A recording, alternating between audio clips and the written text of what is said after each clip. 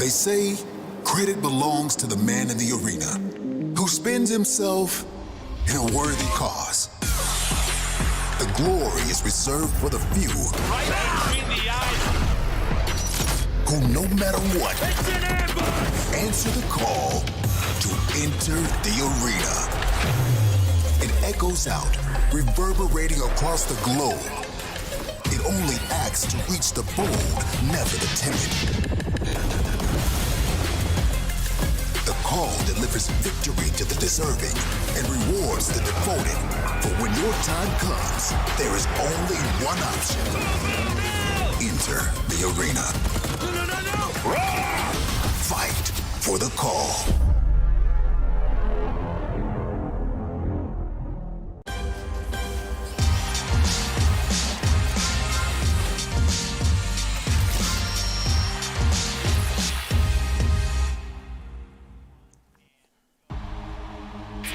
Hello and welcome to the CDL HQ presented by USAA, and welcome to the first major of the 2021 season. Over the next 5 days, we will bring you 16 matches, and I can promise you something, we will be crowning a winner.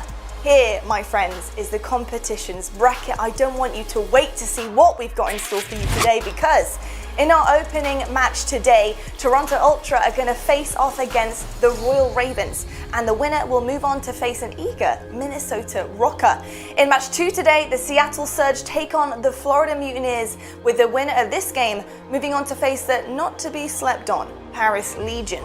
So big stuff happening today, our first bracket of our season. I am beyond hyped for this to get going, and I'll tell you what, I've missed this desk. It feels so good to be back. And not only this, in this gorgeous virtual set with downtown LA behind us, and more importantly, two of my favorite people who are right next to me. I got Study and I got Nameless. Gents, it's so good to have you joining me once again. All feels right in the world for me anyway.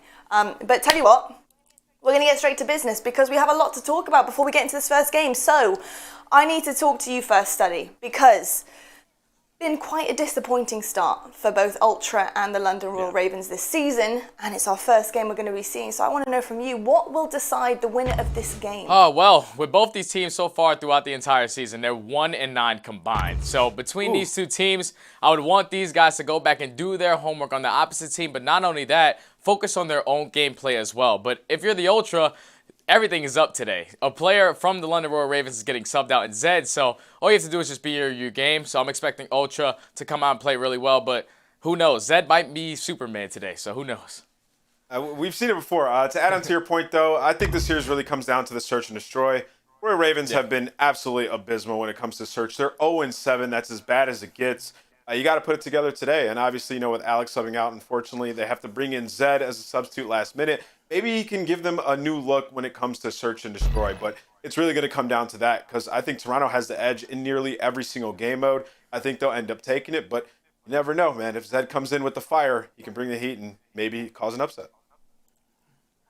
100%. I mean, I think it would be nice to get a number on the board for the Ravens at this point. You know, they get up to there, they get up to that point, they just can't quite get the dub across the line. So we'll see if they can do that today. But I tell you what, I've got a bone to pick with the two of you because I have been listening despite not being on the desk. And you two are always head to head about your pick'ems, yeah? You're starting fires where fires don't need to be had. But I tell you what, I'm bringing the heat to the broadcast today because I'm calling both of you out. Okay. There's no hiding anymore, gents. There's no rivalries happening behind the scenes. We're bringing it on camera. And I want to know your pick'ems through all of this week. And we're going to be seeing who's right and wrong once and for all. So I've got to ask, to start with, I need Nameless, your pick'ems for this first match. Who wins this, Ultra or Royal Ravens? I'm going to go with Ultra. Like I said, I think they just have the advantage when it comes to all the game modes. That last-minute substitution, you're asking a lot of the Ravens to come in and win this series, so I think this is an easy prediction, Ultra 3-0, 3-1. Yeah, I'm going to follow up with Nameless. I'm going to go Ultra as well. I know that the London Royal Ravens are bringing a new player in Zed. Hopefully, he's this spark that this team needs to potentially get their first win, but I don't think that they have enough firepower to match Ultra, so I'm going to go Ultra. Okay, I love it. Well, I'll tell you what, second game that we've got on the cards, gents. Mutineers versus Surge. Surge have shown signs of life as they did take Thieves to a game 5. And they do have a talented roster on paper, of course, but improvements need to be made in a game type, that is for sure. But who is your pick out of these two, Nameless? I'm going with Mutineers 100%. I think they've showed a lot more potential. Surge are 0-5 in control. I mean, that's a guaranteed loss in every series. That's their constant, right? So I think they lose that there. And then Mutineers, I think they've just fared better in hardpoint. I've seen them go down to the wire versus some of our better teams in the league. And Search and Destroy Awakening's been lighting it up. I mean, he's like top 3 in overall KD there. So I think that Mutineers will take this one, maybe 3-2 if it goes all the way to 5, 3-1 possibly. We'll see. Okay, and then to follow up what Nameless just said, I'm going to go the opposite. I'm going to go Surge, man. On the side of Mutineers, we've seen Skies. He's really been stepping up these last 2 days, but I feel like between Octane and Gunless is going to be too much for Skies and Awakening in this series. I'm going to go Surge 3-1. Fantastic stuff. I tell you what, gents, real quick though, I need to get the ultimate pick'ems. Nameless, who's winning this entire major? I was hoping you didn't ask me this. This is such a tough question. There's so many good teams. Like, I'm looking across the board, I'm just like, how do I pick, one outright winner? But I'm going to go with the safe answer, Dallas Empire. We saw them get tested throughout the week. They had 3 game 5s, and they finally go to that last match where they bounce back against the LA Thieves and take that victory in a 3-0 fashion. So just incredible work, and I think they'll take the major. Yeah, and for me, I'm going to go Atlanta FaZe. I feel like they're the best team in the entire season so far, undefeated on our first week of matches, and I feel like every single time that they play, their teamwork just develops even more and more regardless of the game mode. So I'm going to go Atlanta. I'll tell you what though, gents, I'll join in. I'm going to bring a new big dog to town out of those two. I'm bringing OpTic Gaming onto the field. I think they're going to do it. I think they're going to seal the deal this major. I've got green everywhere in this room. It's speaking to me. So if that's not fate, I don't know what is. But I tell you what, guys, at home, I want you to get involved too. I hope you guys have put your pick'ems in for this major, because it's too little or too late. We need you to submit these. It's very important because we'll be updating them all weekend long. And don't forget to play all season long. Make your match predictions each day by 12 p.m. Pacific. And if you guys are right, collect your points and admire yourself on the top of the leaderboard. Awesome prizes are available all season long for the biggest winners. So don't forget to get your picks in. I've made the mistake twice now and I'm paying for it every single day for the rest of my life. You don't want to be in the same position as me, I'm telling you. But I'll tell you what, guys, we're going to head to a quick break. But when we come back, we do have wonderful Lando, joined by our lovely Studdy in your ears as we take on the first match of the first major of the season. Someone is going home this game. You don't want to miss it.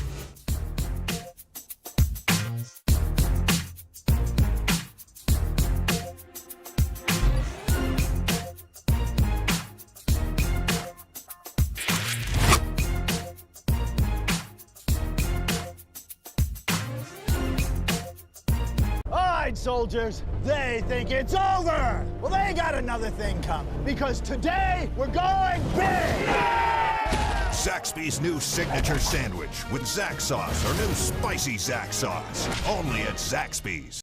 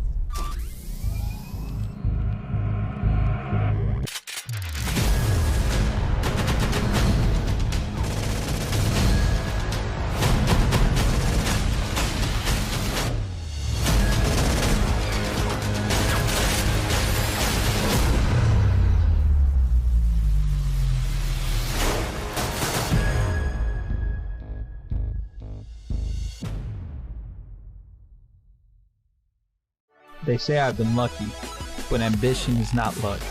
It's a choice. My name is Cesar Skies Bueno, and I chose to invest in my game.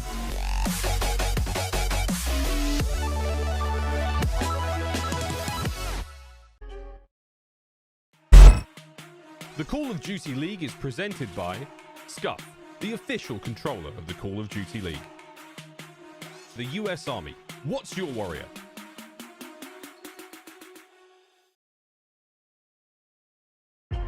Welcome everybody to the Stage 1 CDL Major, as it is going to be a great start to the day. Toronto Ultra taking on the London Royal Ravens. Let's have a great day, everybody. It's going to be an awesome time. Myself, Lando, alongside Study, guiding you guys through the action.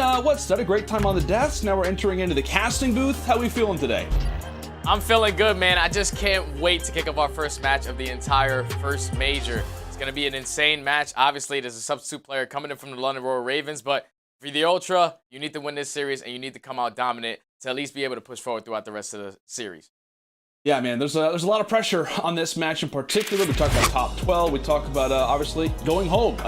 One team is going to be going home after this. And let's go and take a look at our Astro Social soundboard. Take a look at this one from the Royal Ravens. I woke up to this news personally. Zed pretty much being brought into the starting roster.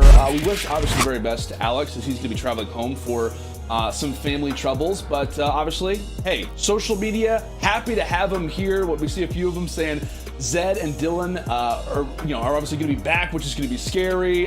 Time for Zach to fry. The Alpha has returned. A lot of people are super hyped to see Zed kind of come into this team. Obviously, he's got a history with these guys. And really just in general, I'm excited to see him play. I know he's obviously been playing over in North American, the Challengers Elite, things of that nature. We saw him last year with the Paris Legion. It's always rough, right, when we talk about roster changes and whatnot, but it's going to be fun to see Zed today, and obviously repping the Royal Ravens for the first time. Well, we've been talking about London a decent amount to start things off. Let's go ahead and get well acquainted. Let's go ahead and meet our London Royal Ravens.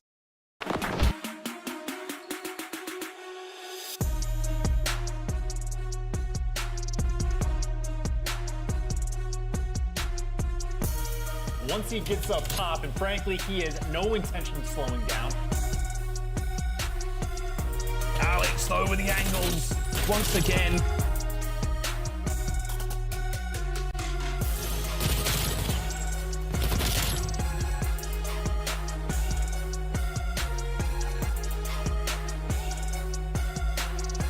The Ravens wins a big one from across the pond.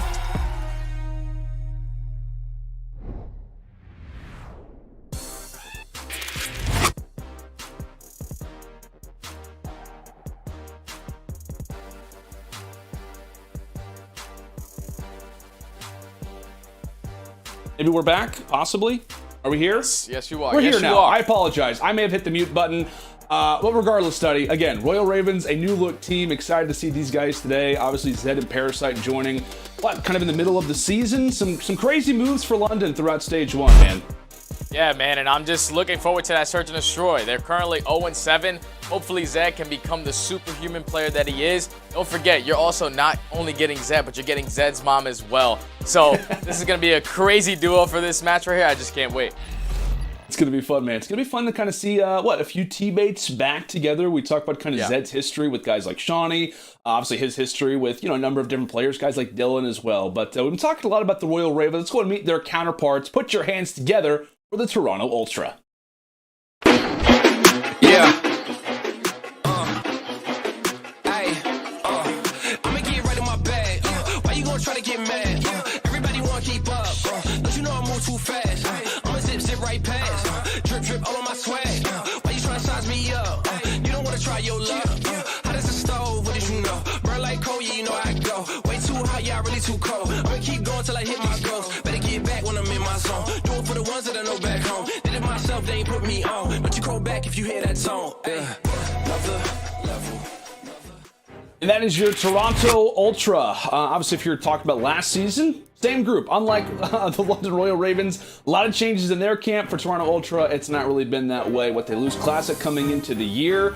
And I gotta say, kind of a surprising result really throughout Stage 1 Study. Obviously, they go 1-4 on currently a 4-game losing streak.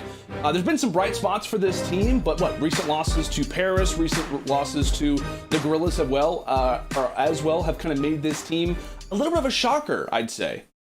Yeah, man, it definitely is a shocker because when we saw this team from the beginning, they were just really good at just their teamwork in general when it came to that hard point and that Search and Destroy game mode. Now, the only thing about this team is going to be that control. They're currently 1-4 on the season. They're not clicking there, but hopefully in this series, since the London Royal Ravens do have a sub, they'll be able to pick it up in that category. Let's go and take a look at our keys to victory, game field keys to victory here first for the Toronto Ultra. Really for them, need to win an opening hardpoint. They also have to clean up that control. As we've alluded to it, control has not really been the greatest for them. And along with that, also exploit the Ravens roster change and be prepared for different looks. And that's kind of one of the big things we have to keep in mind. Obviously, Study, at the top of the show, you're talking about how both these teams kind of have to do your homework. It's kind of rough for the Ultra, I would say. That's kind of one of the only things it's really rough about, kind of considering things. But you don't really know what you're going to get out of the Ravens today. Obviously, bringing in a new player. Teams are still trying to adapt to what Parasite obviously brings to the team as well. But still, it's going to be fun. Game field keys to victory now for London. Study, walk me through them.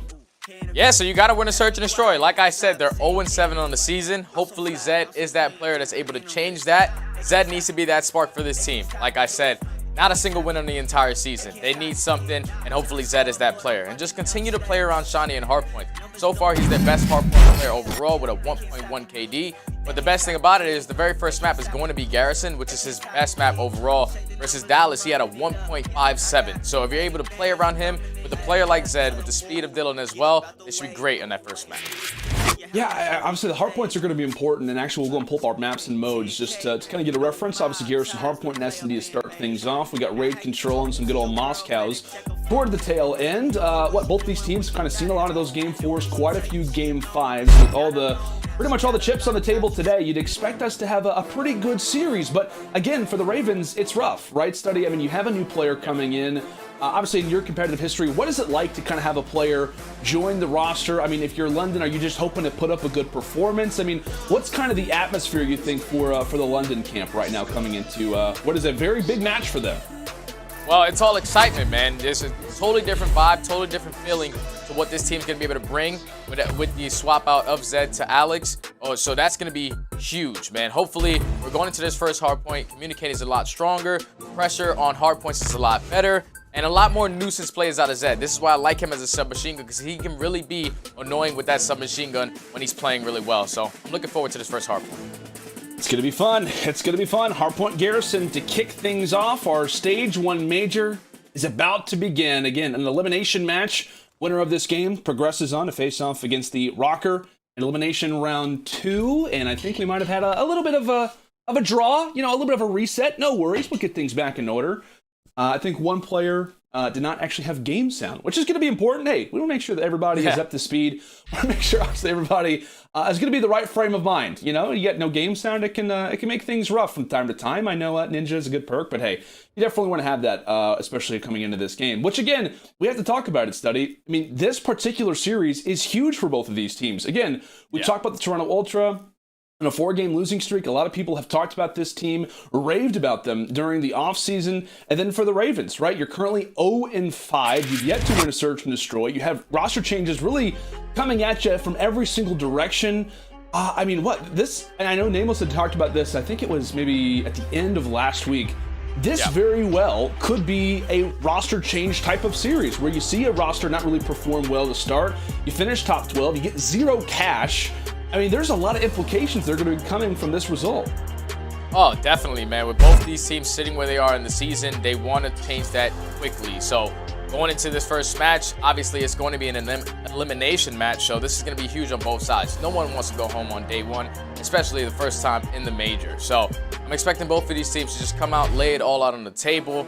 But obviously, I'm going to be a little bit more favored towards Ultra because they are just a complete team, no roster changes or anything like that. All they have to do is just study their own gameplay and fix their adjustments. And when you're talking about two players, I'm looking at Cammy and Kleenex. This sub duo can be really deadly.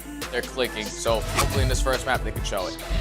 Yeah, especially in Hardpoint. I mean, when Ultra has seen success, it has kind of come in spades, right? In terms of Game 1 Hardpoints. Every time they've won a Game 1 Hardpoint, they've also gone on to win the Game 4 Hardpoint. Kleenex, Cammy, without a doubt, two guys to be looking out for. But again, for the Ravens, right? You have Zed kind of stepping into this position. In terms of the SMG side of things, it's not totally drastic change in regards to having Alex, now having Zed. I mean, what do you kind of expect out of this guy coming into this match, given that this is his first series? Obviously, he's been playing in the Challengers Elite. It's not as if he's just been kind of hanging out, but, I mean, do you think he can really be that spark for London today? Yeah, I think he definitely can, man. He has a lot of history with a lot of these players on this roster, and just the way that he plays. He's such a selfless submachine gun kind of player. He's going to do whatever the team needs him to do. And So far, if he's able to do that in this map number 1, they should be fine. He's able to hit vent right there. Now he's trying to play his life, but that's going to be 4 down for the Ravens right off the rip.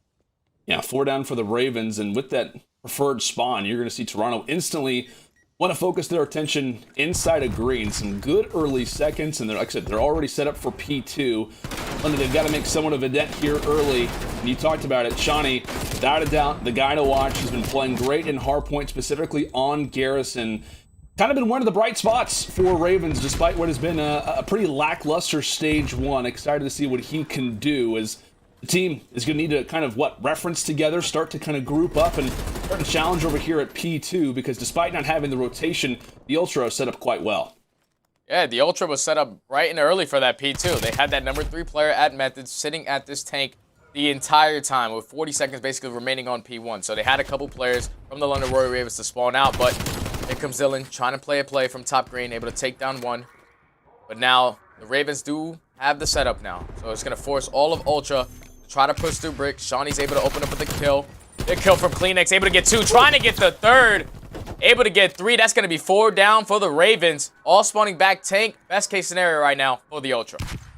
Great start coming in from Cleanex. Hardpoint was that, without a doubt, has been one of his best modes. That's now going to be a 5 spree. Ultra could not be happier with the start that they have been given. Some good mid fights, as Toronto looked to pretty much just keep them in the very back of their spawn, and Cleanex is not stopping. But last time we got to kind of check in with him, his kind of bright start was at Champs and Black Ops 4. He had a bright spot, and now here at the Major, he is lighting it up early for Toronto as the race is on. Now toward generators. Bance is going to be here. Dylan with 1. Cleanex again for the trade. Now sitting on the 8 spree, so it wasn't just P1 dominated, it was P2. And now in the rotation, the P3, Toronto yet again have it. If we don't see London really start to pick things up, this could start to get out of hand even more. A 65-point advantage, and it is not looking necessarily dropped considering Cleanex's performance. Can he make it 9? He will. Not stopping. Toronto will not let up. The Ravens now spawning back toward, green again. And here comes Cleanex, ends the streak, but my goodness, the presence has been felt early. This is going to be a 100-point advantage coming into this next hardpoint. And Study, this is not at all what you want if you're the Ravens. We talked about this opening hardpoint, how important it was for them. Looking at that scoreboard alone is going to bring you down a little bit. Yeah, it definitely is, man, especially when you're not winning your rotations. It came down to a 2v2 off the rotation towards that P3. Dylan and Parasite opened up a 2, but Cleanex, as soon as he got that kill, his teammates spawned right on top of him in the garage, and they were able to hold that time. Now you will see that they were able to flip them once again towards the back of that P3, so Ultra is going to open up with the beginning time. But so far, Ultra are playing this beautifully. Look at the side of London Royal Ravens. Wow. 2 players at 3 and 11. This is not exactly how you want to start the Major, and they need to have an answer quick before this game gets out of hand.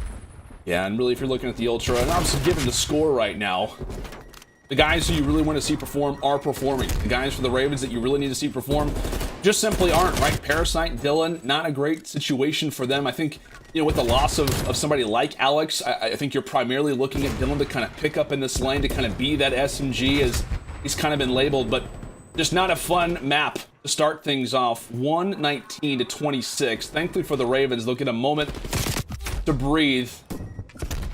Parasite pushing on as we'll go ahead and set up now for P5. Toronto currently in a good spot as they look to set up shop, set up camp with those trophies primarily. You got what?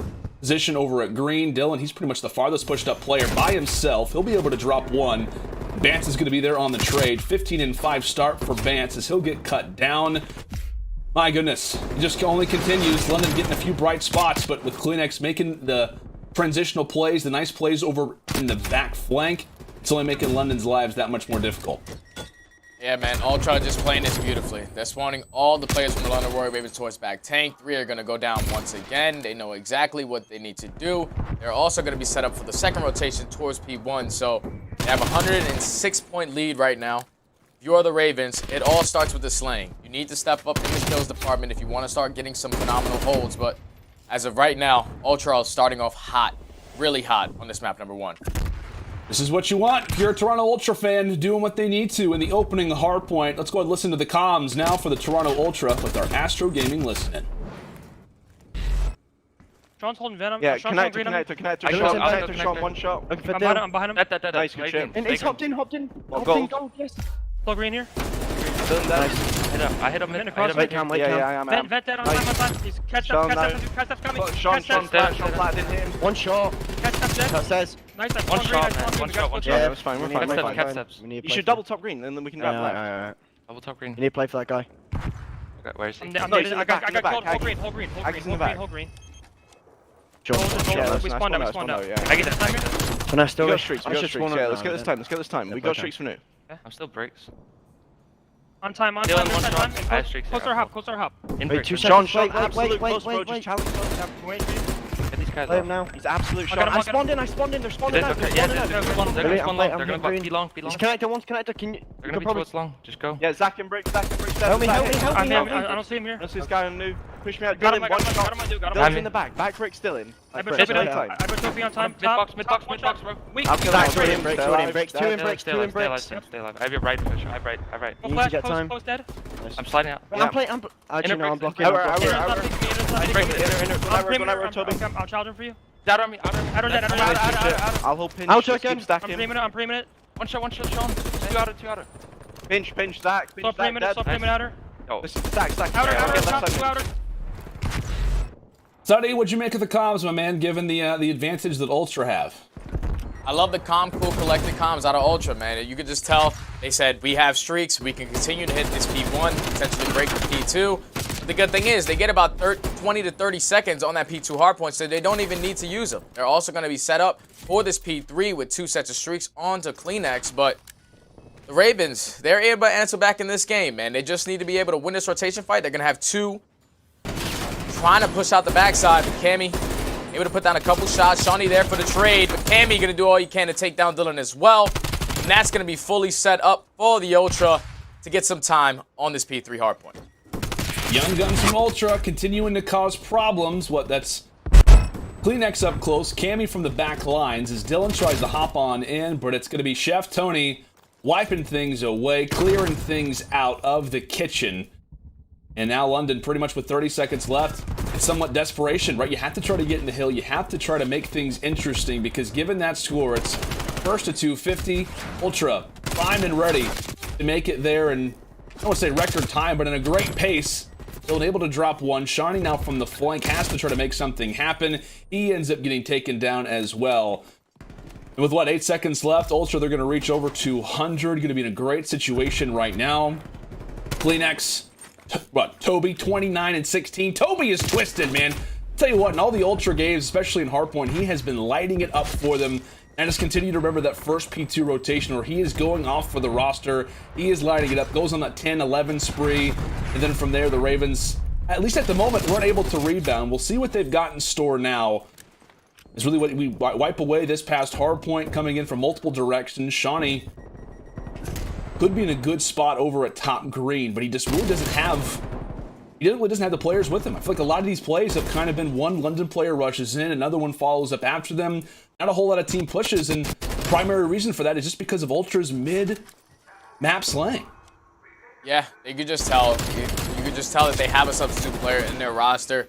There's no team pushes coming out of them. It's usually solo, one by one. There's not really any teamwork on this map, number 1, so they're going to be down by about 100 points once again. Toronto only going to need 23 seconds from closing out this map, number 1. You see Bance trying to put down a couple shots into player top green. Able to take him down. That's going to be 2 down for Ravens. Dylan able to answer with 1, but look at where Parasite is spawning. He's spawning towards this dark area, so it's going to force all the players from Toronto Ultra to spawn back tank.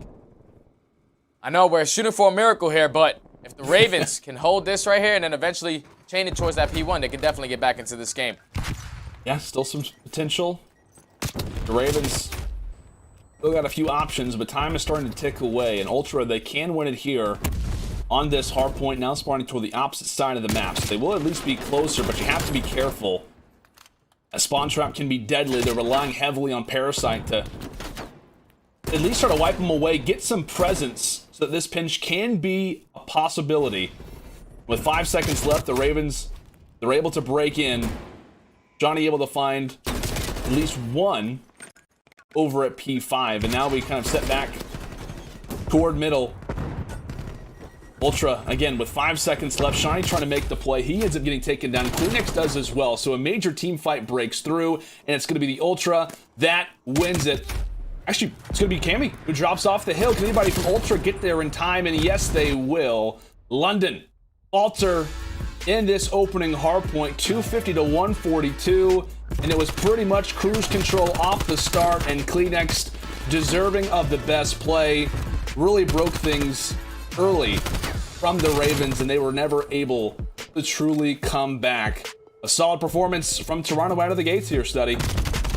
Yeah, Ultra come out the gates hot, man. You can just tell their guns are warmed up. Cleanix, there is an issue with that guy. He's a tissue that's unbelievable. He went on a 10 spree that map. You can just tell that they were dominating him on the rotations. You saw it right off the rip of the game.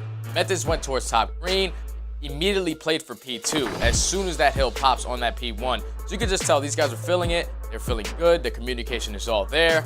Now, if you're going to be the London Royal Ravens, currently 0-7 in Search and Destroy, this is the game mode that you need to come out and win to give you guys some confidence to continue on throughout this series.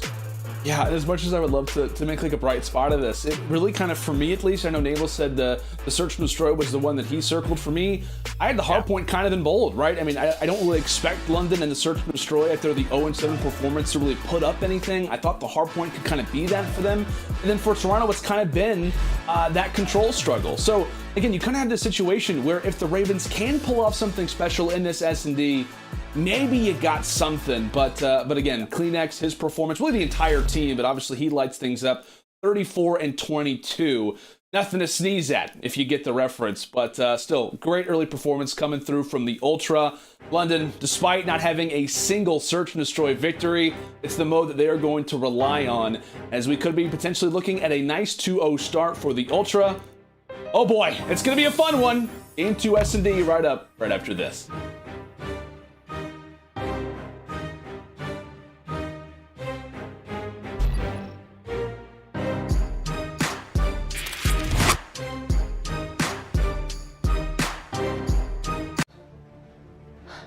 It's time.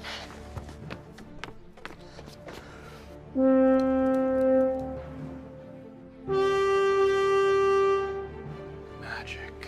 Oh, I'm so in.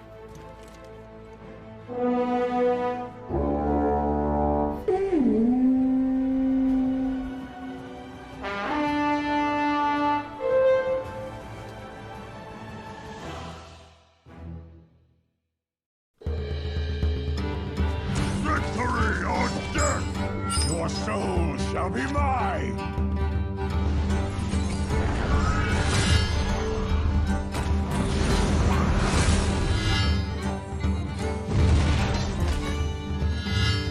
Your soul shall suffer!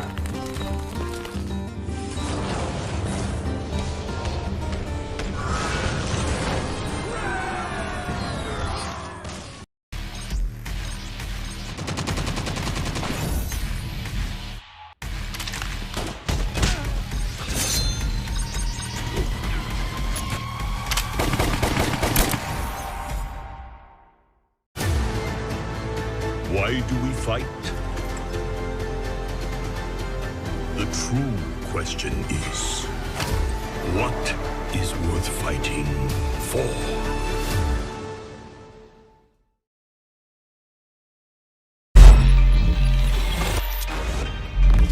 Take your Call of Duty League experience to the next level. Tune in by watching our elite competitive players and earn while you watch. He's gonna challenge for the third, not a fourth, but what a play! And earn rewards throughout the season.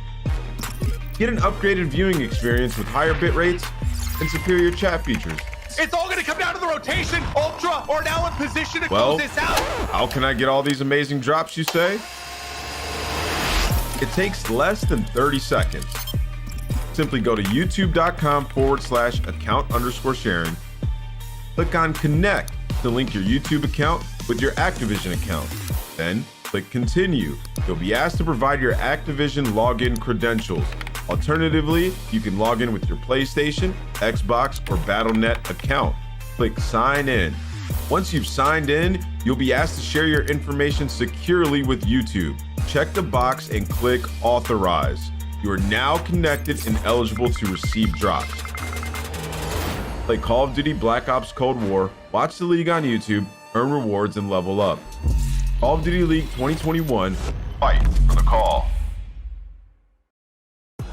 This year, when you watch Call of Duty League matches, you can earn in-game rewards like exclusive emblems, calling cards, weapon stickers, charms, and more. Go to CallOfDutyLeague.com to register and link your Activision and YouTube accounts so you can earn this weekend's rewards, a cash stack weapons charm, and a 30-minute double XP token. Tell you what, man, I know there's been a lot of chatter about, in-game rewards and having this. It is just so awesome to see. Definitely make sure to be doing that, folks. Also, let's take a look at our major tournament prizing structure. There's some money on the line. Actually, quite a bit on the line. $500,000 to be exact. $200,000 going to first place. And the one that we're kind of in right now, 9th through 12th. No prize at all, right? You do not perform and you are going home with nothing. Nothing at all. Actually, not a single thing. And obviously, when we talk about this, we talk about the structure, the way that everything works. It is through these CDL points, which are presented by Game Fuel. Atlanta FaZe leading things up at 50 points right now, and obviously based off of the major as well. Those points are going to be kind of shifted for the most part. And obviously, our current two teams that we have facing off, Toronto Ultra with 10 in that 9th spot. The London Royal Ravens hoping to get some points on the board, right? Not a great performance for them kind of throughout the stage one. Granted, they do have some roster changes study, as we talked about it throughout the top of the show, and as we will continue to talk about it throughout the entirety of this series. Zero is out, Parasite comes in, and then we learned news last night that Alex is going to be out, and Zed is getting the call, right? He actually got the call last night. Said, I got the call, I'm playing today in the major. Definitely have to be on your toes if you're a London fan. And now we head into Search and Destroy. In London, they have yet to win a single game of Search and Destroy throughout this stage one. It's the mode that they haven't been able to rely on all stage, and it's the one that they desperately need right now in hopes that they cannot go down 2-0. Yeah, they definitely desperately need it right now, man. 0-7. Currently lost the first map by 100 points. So I'm looking at players just overall from the London Royal Ravens to step up. You had 3 players who went negative. The only one positive on that map was Shawnee. So in this Search and Destroy, this needs to be the answer. But like that, Parasite is going to get first blooded now. The Ultra are going to have a 4v3 advantage. 4v3 advantage for Ultra. And nice early shots coming through from Methods. Thankfully for the London side, Dylan's able to come through with a nice nade. As the push into green, somewhat successful, but Dylan decides to peek, and Methods is not going to go anywhere for now. Now a 2 versus 3, and Cammy is prepared. Cammy's ready. Head with the bomb. Ian Shawnee, longtime teammates, can they come away with the clutch? We talk about it. Go down in the early hard point. Search and Destroy. These early rounds are so important for morale. Here comes the push, potentially. And it's Methods yet again. That's going to be 3. Can he get the ace? And it's not going to happen for him, but it will be the round victory regardless to Ultra. And what? Kind of parking the bus for the most part. Study. Methods didn't really have to do too much movement throughout this one. Just kind of hang in the back. And that Krig definitely looking like his best friend right now. Yeah, some great shots out of Chef Tony right there to get 3 on the very first round. I don't like the way that the Royal Ravens played that first round. They decided to push towards green. Obviously, Zed was stuck in that corner. Didn't want to push out towards that A bomb site. But I would like to see more players focus on the left side, focus towards dark, focus towards lights, going into their second offense. Try to play more aggressive towards that B bomb. Yeah, we've had a lot of conversations, about Garrison, how it works, the ability for teams on offense. Sometimes the flexibility can be a little bit difficult to try and make it over at A. That hasn't stopped teams from trying. Yeah. Definitely has not. We'll see what the Ultra have in mind in regards to their very first offense. Again, Ultra, Search and Destroy, it's been good for them. But currently, 4-3. And in Game 2 S&Ds in particular, I believe that they, majority of their victories have actually come from there. I think they're 4-1. Only loss was actually versus the Guerrillas in their very last series. So, traditionally, good at this point in the game. Nice early first blood coming through from Shawnee as he continues to be pretty much the only thorn in the side to Toronto. Another potential pick, as that's going to be now a 2 versus 4. Shawnee yet again, now with the headshot on the Cammy. And a good rebound here, it's looking like, for the Ravens. Yeah, I just like the setup that they had. They were just playing for that B push. Shawnee's going to get 3 on the round with a phenomenal position out of him in lights. Parasite's able to clean up the last one, but So far, defense is holding strong. They're basically just playing for that B bomb plant. Shawnee's in a great position to watch that middle left alley push up. He was able to pick up one player out of top green, one player bottom mid, and then eventually get the last with the Semtex. Great round out of the Ravens right there. Let's see what kind of adjustments they're going to make going into their offense. You know, so we talk about this map a lot, right? I mean, it's no secret, again, you know, the defense, the way that it kind of works in control, the way that it works in search and destroy, it can be kind of difficult, right? It can be kind of difficult. I got to ask you, when we talk about search and destroy specifically, as we'll head into this next round, as an offensive team, when you kind of only have, you know, so many things to work with, how do you make things spicy? How do you change things up? If you want to get spicy with it, you just send 4 top green and try to put your bully towards that A site. You know, they only have 1 player so far in the last 2 defensive rounds that is playing it, which is going to be Cammy. You have 2 players from the London Royal Ravens set up at top green. So if they decided to just trade this guy out, they should be able to take full bomb control on that. But they're slowing down on offense right now. You see the adjustments made out of Ultra. They're going to have 1 player sitting in vent, 1 player right outside the bomb on the corner, and the number 3 player in methods who's just rotating back, trying to contain all of middle map. But so far, the Ravens are just wasting a lot of time. But Dylan with the great shots onto methods. Dylan's going to go for the second shot on the bench. Is he going to know there's going to be a third? And Dylan with 3 on the round. Here comes the B bomb plant. Cammy's going to be the last one. He's going to get taken down. Wow. Phenomenal round out of Dylan right there. All the heads-up plays, all the heads-up positioning. Knew exactly what was going on the map. Phenomenal round out of Dylan and the Ravens. Dylan making the plays. We saw what that early kind of crawl space fight. He's able to stay alive. And really from there, if you're London, you can kind of utilize that crawl space to your advantage. You know, in that situation, hey, you know exactly where players are going to be at. You know they're below you. He finds the pick, and he instantly is able to focus on where the next few are. Again, that crawl space can be so helpful for the defense, really for both sides, to be honest with you. But in that moment, it was Dylan's awareness and map positioning that's able to give them the round. So some nice early start coming through from the Ravens as they'll now head back to defense. And again, defense has kind of been the talking point. Walk away with that offense, and now you're sitting in a much better spot. Potential 3-1 beginning for London. With that 0-7 marking, you're hoping that there could be somewhat of a difference in regards to the major, in regards to this series. And really, it's just going to kind of be these continued slow pushes. I mean, what, you got Johnny hanging out here back tank, and I mean the far back tank, tossing out the nade, just trying to get some information. Both rosters have been so slow to try to get these first bloods, and Parasite now is going to have the chance to get it. Dylan off of the barrel is able to take down another, and now it's up to Chef Tony in a 1 versus 3. Does he have anything cooked up for us? Does he have a 1v1? And it's not going to be the case. Ravens now up 3-1. Ravens, even though they dropped first blood right there, Cammy tried to push up bricks. He was just trying to stay alive the entire time. Shawnee and eventually his teammate Parasite trapped him and was able to take him down. But Shawnee's in such a great position every single round. Just cutting off this mid-map, holding the lights from the outside. His teammates are doing really well just watching that beat bomb site. While he is completely safe from that right side, so he's just destroying around the middle map. Ravens so far, they're showing life in this search and destroy. You know, you see Zed at 0-2, but every other player is currently on a streak. So somehow, some way, these guys are clicking it when they need to the most in the game mode that they need to the most.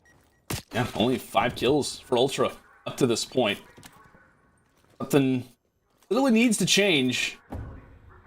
Maybe Ravens, hey, you get the chance to slow down the game a little bit. We talked about the comms, right? I mean, there's with no doubt about it. There's some history with Zed and these guys. I know Parasite obviously is more different just in regards to the regions, the way these guys have kind of come up together. I mean, Zed and Shawnee, I'm sure, are definitely been through it many times previously. Dylan, Shawnee, Zed been on reciprocity together.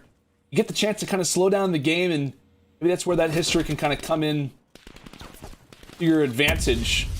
There's another slow start, but again, another pick for Ravens. Kleenex and Dylan very well could meet up here very shortly. With 35 seconds remaining, Ravens know that they have to commit towards a bomb. It's looking like they're gonna have 2 players at top green. Cammy has to play his life, play the timing perfect, but here comes Kleenex. Unfortunately, he's gonna drop to Dylan. Now it's gonna be a 4v2. Toronto has to try to retake. Cammy with the great win on the Zed. Turns into a 2v3 situation. Methods, great shots. Unfortunately, he's going to drop as well. Dylan making play after play for his team. 1v2 now left for Cammy. He's going to drop the Parasite. And so far, man, the Ravens are showing life, man. Dylan is really stepping up in this search and destroy, planting the bombs, and also getting the kills whenever he needs to, man. He's stepping up when the team needs him the most. He is when he's planting down the objective. He also is going to have streaks coming into this next one. So, without a doubt, Dylan being that player to step it up. And that's often when we talk about it in series like this, Duddy, when we talk about teams that just haven't had that performance, that they're kind of starting off slow in a series. Somebody kind of has to be that guy just to lead the team. Not necessarily in the comms, but just in the overall gameplay. And that's what we're seeing from Dylan to start things off. Has got that artillery locked in for the remainder of this game. And if you're Ultra down 1-4, now you're back on the offense again, and just something has to click. What, Bance 0-5, 1-4 for Kleenex. Two guys that were constantly talked about in, what, Garrison, Hardpoint. Now in the S&D, just not here. This is kind of surprising. Again, Ultra have been good at Hardpoint, no doubt about it, but Search and Destroy has kind of been the one they've relied upon the most. With Control up next, which has not been their greatest, if they find themselves at a 1-1, this could be a bright spot for the Ravens. And again, these slow pushes, 48 seconds left, and a nice spread for Ultra right now as they desperately need the peak. And Dylan's going to go ahead and Vin to call the artillery now. He wants to get that 5-1 advantage. Kleenex finds the pick. Everybody's able to get to somewhat of safe territory. There are the shots from Dylan. Shots from Dylan to try to clear him off the site. Again, 3 versus 4 right now for London. If they can hold, be big for him. Be big for him. Dylan decides to challenge from the side. He ends up getting dropped. There goes Shawnee. Parasite now in a 1 versus 4. Bomb is yet to get planted, and it will not in the end, as Ultra don't even need to punch in the digits as they stay alive and win a much-needed round. Oh, man. And that round is kind of scary for the rest of this map, the way it's going to break down, because Dylan uses that artillery strike, gains all the information from where all the Ravens players are located. Unfortunately, nothing connects, but I would have liked to see him just save that, use their standard B setup that has worked every single defense so far. And the only thing you use the artillery for right there is if they rush out towards that A bomb site and just flood out Parasite.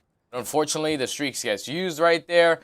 Nothing happens. They ended up losing the round. He does not get that cruise missile either. So this could be the opening that the Toronto Ultra need, especially going into a defensive round. I hate it too. I've just been called out saying Ravens, this could be their chance. Now they got the streaks. There's been some negatives, you know, against teams in streak usage, primarily in the respawns, but in S&D as well. Maybe another one we look back at and say, oh man, maybe you hold on to it, you wait just a little bit longer, and we'll save it for another day. London fans, you don't need any of that right now. We'll keep with it. 4-2 for London. Again, back on the offense. I think Zed currently 0-4, and this would be a major one for him to win. The nade post-death is not going to land. And Ultra, who have kind of struggled with first bloods, are able to start to get at least something going. And the cross utility going to be tossed out, and the bomb now being planted again from Dylan. 8-3 performance from him. So let's go ahead and see how the Ultra look to retake. A good spread for them. Presence in green, it's made known. Parasite finds that. Shawnee as well. The AR is performing, but its methods on the other end with the Krig. They'll find the pick. Vance through mid-map. He gets tagged up as well. Shawnee there for the clearance. Now it's up to Method to try and make a play, and how about that? The final bullet lands. He was prepared for the fast, aggressive rush from Dylan, and rightly so. The Krig up close. Is he going to be able to win it? He knows where Dylan is, and that's going to be a clutch. A 1 versus 2 coming in from Methods. A wonderful round from him as the Ultra now bring themselves within 1 round. The S&D, we thought it was London's. It was looking great. And now Ultra start to fire back. What a great play from Methods here, Study. So far, man, his Prick 6 shot is on point. The guy's not missing. Chef Tony must have had a chicken parm today. You can just tell he's feeling himself. Great 1v2 out of the young man. Put the game now at 3-4. That was a swing round too, man, because 5-2 is a big difference from 4-3. So, Ultra have life again, man. Currently, Bance is sitting at 0-6, but Methods on a 4 spree. Can he try to work towards some streaks and have the potential to close out this map number 2 and put themselves up 2-0? But so far, the Ravens have looked pretty good on their defensives, besides the 1 round that they used that artillery strike. So this time they're going to have 2 players go towards top green. This is going to be an adjustment right off the rip. Nade's gonna come in. No hit marker onto Dylan. Trophy's gonna drop. Now they have the information that the player is gonna be in green, so Dylan's gonna back out, get out with his life. Methods is trying to put some great shots on the Parasite. Wow. The Parasite wins the huge one-on-one onto Methods. Now it's a 4v3 for the Ultra. What can they do to try to win this round? Methods dropped. That's kind of the guy that you wanted to keep alive. A great early pick from Parasite. Again, things start to slow down. It gets ever so close on Garrison. Ultra really just kind of playing things through lights. They know that somebody's just on the outside. Again, that green control can give you the advantage, but it can also start to expose you. Kleenex on the outside, not able to get really too much cover fire from Bats, and now to 1 versus 4. The Ravens will hold on. Despite a great sequence coming through from Toronto, London are able to hang out. And again, in these defenses, just kind of hang back, wait for the enemy to make the mistake. But I don't know about you, Study, but I think that early pick on Methods, you get that Krieg, who's kind of taking a nice look through at the middle of the map. That's really what kind of sets the pace. 7-3 for Parasite on a 2 spree himself. And the Ravens now 1 round away from winning their first Search and Destroy in Stage 1. 1 round away indeed. Might have the potential to go 1-7 on the season. Let's see what the boys can do. It's looking like it's going to be another slow push. This time you're going to have 2 players towards top green, so they're going to take that away from Cammy once again. Dylan with the big first blood onto Kleenex, and that is the most important player. They know that Kleenex is their bomb safety towards that B-bomb site. They eliminate him. Now the B-bomb should be wide open, but Bance in a position to put a couple shots down. He's not going to drop, but Parasite with a great kill on the Cammy. Now it's Toronto Ultra left in a 2v4 situation. 2v4, now making a 1 versus 4. Methods all by himself, and the Ravens are going to clear him out, winning this Search and Destroy 6-3. Their first Search and Destroy win. Backs against the wall. They lose the hard point, and now they're looking at Search and Destroy to be the mode that they can rely on. And they finally are able to do it. They've gone down 0-2 in every single series in the stage except for their series versus Dallas. And they get the S&D victory here. And again with the substitute, man. Again, with a sub. There is so much stacks against the Royal Ravens.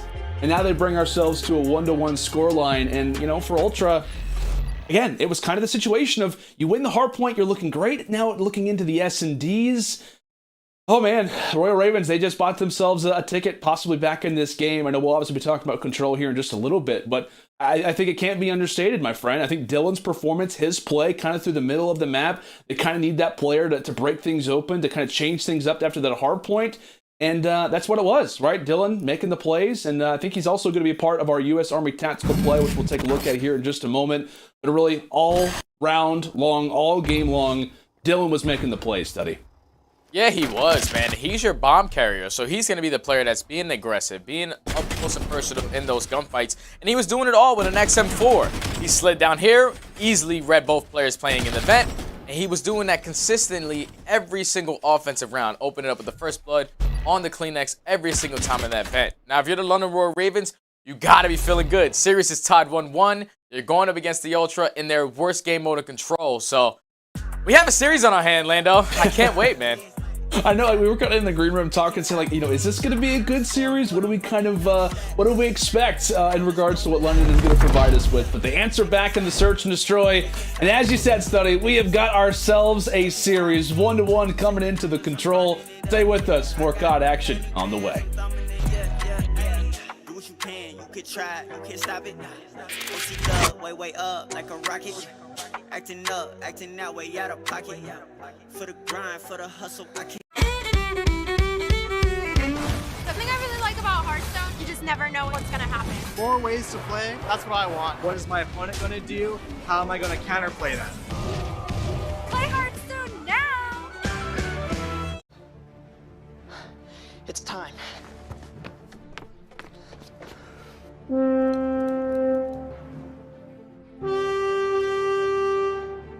Magic. Oh, I'm so in.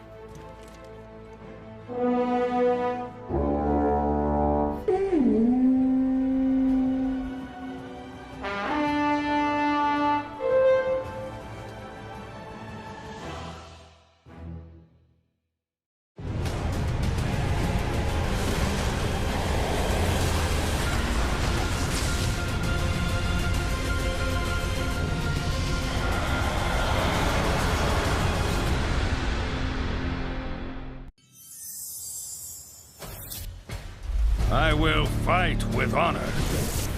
My weapon brings justice.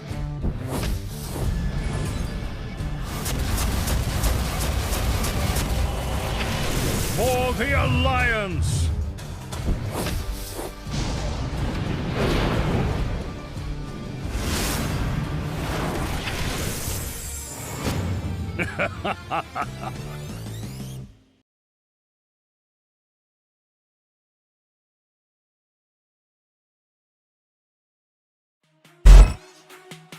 The Call of Duty League is brought to you by Game Fuel. Celebrate the major by purchasing a case of Game Fuel to earn a free CDL team pack. Visit gamefuel.com/CDL for more info. Tournament audio and team listenings are powered by Astro Gaming, the official headset and mix amp of the Call of Duty League. Welcome to the Call of Duty Comp Series, brought to you by Methods. That's gonna be it, I guarantee it. Don't put him in it. Set myself up. Don't put him in it. Don't give him the cloud, you know. Ooh, game time, boys. Game time. Get the comms ready. He's one shot. They don't put us on the comms anymore because it gets freaky in here. Get it, you. Would anyone like a banana? I'm good. Alright. How we feeling? How we feeling? I got feeling good. Right now. It's nice right now. I'm usually freezing to death in here. I have it on 69 heat. I'm sweating, but my hands are I can't believe that. Oh my god. It's gone everywhere. What? My hand warmer has gone everywhere. I'd never seen a disaster pre-match like it. Scraps, you good? Hey, Scraps, you good? Yo. I actually like you being around sometimes. Thank you. Hey. Wait, who was that? I think it was the Astro guy. Was he? Was it? No, it was our ref. No, it's a ref, yeah. Ref's clenching his fist right now, absolutely fuming. Don't worry, I'm the same ref, don't worry. I say the word, we'll fly and headbutt him off the stage. Ref, say nothing if you want us to beat him up. On cam.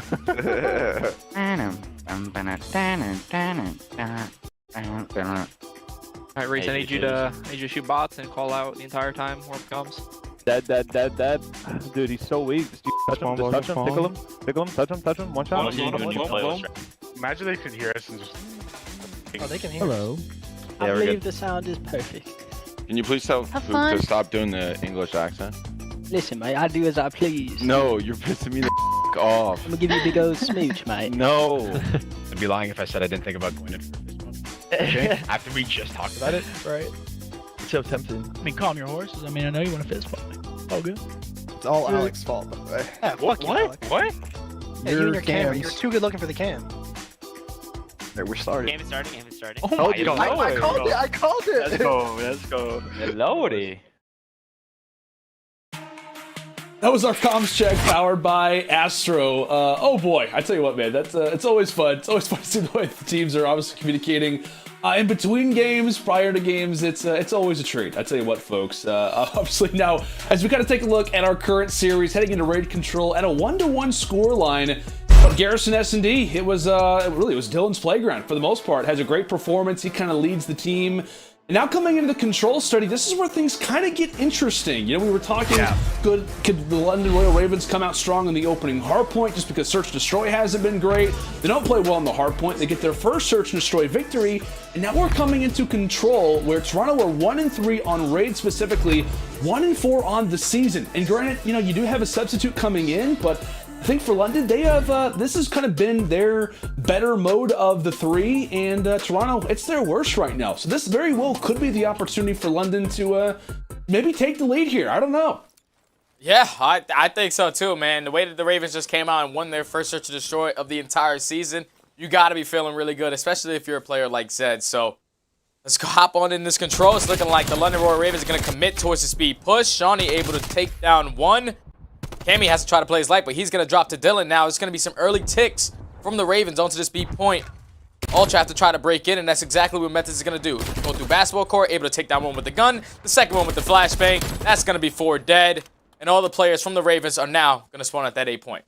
Yeah, great start for Ravens, and you could argue a stronger reply coming through from the Ultra. 1 tick is all it's going to be, but if you're on defense, right, you've constantly got to be on your heels because of the way that raid works. You have A, you have B, both are usable, and both are going to be utilized a high majority of the time. Bant's currently trying to manipulate the spawns, as he'll be hanging out toward that back mansion position. Regardless of it, Ravens are still happy to hop on the point. They've got one man over at A, that being Zed. Parasite, meanwhile, is trying to clear out that middle lane. Big 1v1 here between Zed and Cammy. Zed gets the call. Shawnee finds it anyway. And really, you kind of like what the Ravens are doing off the start here. You know, they get some time at B. Now they're over here at A. They've got 3 ticks in total. Obviously, you got to get 6 to win it in general when we talk about A versus B. But nice start for them. And here comes the potential rotation toward that back kitchen side. Yeah, so they're going to get this A point. Now it's all about just chaining the kills together on the Ravens side. You have to eliminate these players out of bedroom. You see 2 players from the Toronto Ultra already pushed up. CleanX able to spawn kill Dylan. But you see what Ravens are doing. They're trying to work around back basketball. Dylan is still causing havoc in their base. Cammy able to take down 1. That's going to be 2 down for the Ravens. 3 go down. That's going to reset their push. And so far, the Ultra are having a phenomenal defensive hold at this B site. Yeah, and you saw one player, I want to say it was CleanX, that was trying to be in the spawns, trying to manipulate them to spawn toward that mansion position, or excuse me, toward that middle side position toward driveway. So, yeah, already trying to cause some problems on the flank. In London, they're starting to get sandwiched up here. They've earned themselves an extra minute on the clock after capturing A. Methods toward the corner, going to stay alive in that windowsill. And here's Bance from the flank, a great pinch, and wiped away are the Ravens. This could be an opportunity for them if Zed leads the way. Get some, if you can get a few entry picks, this could be a much different story, but you like the way that Ultra are playing it for now. Trying to get some individual 1v1 fights. Cammy and Bance fine too, and for Zed, that's going to be pretty much pump the brakes, at least in regards to how far you want to push. He is going to make his way toward that back jungle position, and really kind of based off of this, because of where player 4 was in CleanX, it is going to allow them to group up somewhat. Bance finds the pick through middle, so you got yourselves a 3 versus now 3 play. That B zone could be one to grab. Player spawns up in basketball court, and Zed's continuing to lead the way. 20 seconds left. You've got to get some time. You at least have to hop on it, and based off of the dominance, that's going to be the Ravens now, and not a great situation in terms of the life. What a 1v17. And best of luck to Shawnee. Tell you what, he's known for his clutches, but I just don't think it's going to happen today, Steady. Yeah, impossible, man. So far, man, the Ultra just played that defense beautifully. They always had a player, either it was going to be CleanX or Cammy, pushed up all the way in their base, forcing all the players from the Ravens to push around towards Raid's side.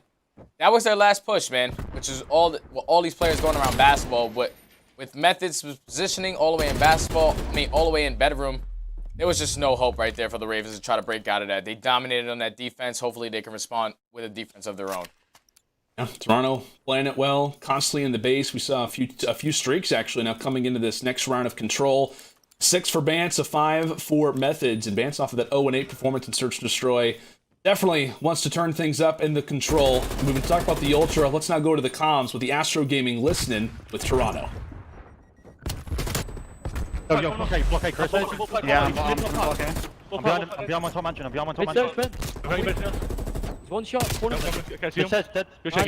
We get cross. I'm blocking mansion. You guys go. Yo, he's mid. Don't kitchen. It's in money. Put him now. Oh, he's inside kitchen. They start mansion. We need to play this game money as well. Yeah, Chris, I'm coming. Chris, talk to me. I don't see anybody else here. I could be top mansion, Sean. Oh, sure. Okay, he's messing B. Right, once our door. I needed it. You're good. Can I make that? Yeah, go. One stam mansion here. Yeah, Chris. Top bar, pre-aiming you. AR. Z. Dead. Go find him. He's weak. Blocking B. On the way, man. One shot. I got him. Yeah, ball beam is spawned. No, I didn't hear you, bro. Our door, nice, good job. One more. Flanking him, Jen. Give me a sec. He's on top ring. Stop. Yo, go away. Everyone go away. I'm being a mark. Give me a sec. He's an outdoor. I hear you. I'm making a point. Stay down. I have you. He shot. Oh, dead. I'm reflanking him. I'm going basketball. Yeah, I'm with you, though. I'm playing the heading. One could be here already. I'm penching now. I'm penching C. I'm back. Give me a sec. Got native, bro. I need it. Close. This is watching pinch. There's two. Can't see him watching pinch. Nice, I'm just going B. Wait, Cammy. Apologies, folks. Astro Gaming listening with London Royal Ravens. Still, comms sounding good. Trying to really make a comeback after that first round as Dylan trying to light things up inside of money. Pops out with the XM4 and looks to try to clear off that zone. 25 seconds left and Really, if you're Ultra, not a ton to speak for the moment. Just as I say that, a big win. 2 and 3 go big over at B. And they've got themselves another minute. Still some solid plays coming in from London. Nice nade from Dylan. As now the cards begin to separate. Amy loses the fight. Again, Zed making some crucial wins. The guy that you definitely need to see have a good performance in this control. Yeah, and so far they're holding their defense strong.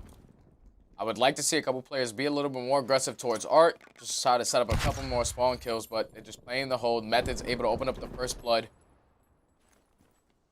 Parasite, he's going to drop as well, so that's going to be 2 down for the Ravens. 3 are going to drop.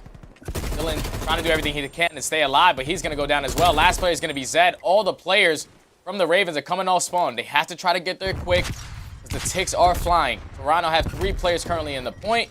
The second tick is about to come in. You're the Ravens. You just got to go. You got to go. You got to play the trades. Dylan and Parasite trying to do everything they can. The 2 are going to drop. Last guy is going to be Methods. When a 1-on-1 versus Zed, he's going to be able to win that gunfight as well. No respawns remaining coming in for the Ravens. And just like that, Toronto, with a phenomenal push on offense, are able to put themselves up 2-0 on map number 3. Methods again, man. Methods again. He's been so clutch. He's been so clutch. I know we always remember that that huge round 11 he has at the Toronto home series last season versus FaZe. Really, ever since then, he has kind of been Captain Clutch, especially for the Ultra with the 1v4 not too long ago versus the Legion. Already had a clutch so far in the Search and Destroy and wins a big 1v1 now to give Toronto a 2-0 lead. And really, full streaks. He's got full streaks. I mean, hey, this has just not gone the way that we have expected. Search and Destroy performance from London was great. Ultra starting things off hot in the control, which has kind of been their problem. Possibly both teams going back to the drawing board and looking to work on things. As we'll head now to the offense for the Ravens. Again, Methods with those streaks, now up to 9 in a row, 20 and 5.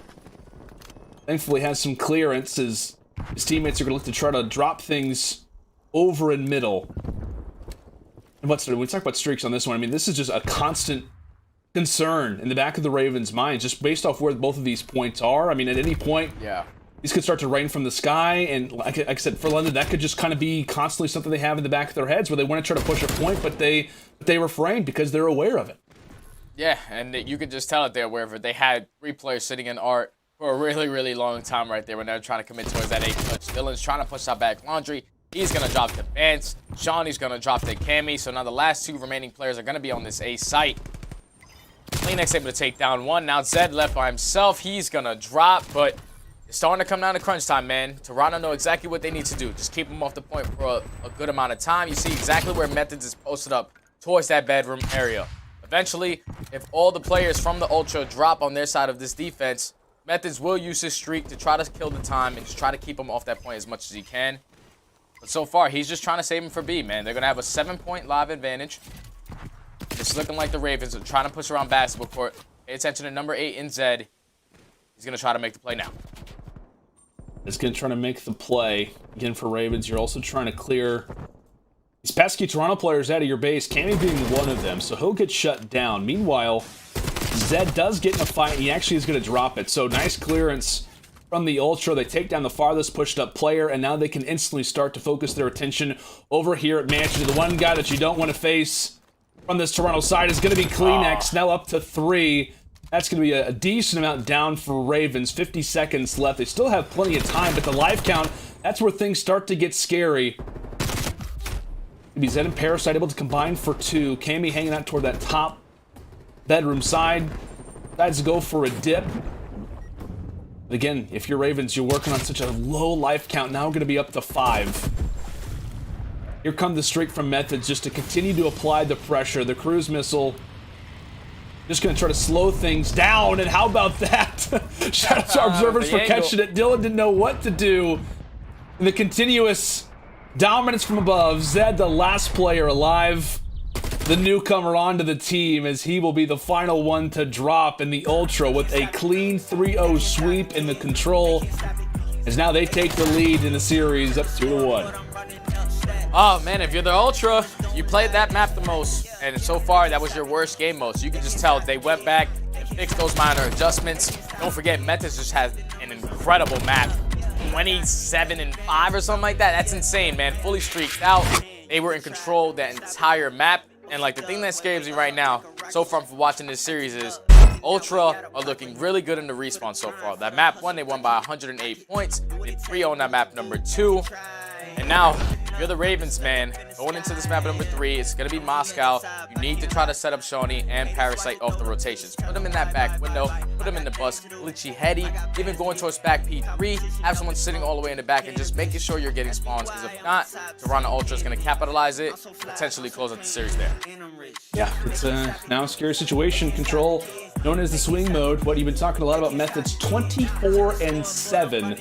Phenomenal game from him, 7,700 score, quite a bit of damage coming through as well.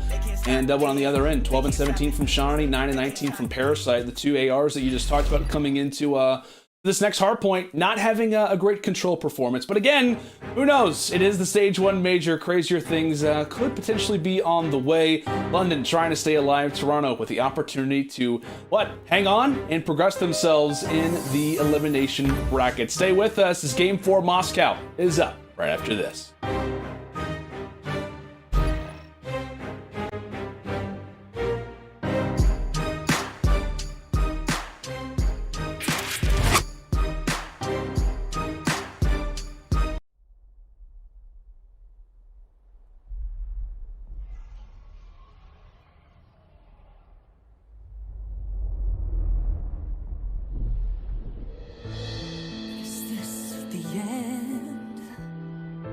Our heroes can't fly, they fall like shooting stars.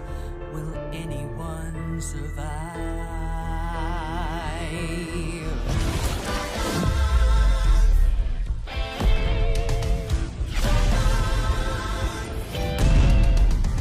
Dragons take flight above the ice and snow, high in the sky where the cold wind blows. Wings beat down as the feedback falls, flaming hot fire over frozen bones. Good unites against people they oppose. They ride or die as the legends grow. We must go to sense to our heroes. There are no silence in this combat zone. Beats mid-air, yeah, it's a chiller. Life and death, yeah, it's a killer. They go round and round as the beat down pounds. Aerial thrills, yeah, it's a thriller. The sky's filled with trauma and all of this drama, pretending and impending it. Prestinni, it's dragons and giants descend.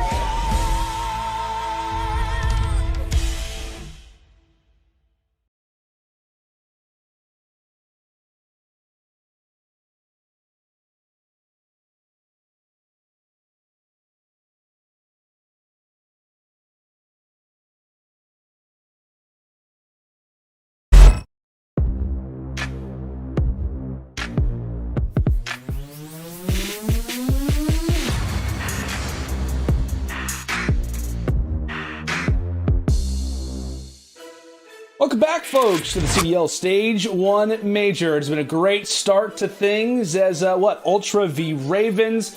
Go take a look at Cammy, one of the main guys that you have to be looking out for coming into this next map for Ultra.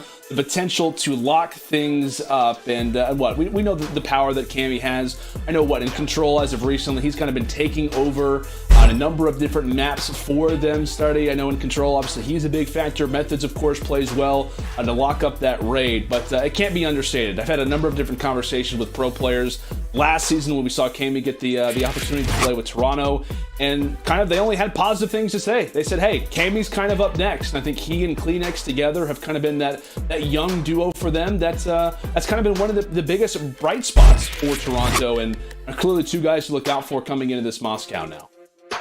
Oh man, the only thing about going into this Moscow, they have yet to play this map as a team throughout the entire season. And this does not scare me one bit, because so far in both the respawns, they have completely dominated from top to bottom. You need the players from London Royal Ravens to step up on this map. I need more plays out of Parasite especially. So far in the first two respawns, he's not had the greatest performance. But a map like Moscow, where you can really set your ARs up for success, I'm expecting him to step up huge on this map number 4. Yeah, man, that's a great call, right? Moscow can definitely have the AR start to see success. Kind of plays, like a traditional COD map, right? We talk about the three lanes, the way the rotations work. Also with the, with the recent update, I think we have A few changes to the map as well, kind of shrinking things at least a tad bit, but still, it's going to be fun. Ravens, well, hey, stage 1 lives on the line. Drop here, and they are done, finishing top 12. Been a rough season for them, but now's the time to really dig their heels in. Constant roster changes. Zed being brought to the team literally last night. The guys have been scrimming a ton, trying to be prepared, but are they prepared for Kleenex? Are they prepared for the tissue? Early start, early time, going to Ultra, some good sequence of kills going the way of the Ravens. Shawnee loses the fight, and again, when Bance is playing well, it's always a good sign for Toronto as he drops, but regardless, 28 seconds left. Ultra, they also do have the spawns. Big fight, and Zed's able to win it. Again, they're looking for that rotation as London. If they can get one player through, that'd be big for them. Yup, but unfortunately, Zed is going to drop, so now Ultra are going to be fully set up for P2. Saw them right off the rip there. If you're the Ravens, Dylan tried to go right through Eskies and just flank towards P2. Unfortunately, he got one and got traded. So he was trying to flip right off the rip, but look exactly what the Ravens are doing. They push right through middle map. Now they're going to have the spawns for P2. And now if you're Ultra, you have to try to sink this break in, man, because you're able to chain this together and then potentially spawn all the players in the back of this. The Ravens can pull off with a lead pretty quickly. Can indeed. Bance trying to make his way through white. He gets cut down, and it looked like a great start, right? Ultra, they're getting some time, but the Ravens kind of spawn up together. They make the push through Eskies and through middle, and now it's theirs. Methods was holding down the boulevard, but we talk about classic COD maps. It's 3 lanes. They had one locked up. The other 2, they were vacant. Parasite trying to hop inside the hill. He'll get dropped. Meanwhile, Shawnee has made himself over at top window. Oh. The last bullet on the XM4, he's able to make it land. 20 seconds left. Shawnee on the 4 spree, and the Ultra are going to be up big. And take a look at that spawn. Take a look at that rotation. That's player 5, player 6. Parasite and Dylan trying to make the play for London. It's going to be Dylan who ends up finding one. He gets traded out. Parasite does as well. A solid attempt coming from the Ravens, and kind of a sweat off the brow moment for the Ultra. But this fight, it's not over. But take a look at player 1. Vance, he could cause some problems on the flank there, Study. Yeah, he spawned out. He decided he died a little too early before he could hold his kill cam there, but 3 players are going to drop for Ultra. And now you see the Ravens just being aggressive towards back library, trying to flip those spawns, and also hold the time at the same exact time. But Parasite able to take down 1, still collecting some hill time in their favor, but 3 are going to drop now. Ultra have eased the pressure from the Ravens. They should be able to fight back with some time here. But the Ravens so far are starting off this hard point hot. You see number 7 right off the rip, which is going to be Shawnee on that early rotation towards that P4. Yeah, I'm impressed, man. I'm impressed with the way that the lineup kind of come out of the gates. It wasn't what we had in the initial hard point. It was kind of the opposite direction. When we kind of go back at Garrison, it was kind of P2, P3. It was Ultra able to kind of tail those together. And again, maybe as the Ravens have kind of had more time to play with one another, maybe they're starting to get some life. Maybe they're starting to get that chemistry back. Parasite, you talked about him, 8 and 7. Definitely a better performance in regards to the most recent respawns that he's had. But to Boulevard we go. Player 6 and Dylan trying to cause some issues toward the back flank. Again, Ultra with the preferred spawns for now. If you can get these ARs set up, if you can get anybody really set up in this bus, it could be problems. But Dylan on the flank, causing some issues. Kleenex able to wipe him away, but they really aren't clearing out that middle map. And Zed as well, now on the flank. He'll be able to drop 1. Bance is finally able to get him out of mind, out of sight. Dylan again. It's really the SMGs. It's really London from the backside that are causing so many issues for the Toronto Ultra. They're not really able to hop in the point with clarity of mind. But finally able to get some seconds, and much needed ones at that. Yeah, Dylan and Zed right there were causing so much havoc in gold area. They just could not get on the point. Shawnee with great shots with that XM4, watching over Parasite. He was getting all that time. Now we're on our second rotation of hard points. Ravens have finally broke that 100-point mark. 2 are going to drop from Ultra. So now that forces the players from Ultra to try to slow down. Cammy's going to open it up with 1. Zed in this hard point is currently contested. So like Ultra just going to try to commit towards this P1 hard point. Try to get some time off of it. Zed's able to take down 1. He's going to get traded out by Vance, but so far this is just a contest fest on both sides. The only thing is, the Ravens are going to be set up for P2, and they can open this game wide open if they're able to set up properly. A big opportunity currently spawns for the Ravens. Let's go to an Astro Gaming listen-in with London. Left, nice, Sean. Big fucking two. I'm on the left. Cammy's one shot left. Cammy's one shot ticket. Cammy's one shot ticket. I'm the push through now unless you're already Blue through. hill. You might want to hide from front, Chris. Take it. Oh, you're taking street. I'm going to spawn out. I've just spawned in. I got you. Double. In double? He's inside double? I spawned out. I spawned plant. Was good. One's plant and back. Double's I have your front. Watch your back. Open. Double. I'll get time for One front. street on me. One street on me. Flash him plant. I'm helping you, Chris. He's close, Zach. I need to fly as well. I flash him again. Go to you. On the stairs. Dead. There's one more plant. Double, two in the back. One street on me. I'm absolute. No, more in the back, I think. Mission one. I'm getting time. You're front left corner. Push out. Go. I'm in front. That's one now. I give it front. I'm pushing through the back alley. Front's open. Someone stay with me. Someone stay with me. One more Eskies. I'm watching your Eskies. I'm just gonna lay down. One's gonna spawn behind us. Play for his kill. First guy's gonna be elbow. First guy's gonna be elbow, probably. Push me out. Okay. Go mid. Go around. Let's go around. One breaking us, boys. One breaks to win. Yep. I think he's boss. Okay, I'm gonna go gold window. We can climb up rat door. I'm gonna play gold. I'm with you. Yeah, gold. I'm not checking it. Take your time. Going for gold now. You be inside it. I don't see boss. I'm checking pillar. Inside it. Didn't touch it. You got me. Okay, one boss. It's 4 kills, Zach. Roll, please. Yep. In boss, Push it. He's been back. Cammy's there. Heady though, we're back. Yeah. London, they hold every second at kiosk, and now we're in for the rotation. I gotta say, Study, throughout the comms there, I like the influence of Zed, right? Obviously, he's got a lot of chemistry with these guys, giving some props to Shawnee, telling Dylan, hey, let's make a play. Love his influence despite his first game. And again, 24 hours, he gets told he's going to be on the Ravens. Now he's playing his first match. I like the comms from these guys. Yeah, I love the comms, man. You can just tell their backs are against the wall. They're leaving it all out on the table on this map number 4. They're not trying to go home on day 1 of the very first major of the entire season. And it's showing so far on this 4 hard point. Zed, big gunfight, able to pick up some junk time on this P3. The only thing is, Toronto Ultra is going to be set up towards P4. I'm looking at Zed and Dylan, once again, to be nuisance around this gold area, pushing around towards back.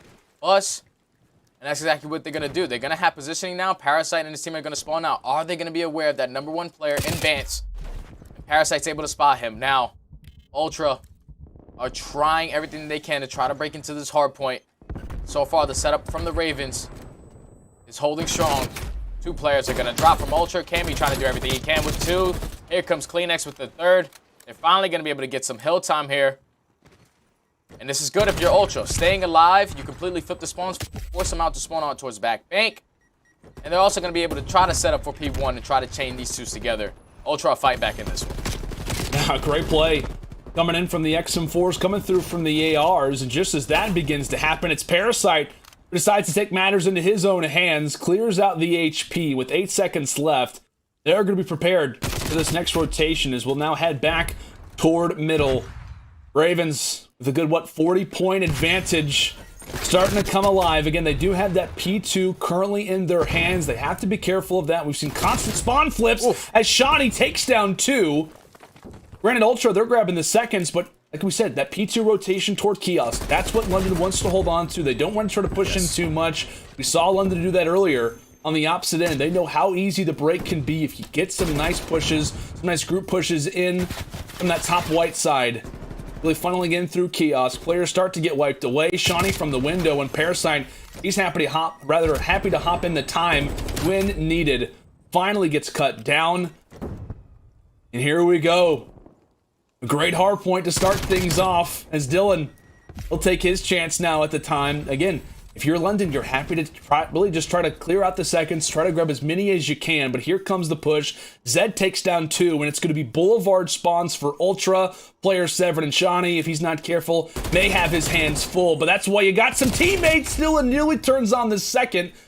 We've seen constant breaks over at this hill. London, they reach the 200-second mark. And this be the hill where they continue to pull away. So far, man, off the first 2 rotations, they have dominated on this hard point. You're going to see CleanX push around the backside. He's going to drop to Zed. Dylan with the 2nd. The Ravens can win in here. All they have to do is continue to hold. 1 player is going to drop once again. Now, this is a slow and steady push for Ultra. They have 1 push to break this, but 2 players are going to drop. Now, both players from Ultra trying to flip through middle. Parasite able to take down Methods. Last player alive is going to be Cammy. He has to try to be aggressive towards this point, or the Ravens are going to force it to a map 5, but one player is going to spawn in the back, which is going to be Methods. Players from the Ravens still in a position to try to get enough time from this hard point, but it's going to force it to go to a P4 now. If you are the Ultra, you need to play perfect hard point from this point on. We were talking about players stepping up from the Ravens. Look at Parasite, 22 and 19. Dylan, 28 and 22. And Zed, his counter duel with that submachine gun, 21 and 16. The guys came to play. Backs are against the wall. They are 1 point away from forcing it to the map 5. Ultra are doing everything that they can to try to hold this P3 hard point. Metis is in a great position to cut a couple of these players off. 2 are going to drop, and so far the Ultra are having a phenomenal hold on this P3 hard point. Ultra playing well, but they have to be perfect. 30 seconds left. London, they just need a second. That's all they need. 1 more second from sending us to a game 5. Shawnee able to take down the player who was at the cutoff. If you're London, do you decide to push it or set up for Boulevard? They're actually happy to push this one in. Cammy, he loses the fight, and London, they'll break in.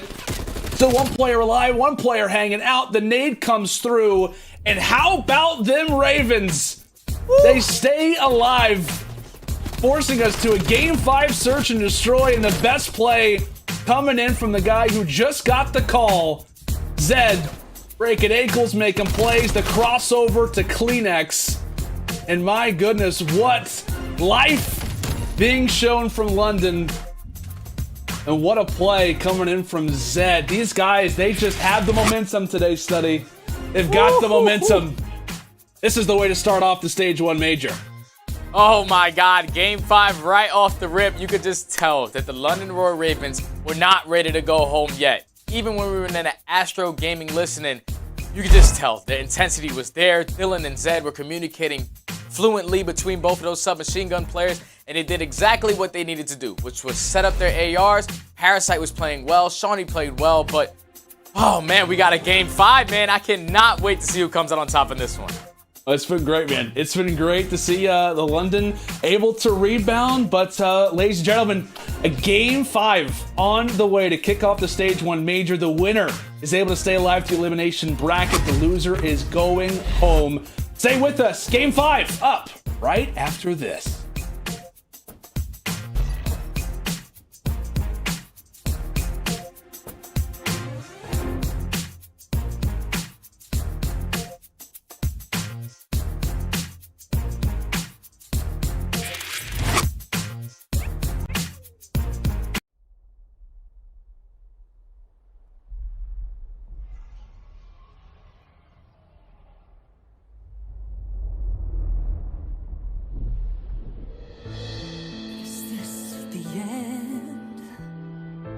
Our heroes can't fly. They fall like shooting stars. Will anyone survive?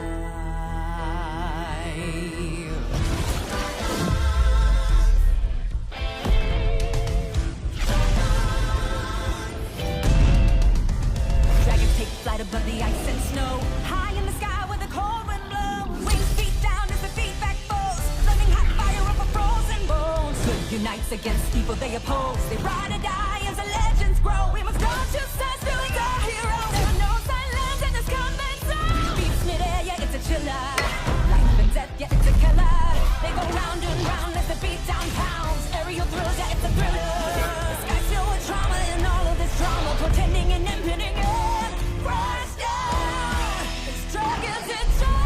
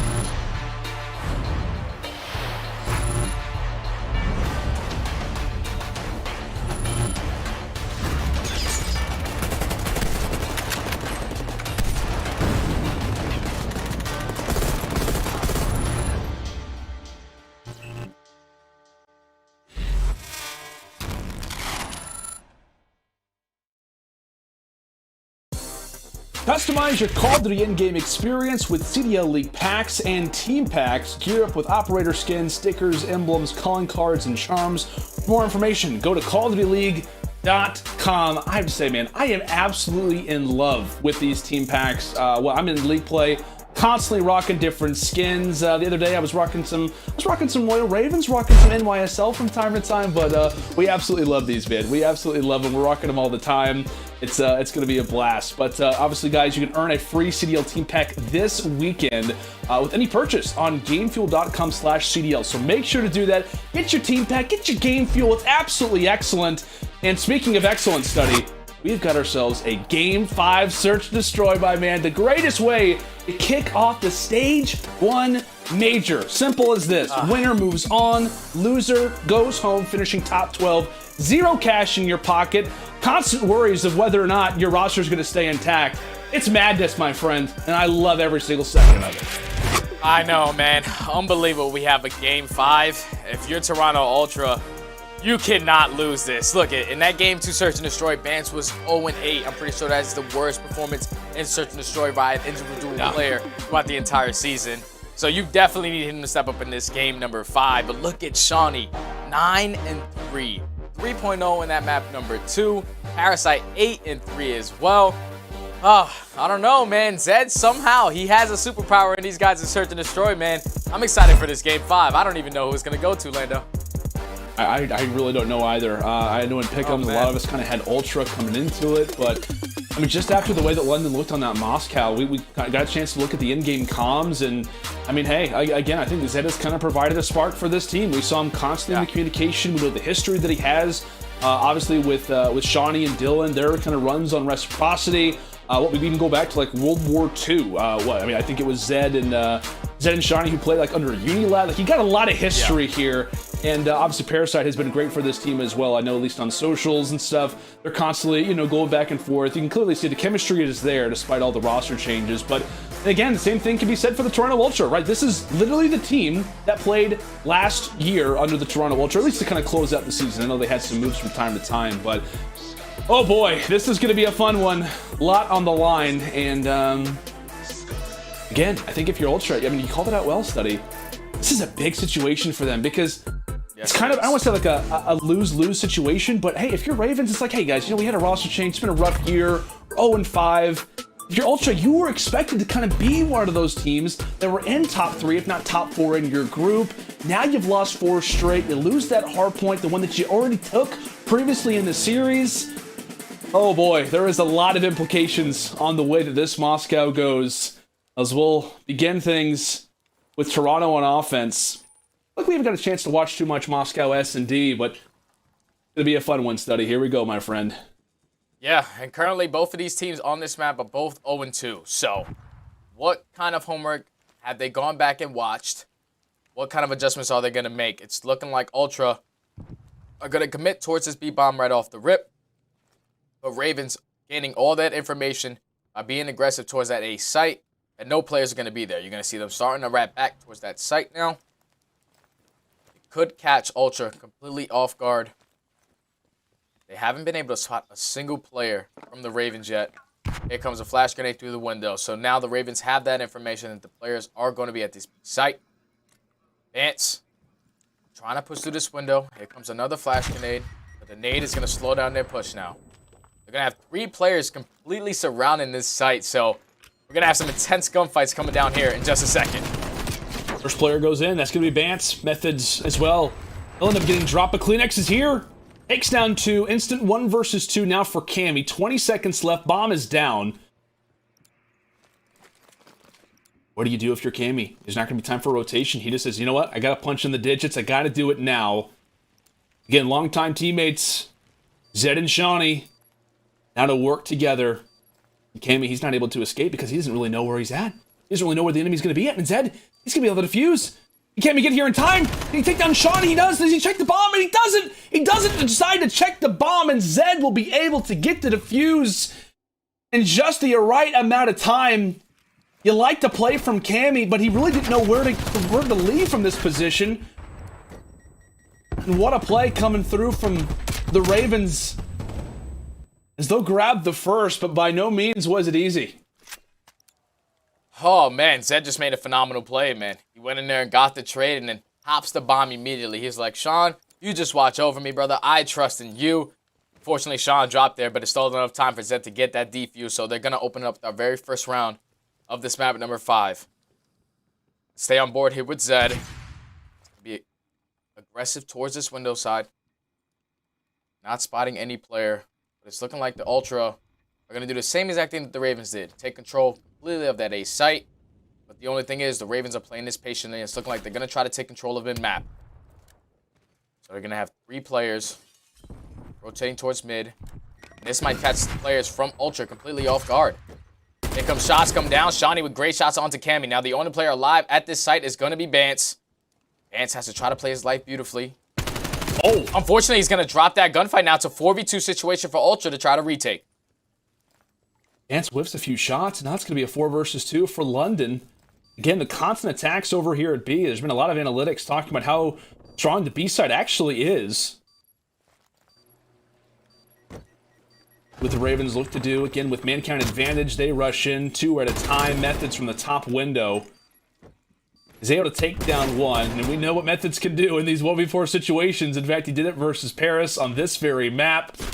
But this is a different looking round, and this is a different looking team as London, they fire through with 2 straight and looking good as they do it. Parasite, the best play of the round is the one at the end. Shuts down a fellow AR and Methods. That's back-to-back again, defense and offense. I'm curious if we're going to continue to see that offensive looks over at B. And I know it's kind of more of an off-site thing, but there's just been a lot of analytics going around after regular season play, talking about how B is actually performing pretty well. When teams have been to go there, it has worked out. Again, overall, A, talk about spawns, the way that it looks closer, better option for the offense. But we'll see. We'll see as time goes on, as Ultra now, again, back on their offense. In major need of a round. Desperate shots coming in. As Zed, he'll drop 2, nearly finding the 3rd. Bance is going to be there for the trade. So now a 2v1. Parasite, all now left up to him. Can he take down 1? He does, but the overall trades will work out to Toronto at a much-needed round at that. Yeah, Ultra decided to switch with their pace right there, be aggressive towards A. Zed almost played spoiler right there. Opened up with a 2-piece, but Bance and Cammy working so well together. We're able to close out this round. You just tell the slow and steady wins the race kind of thing so far for the Ultra is not working. So them switching up the pace right there, even though they met the guns of the Ravens on the opposite side, coming out on top, you have to be feeling really good after that round. So for the Ultra, man, I would like to see a better adjustment on defense this round. If you take control of A, try to have someone push up all the way on that side so they can single-handedly watch that site. But also, don't give them mid-map control. You saw what the Ravens did last time. They broke right through mid and just rotated straight to B. And it's looking like the Ultra, once again, are going to be playing a nice and slow offense. Trying to just play for some information to spot a couple of these players from Ultra. Yeah, nice spread. They'll now start to converge over here at A.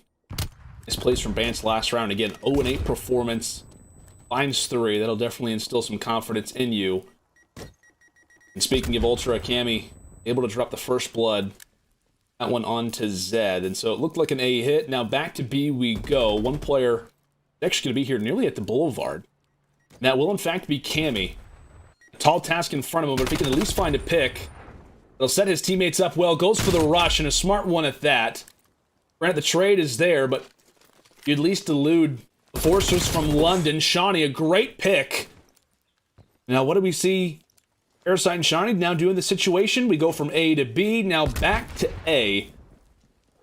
Methods may be there to watch the cross from his angle. He does see the shot, so they should be aware of the site rotation. Parasite should be clear to punch in the digits. 2v2. Here we go. Shawnee and Parasite. Shawnee able to open up with the big guy fight onto Methods. Now it's going to be CleanX all by himself. He's able to spot Shawnee on the back steps. Parasite gonna be close. He's gonna drop. So now it's gonna be Shawnee versus CleanX in a 1v1. Shawnee, in the back of his mind, he's gonna be thinking that he's gonna be on bomb. So eventually he has to push him and check it. But he's playing this a little slow. CleanX might be able to get the fuse off. He's only gonna need one more tick. And just like that, CleanX with a huge 1v2 clutch to tie up the map 2-2. If you're Parasite right there, man, you just gotta tuck yourself in that corner and just have Shawnee watch over you, man. Make CleanX fully commit to that gunfight, but he doesn't, and CleanX ends up walking away with a phenomenal 1v2. The Great Dane with the great plays. Really, I think he played that honestly perfectly. And I know he obviously walks away with the defuse, but I don't think there are really any critiques that you'd give to CleanX in that moment. You know, he kind of has in the back of his mind. He's trying to distance these players back. He takes down Parasite, and really from there, it's just tag up Shawnee, instantly hop onto the site. Wonderfully played coming in from CleanX. I know he's been great in hardpoint, but obviously can cater that influence down in the search and destroy. Johnny, how great have his shots been to start things off? Tries to line him up, but it's not going to equal out to anything. Off the rotation, Parasite's here. You at least stop the bleeding if you're London. But based off that positioning he's just going to walk through Eskies. Has no idea that the enemy is just right behind him. And now Parasite in a 1 versus 3. Ultra looking to try and swing the momentum in their favor, and they will, as they'll now grab the lead. So far, man, their aggressive 8th push has worked for them twice now on offense. Once CleanX is that player that slides over to the left, you're forcing Shawnee, which is that XM4 player, sitting in that A bomb site room to just try to get some bullets down off the cross. But Methods with some phenomenal shots, able to open up with a 2-piece on that round, puts themselves up 3-2. Now, if you're the Ravens, what kind of adjustments are you guys going to make? Are you going to do what Ultra are starting to do and being aggressive towards that A site? So far, it's been working for them really well. Shawnee is going to decide to switch out to a submachine gun, so that might be what they're calling Ultra 2-2 split. 2 people at A, 2 people taking control of mid-map. Love it, but unfortunately, Kami is going to drop. Now it's going to be a 4v3 in favor of the Ravens. It's looking like they're trying to rotate back towards A and just play their numbers. The Ravens rotate a fair amount in these past few rounds. A nice early first blood from Dylan as he's 1-5 to kick things off. Was huge in that Garrison S&D. And Methods able to find one. CleanX does as well, and things begin to fall apart for London. You like their positioning. Shawnee as well. He'll get taken down. And a great retake, a great hold coming in from the Ultra. London had numbers. London were on the rotation. What we see, all 4 of them here. And CleanX is there to tear them down. There goes Dylan. And for the final one as well, that'll be a nice little hat trick coming through from CleanX. The up-close shots along with the long ones there to finalize Shawnee. Ultra, they continue. And now we've got ourselves a swing round here, Study. 4-2 in favor of Ultra. I don't want to say a must-win because, of course, you never know, right? You never know, but 4-3 in comparison to 5-2 is a world of difference in Search and Destroy. We'll see what the Ravens have cooked up for us now here on this defense. And it's looking like the Ultra are taking control of mid-map. The aggression has been working for them on their offensive rounds. Parasite has that call. He's going to back up with some shots into him. Kami as well. He's going to be able to get out with his life. But Parasite is the only player to try to cause a spoiler at this B site. He's trying to play the ninja. Able to take down one. Able to take down the second. Great plays out of Parasite. Nade's going to come in. He's not going to drop, though. Now it's a 2v3 for Kami and Methods. Kami going to slide in and able to take down one. Now force it to a 2v2. But have they read this? Have they read Parasite coming up behind both players? 25 seconds are going to be remaining on the clock. The Ravens need to try to break in quick. Shawnee able to hit a flash onto one. Now it's going to be a 1v2. Kami able to take down Parasite now in a 1v1 situation versus Shawnee. Shawnee has no time. Kami is playing this beautifully from the side door, able to walk in. And Toronto Ultra are going to be 1 round away from closing out our very first series of the entire major. Oh, man, I thought Parasite made such a heads-up play. Unfortunately, they did not capitalize when the numbers are in their favor. And now they found themselves down 3 rounds and had the potential to get eliminated on the very first day of the major. Yeah, and I gotta say there, in that play, I'm not sure if Parasite sees the Ultra player or, like, was that intentionally trigger discipline? Or was that... I feel like it had to be, but at the same time, you allow for that plant to go through, and I know you're kind of thinking, hey, well, we find, 2 early picks, this should be good for us, but I don't know, I think they look back and maybe they played a little bit differently. Regardless, time to refocus. London, they've only got a few seconds to try and rebound, and that's what they're hoping to do. 2 early picks as they just throw aggression to the wind here on the offense. Now it's going to be up to Kami and Bance instantly as that bomb goes down. I want to say too little too late, but we've been calling out for the Ravens to play these offenses a little bit quicker. Now that they do, look at them fly. Cammy, a lot of different really players to aim at as the Ravens, they stay afloat. But again, you like what you've seen from the Ultra. They've been playing things well. Nice plays coming in from the Ravens, but can it last? Can it last? So right there out of the Ravens, they matched the intensity of the Ultra. They decided to push 3 people through that Eskies, catch CleanX that was playing the close heady on the outside of bricks, able to take him down and eventually open up that A-bomb site with ease. Now, if you're the Ravens, you know exactly how Ultra have been winning every single one of their offenses. It's just aggression. You need to be able to match it, especially towards this A site, and that's exactly what they're going to do. They're going to send 4 players right off the rip towards that A site. But keep in mind that number 2 player in middle map is going to be Cammy.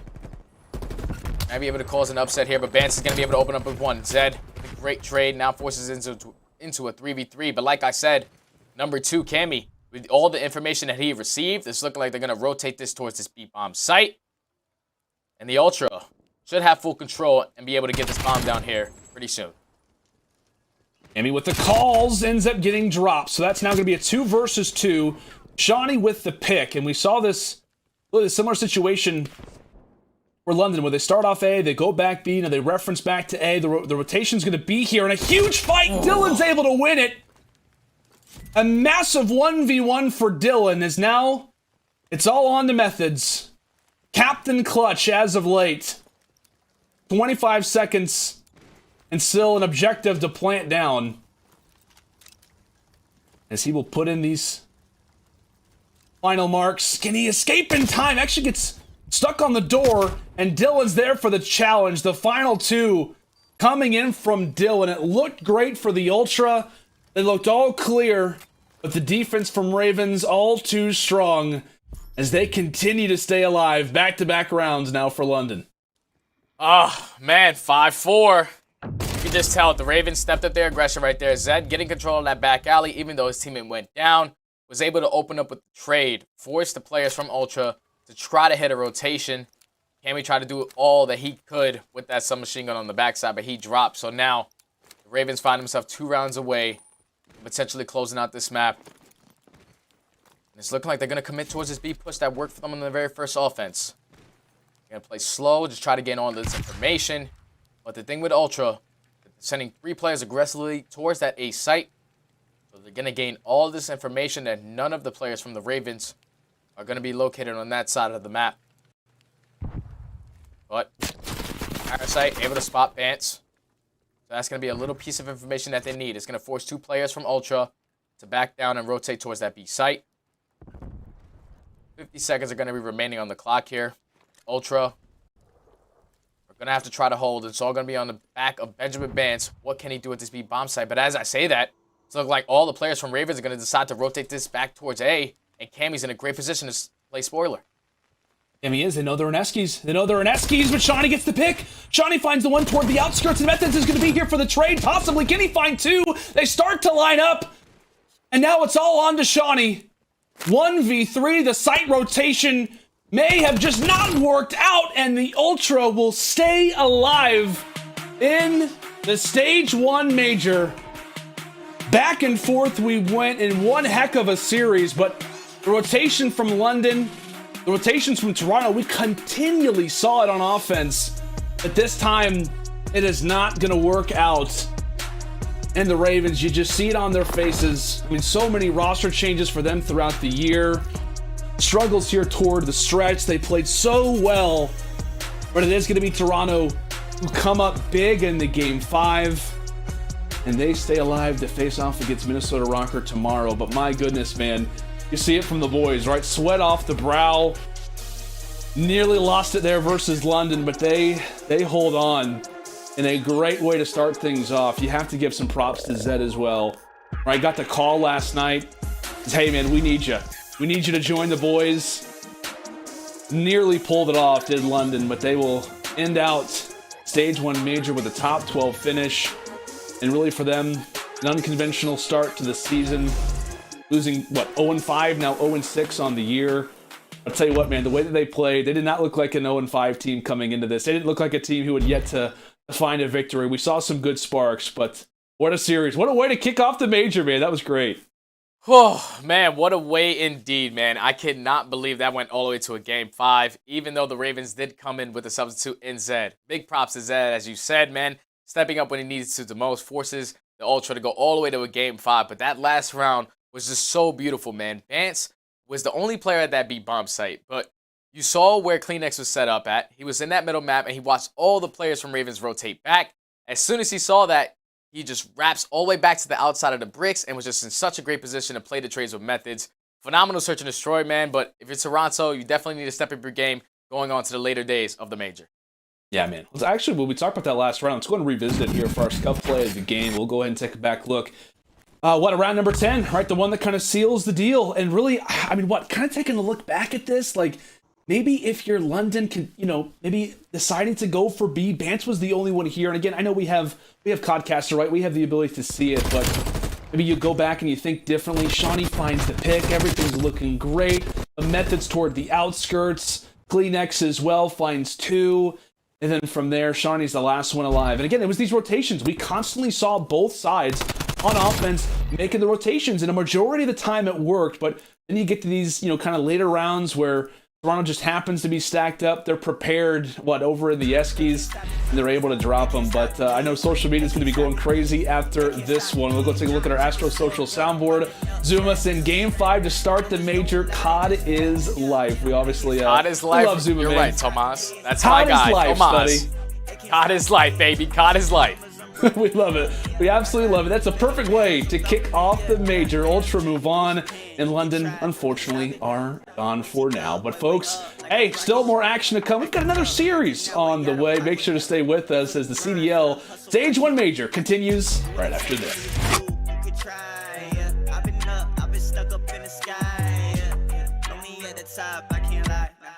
Haters watch it, throw the piece, tell them bye, bye, bye, bye. I got things to do.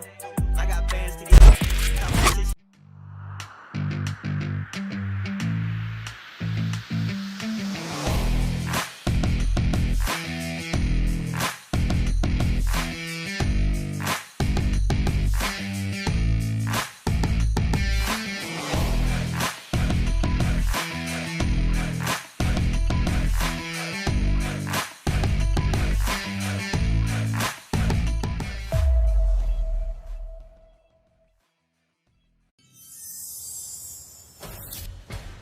I will fight with honor. My weapon brings justice.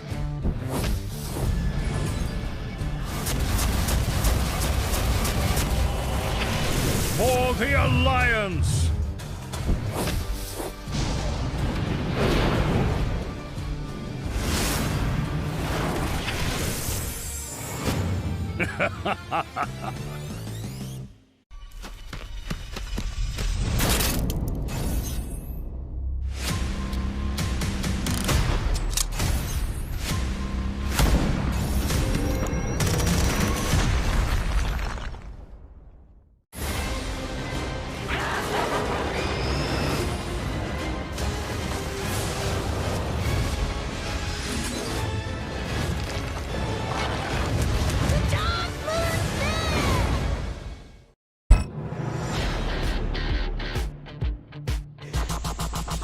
Boy, oh boy, what a slaughter that was. Cammy on a bit of a tear now. God dang, Ultra are looking fine. The battle for the North is already off to a great start. Strong start from Toronto. Franz wins another big one. Oh my word! Ultra close it out. Hello, Call of Duty friends, and welcome back from the break. We're going to take a quick peep at our US Army schedule because we just saw the first match of the day here at the first major of the season. Toronto Ultra took down London Royal Ravens in an epic edge of your chair Game 5 match, which nearly went round 11, but didn't quite go the distance. Just saying, that was pretty epic what we saw. I'm obviously joined, of course, by the one and only Nameless, my duo. Who else would be up here with me, man? I gotta say though, Nameless, that was ridiculous. I think Heading into this series against Ultra, I couldn't have predicted London to really go toe-to-toe the way that they did with Ultra, and it just progressively got better and better, and Zed made a huge difference, man. I've just got to quickly talk to you about it, because what I saw there was pretty magic from the London Royal Ravens, although them ultimately heading out of the bracket. Yeah, you know, I thought they played a great series. You know, there are a couple rounds in that Search and Destroy where, you know, they had a 2v1. Maybe if Parasite backs down and plays a statue in that 2v1 versus Cammy, they win. And, you know, it goes a completely different way. So I know it's a tough situation for them right now with their roster, things that they've had going on. So I wish them good fortune in the future. And they showed up today, just didn't get it quite done. They didn't, but big props to London, big props to Zed jumping in there. Fantastic stuff from London Royal Ravens and very promising, hopefully, for the rest of their season. But we do have an advancement, Ultra Advance on to take on Minnesota Røkkr tomorrow. But we do have another match today, folks. Yes, we do. We, of course, do have Seattle Surge versus Florida Mutineers. And we've got to talk about that as well, Nameless, because that's going to be a banger coming up next. And it's a tough one. Surge versus Mutineers. Both of them haven't been performing to the best of their ability. But where do you see this one really heading? Yeah, the stats tell a story in this series. I mean, on one side, you have Awakening, who has the #1 Search and Destroy KD in the entire league, but they're 1-4 in Search and Destroy. So the Mutineers, clearly there's something going wrong there. Slies and Slack gonna have to pick it up. And then you look across the side to the Surge, and you know, they've been terrible in control. 0-5 has been a constant in every single series, so gotta pick it up going into this one and take that control.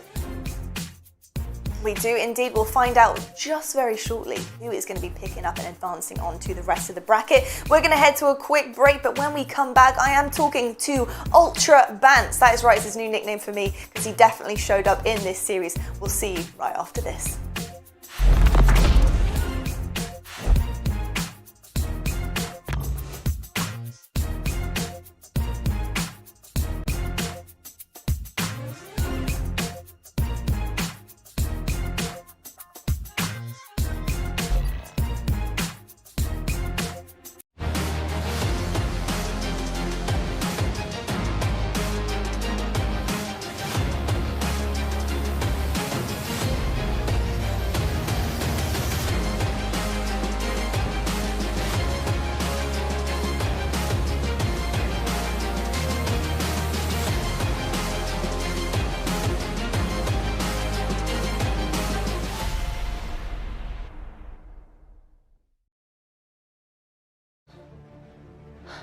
It's time.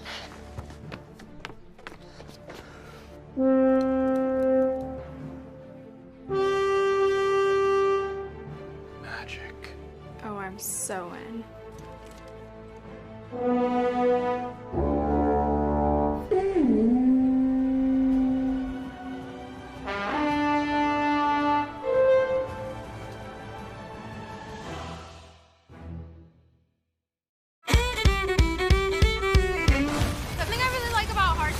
Never know what's gonna happen. More ways to play, that's what I want. What is my opponent gonna do? How am I gonna counterplay that?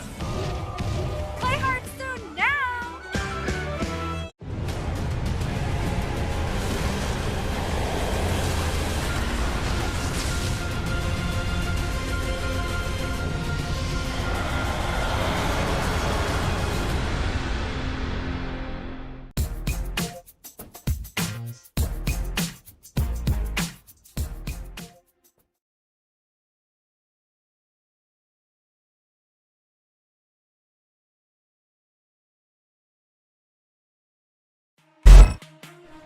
Call of Duty League is presented by T-Mobile, now America's largest and fastest 5G network. Set your sights on the competition with T-Mobile, the leader in 5G.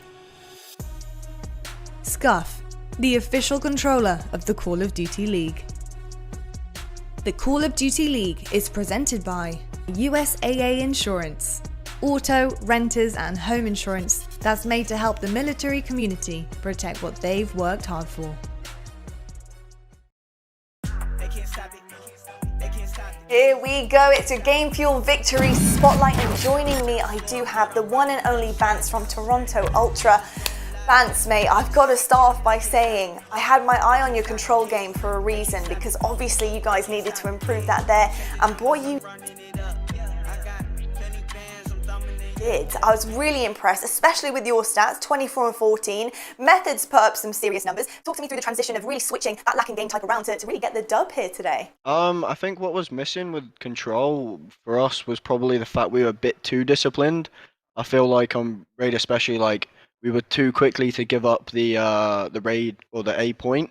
And today I was just like, yo, just keep playing exits, just keep being annoying, you know, just keep them off it, and just drag the numbers down. In attack, you know, we just kept winning our gunfights. So like I don't know, I feel like our breakoff's pretty good on control.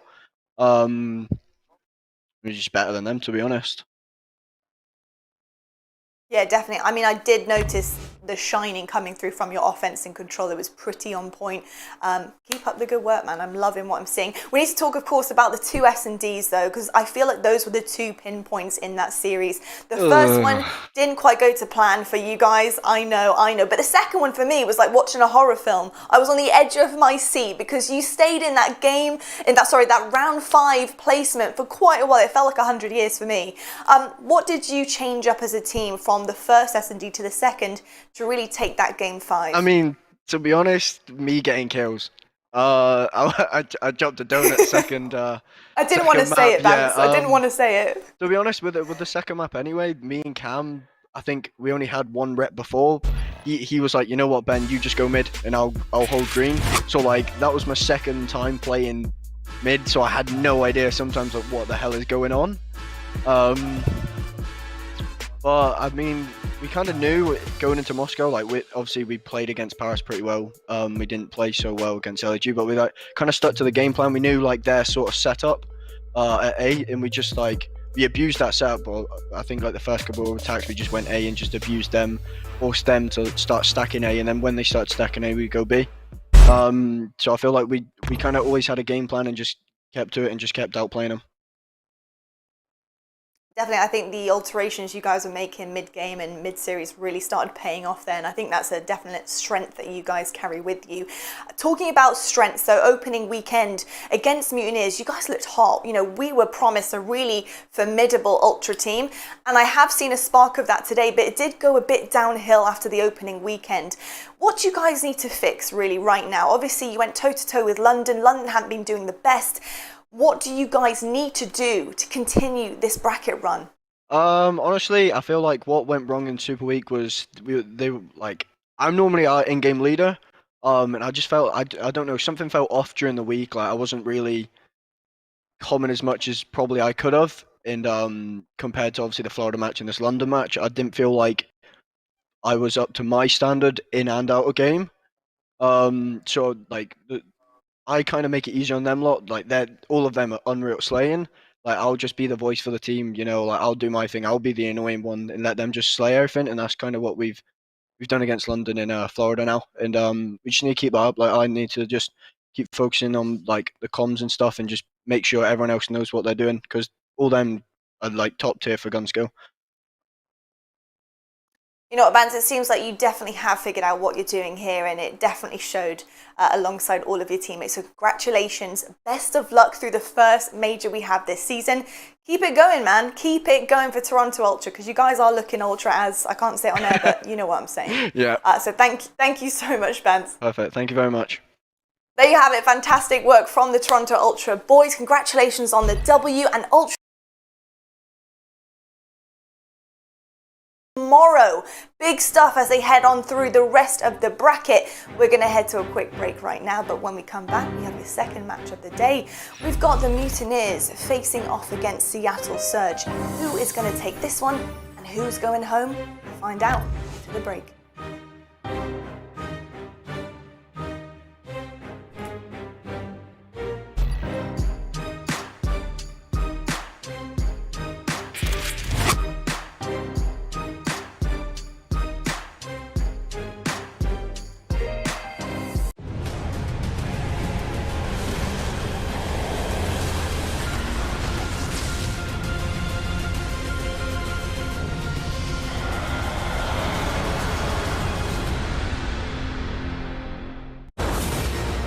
Beyond the veil lies the Shadowlands, where where every soul has its place. World of Warcraft Shadowlands, available now. Something I really like about Hearthstone, you just never know what's gonna happen. More ways to play, that's what I want. What is my opponent gonna do? How am I gonna counterplay that? Play Hearthstone now!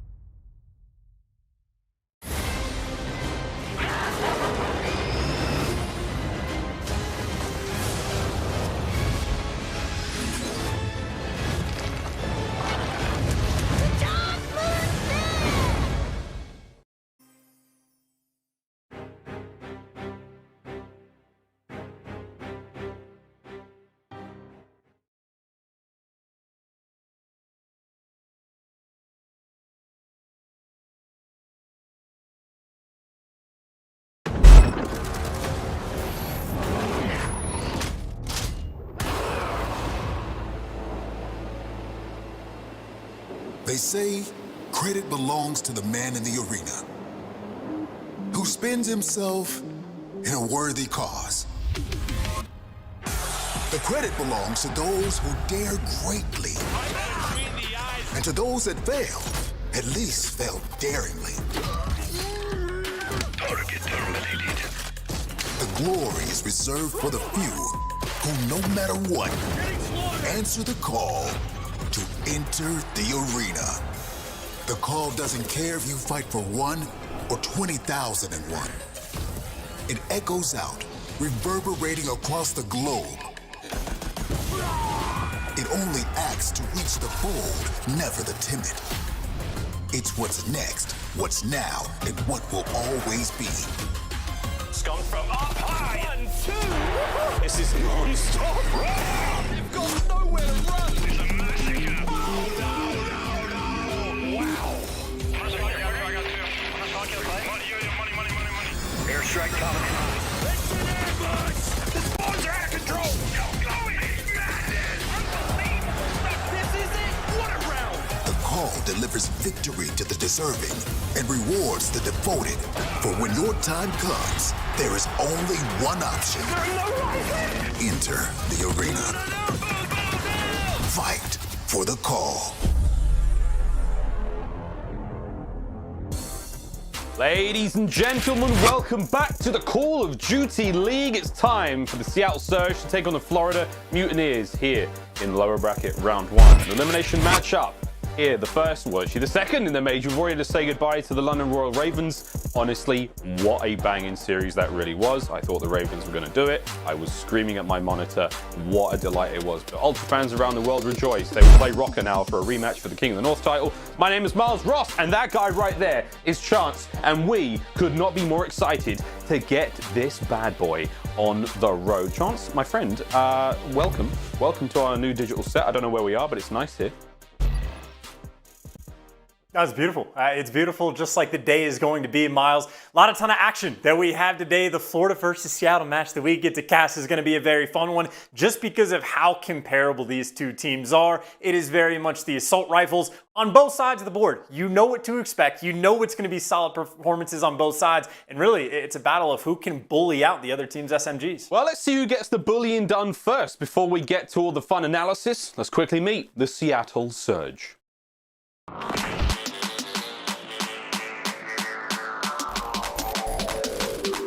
Boy, we got some fun today. The Salt's in trouble. Prestinni looking dangerous. Such aggression right now. Octane, he's just ripping through the entirety of the Guerrillas. Wow. They line up in front of him, Loony. The angle. What is that? He got the kill. Are you kidding me? Now Seattle's inside. 249, 249. Seattle won! Seattle Surge, one half of our nautically themed teams here in this elimination matchup. Octane, Prestinni, Loony, and Gunless. In the mouths of many fans, many players around, but can they bring the magic here today? Seattle Surge looking to bounce back after what was a tough season last year. But again, chance I think we're in a good spot so far. Prestinni may not be there, Octane and Loony are on their phones, and Gunless as well. Quite frankly, just happy to be here right now. But these guys, man, I mean, this is a big turnaround for them. A victory here against Florida would be tremendous. I mean, both of these teams really need to get that ball rolling, both sitting at 1-4. And I think for Seattle, really, you just need Prestinni to show up today, right? It is him and Loony, especially so in control. The slaying power is not quite get there. And that is the puzzle that Seattle is looking to solve. How can we get our two SMGs more involved? How can we bump up those slaying numbers? What kind of pacing issues need to be fixed? If they're able to solve that problem, they've had a ton of game fives, a ton of close maps, let alone they're knocking on the devil's door, Miles. They're so close to turning into that top team we know they can be. The question is, when are they going to get there? Well, I can hear the door knocking. It's time to open that door and say howdy doody to the Florida Mutineers.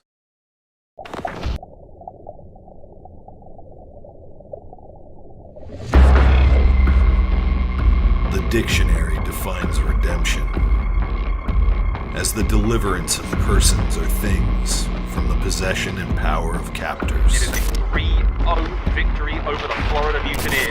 As the act of making something better. As the act of making up for a loss. It is over, and that is a shocker for the Mutineers. We define it as inevitable.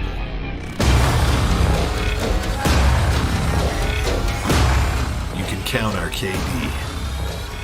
You can count our headshots. You can count our hill time. What you can't do is count us out.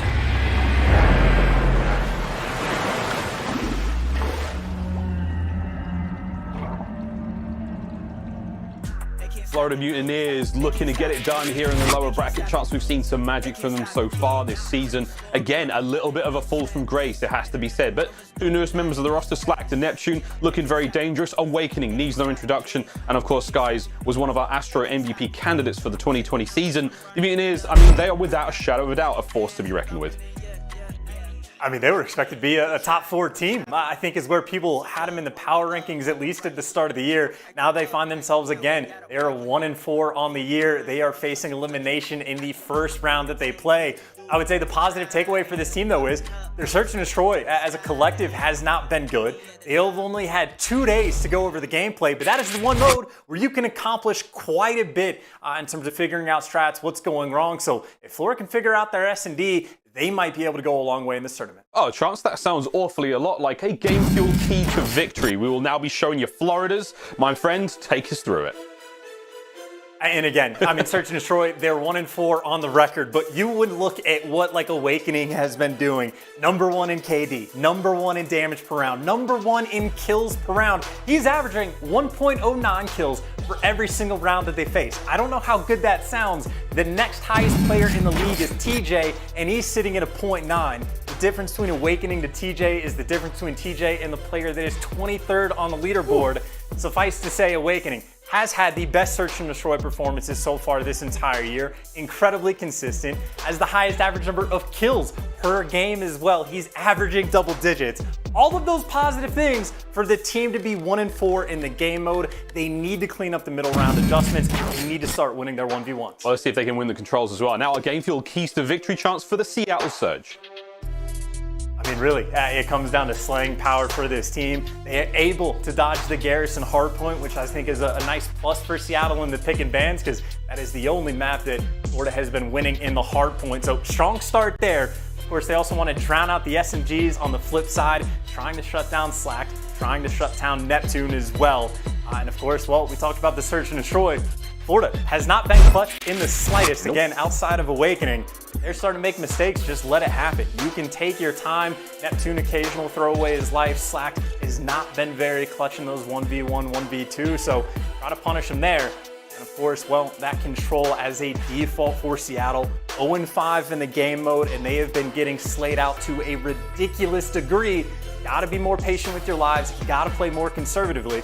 Obviously for Garrison, a little bit defense-sided, you need that if you go to a round 5. I mean, I maintain now if Seattle Surge win Garrison control, I mean, it's not like it's one of the Horsemen of the Apocalypse, but I feel like it basically is the series, right? If Seattle win the control for me, I feel like their search and destroy is strong enough, and there is enough of there's enough competition between both teams here in the hard points. The control is absolutely the sealer for me. If Seattle can take the control, I think they take the series. That stat on your screen there in the quick scope, 0-5 in control. Again, the keystone here of this series for me. If Seattle can find the win, they get the series there. But Florida Mutineers at 2-3, like they're showing a lot of promise. It's the search and destroy is their biggest weakness. This is going to be an absolute bloodbath chance. I mean, these are two teams who have got glaring opportunities to really fix things. They've had 2 days to get that done. It comes down to now who has managed to make the most of those days off, change their game. And again, that's why in my mind for Florida, that job is just a little bit easier, right? If you're trying to fix search and destroy, that is very much done with like VOD review rather than scrims, right? You just see the situations where you've failed on maps past, try to make those adjustments. And I will say though, on paper, obviously it does look like those hard points might be a split. It needs to be said, all 3 of the Florida Mutineers wins have come on Garrison hardpoint. We are not going to be seeing that map in the series. We're starting out on Crossroads, and the last time we saw at least Seattle play this map, this is when Gunless, well, he figured out what tick rate he needs to play on, and he dropped 40 out of the gates. Absolutely my player to watch for Seattle. Well, eyes are on him. Here we go. Seattle Surge, Florida Mutineers. Florida are going to be in the teal arrows. It's going to be Seattle Surge in the white. Map 1 now getting underway. Welcome, Call of Duty fans. This one is going to be an absolute treat. On board with Slack to kick this one off. Again, one of the submachine gun players we talked about. The keys there for Seattle is to try to drown those players out, deal the damage. And already Slacked, he may well have nailed it. Nice opening kills.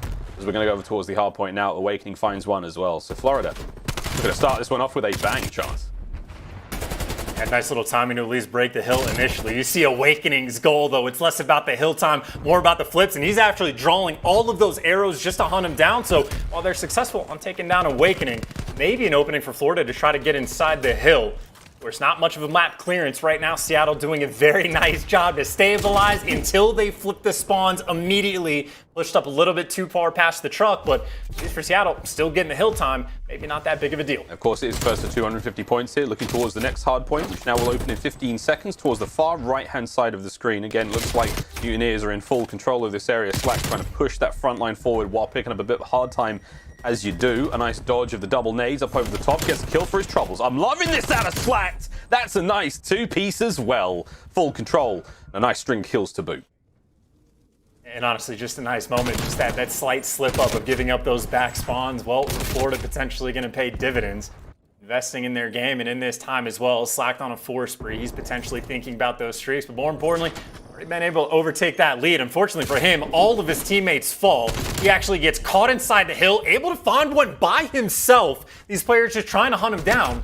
Slack, at the very least, did do a very nice job to buy his teammates some time, but either way, Seattle on the break, a very back-and-forth game we have so far. Yeah, this is nice. I mean, already we're off to a good start. It's what we expect in the hard points. Relatively even match. Neptune's going to come and find the trades there on point. A nice bit of an overwhelming push there from Florida Mutineers. Neptune's on a 2 spree, Slacked on a 1 so far. Slacked 8-3. So one thing you really want to be looking out for here in this series again is the submachine gun players there at Florida. It's on Neptune and it's on Slack to go as big as they possibly can here in the kills department. Awakening on your screen there, running that flex. Just trying to be a nuisance in this hard point. Just about to rip wide open. There it is. Prestinni's going to find 1 or 2 there. Octane gets involved up close to the XM4. The Skies drops as well. So with that, we will see Seattle with the hard point. On the clean 4 down is very nice. You got Loony backing up just to make sure he can block those spawns. You got Cliff covered, and you got P1 pushed out. Prestinni, not going to be easy to get past him. This is an incredibly tricky spot. First kill nice and free for him. Frankly, well, Skies is just waiting for the challenge. You see the wrap actually had to come in through the flank through mid-map. It's the only way they're able to get that clearance, but hey, Slack comes through, picks up 3, the break is in, Prestinni drops, and the spawns have been flipped. They took 10 seconds to set it up, and they knock it down perfectly. Nice little strike they're able to get, and they retake the lead. Yeah, what can they do now, though? This is going to be a very important hard point. P4 here on Garrus, on Checkmate, excuse me, this is a big one. A lot of opportunities now to pick up a big lead for Florida Mutineers. If they can hold on effectively, that's going to be the key. Surge has to be a clean break. You've got to make sure you stop them spawning on the left-hand side of the map, underneath that large rock on the mini-map. That's going to be the crucial position. Find those kills, get them out of that spot. Slacked on the front line. Once again, another big 1v1 win. Slacked is 13-5 overall to start this one off. This is a transformation from what we've seen so far out of the Mutineers. In Awakening, you talk about being hungry for some kills. He needs 2 more, and well, he might be able to at least get that artillery at his disposal. Gunless is going to be big door, and well, the kills need to come his way. He's going to get them. Unfortunately, while this has been going on, well, Loony gets to the contest spot, and Loony, well, was able to pick up the player inside the hill. Obviously does not last very long. You see Awakening does have the artillery. The crew's going to fall in short order. That is streaks for Awakening and a 50-point lead for Florida. We've done a fantastic job of either being gifted the spawns or taking them out of the hands of Seattle. We've been struggling through that first set. Yeah, Florida is not asking for permission right now. I mean, Awakening's still on that spree. 8 in a row now. Here come the streaks. Give me the cruise missile at first. He will not be able to launch the extras, but he's going to guide this one a little slowly. There comes the push. Doesn't manage to land much, but it does force everyone from Seattle on the inside. Big Wake still on your screen, finding these shots. There's kill number 9. Can we get number 10 out of this one? It would be impressive, but no, Loony is going to put a stop to the rampage that Awakening had. With that, I would love to hear what Seattle now try to do with a hard point in hand. Time for an Astro Gaming listen in with Seattle Surge.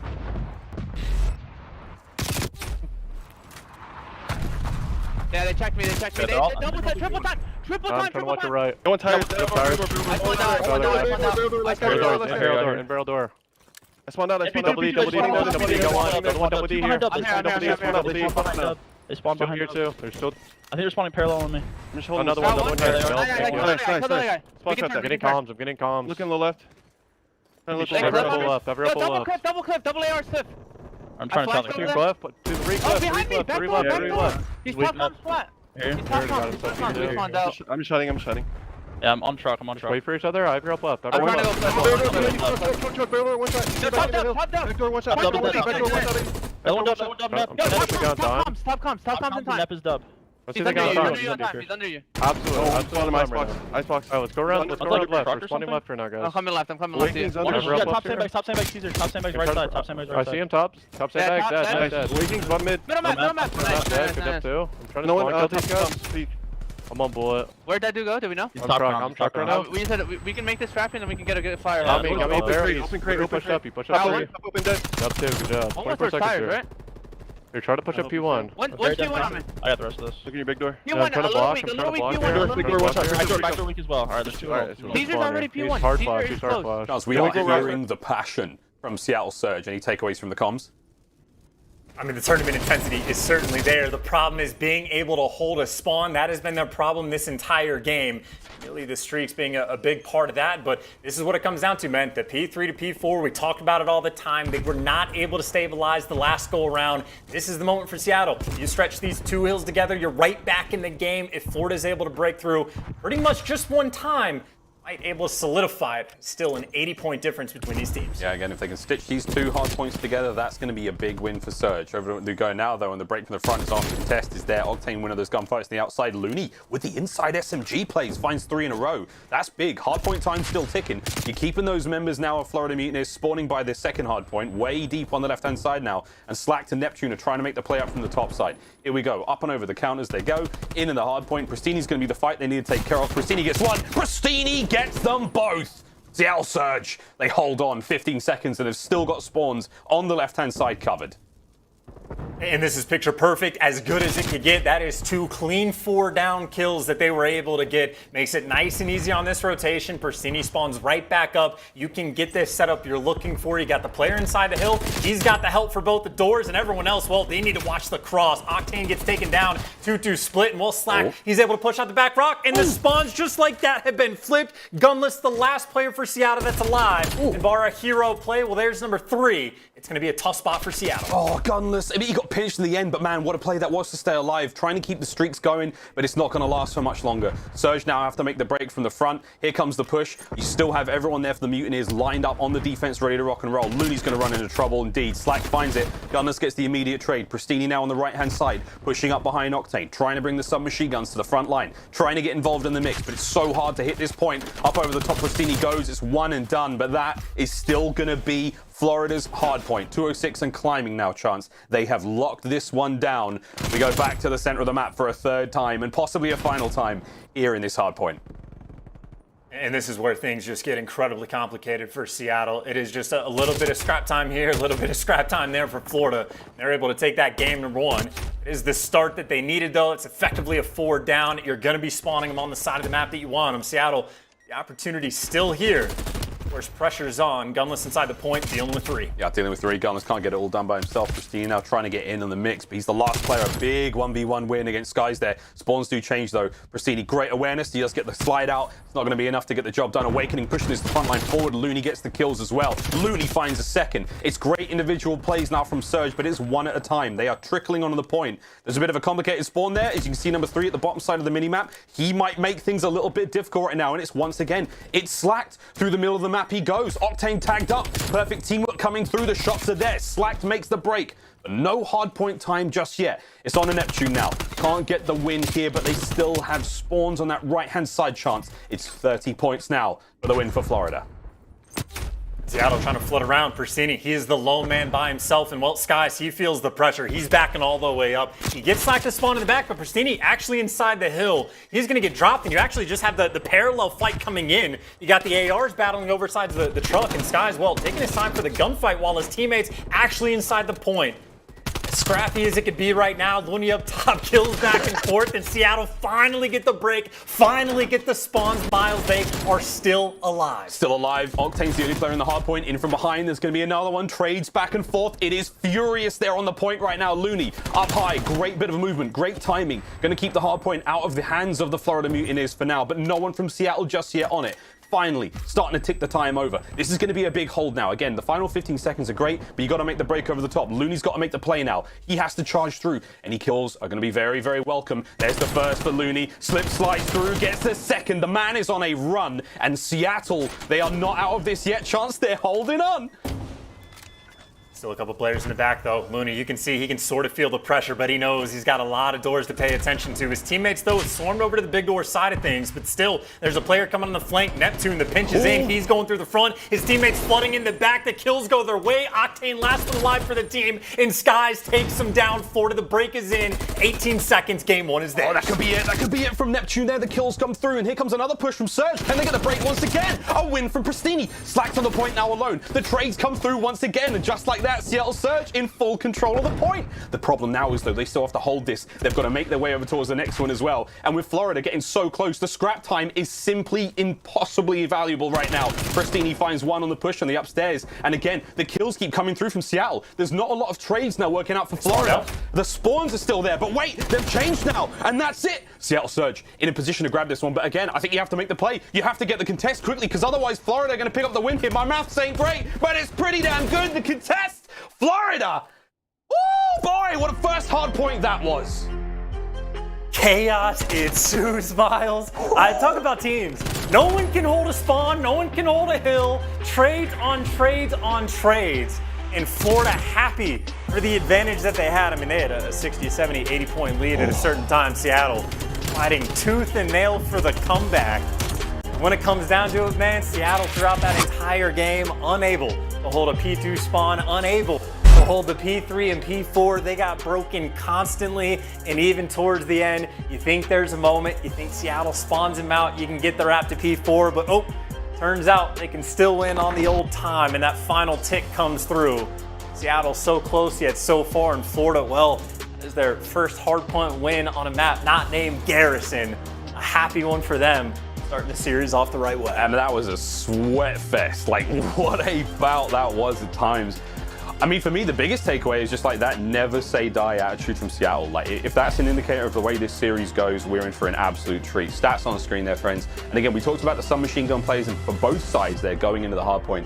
And I will say, I mean, Prestinni, 28-33, big engagements all round. Loony, 27-26, some of the most crucial break kills I've seen for Surge. On the other side of the board, though, man, Slack to Neptune, 30-25 and 26-33. Those boys were getting thick in the blood, the mud and the snow there on Crossroads. You'll love to see it. You know what? Let's just go straight to a break. Let's just go right now. Let's just get this done and over. We want to get into the search and destroy probably more than the fans do. Let's get it, friends. When we come back after this very, very, very quick break, we'll get you some more search and destroy. The major. The major, baby. The first match wasn't good enough. The second is crazy. Just cut my mic. I can't stop. I'm too excited. Let's go, baby. CDL.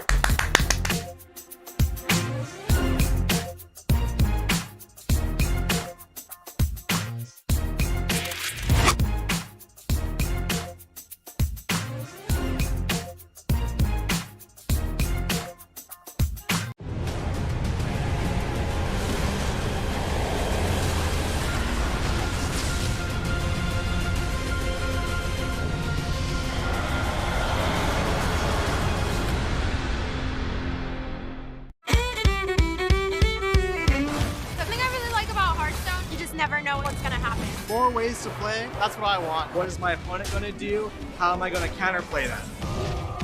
Play Hearthstone now!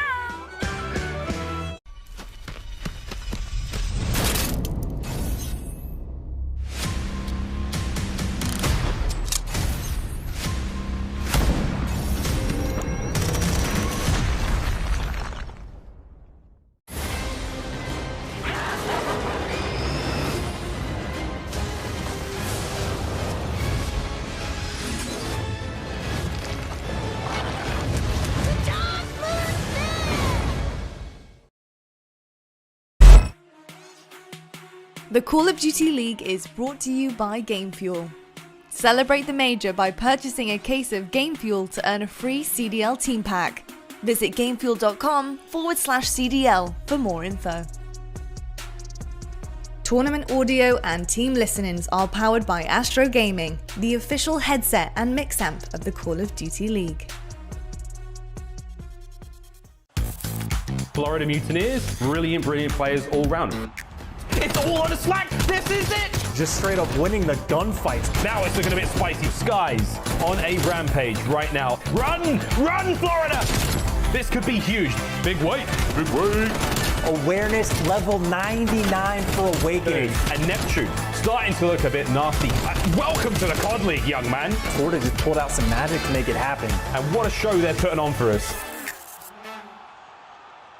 We're almost ready to dive into the search and destroy here between the Florida Mutineers and Seattle Surge. I told you we weren't wasting any time, and I don't believe we are. Very, very excited, as I'm sure you can tell. As we look at our maps and modes, Crossroads is done. Checkmate S&D up next. Gary Control, followed by Raid to Moscow and Chance. I mean, I'm getting the tingle in my bones. That first hard point just got a real tickle out of my pickle. We're going to a game 5. I'm feeling it. I'm feeling it. I mean, you might be feeling it, but if you're a fan of the Florida camp, you might be hoping just if you can win this S&D, you might be feeling a confident 3-0. Again, if you're looking at this series stacked up on paper, the hard points would be split. The S&D, I mean, for Florida, again, it's just whether or not they can rally around Awakening. Man has been a machine so far. If he can keep it up, which, I mean, he showed no signs of slowing down. Again, for Florida, it is just close out an extra round here or there, win the 1v1, don't throw away the advantages that you have, and they go from a 1-4 team in Search to a lethal threat on the map. It's about whether or not they can put it together in time this first major. They've got bad memories here on Checkmate, but we'll see if they can't rewrite those with some very happy memories. Slacked especially. He's looking fine in this series so far, but again, we talk about Awakening. Number 1, search and destroy KD by a long shot in 4 out of 5 games. The man's picking up over 11 kills. Like, that is insane. A repeat performance here would be absolutely ideal for them. Let's see what Surge have in the bag. On offense now we go. Straight in towards that B-bomb. Not a real contest heavy in the plane here. A couple of flashes either side. He's just going to soften one another up. No information really gained, except for that one. That landed home. There come the gunfights. Guy's now waiting to poke out. Neptune's going to try to bring the fight up close, and Slacked is already on the flank, but Octane reads it. A big win. Loony gets the trades out, though, and that's going to be a 2 versus 3 situation. Seattle with the numbers. It's the ARs trying to take the plane as well, so if they can get them into the plane, they might be in a good spot. That's what Awakening is doing. Either way, you see Gunless is backed all the way up, and Octane's backed all the way up as well. It is not easy for these players to try to make a play.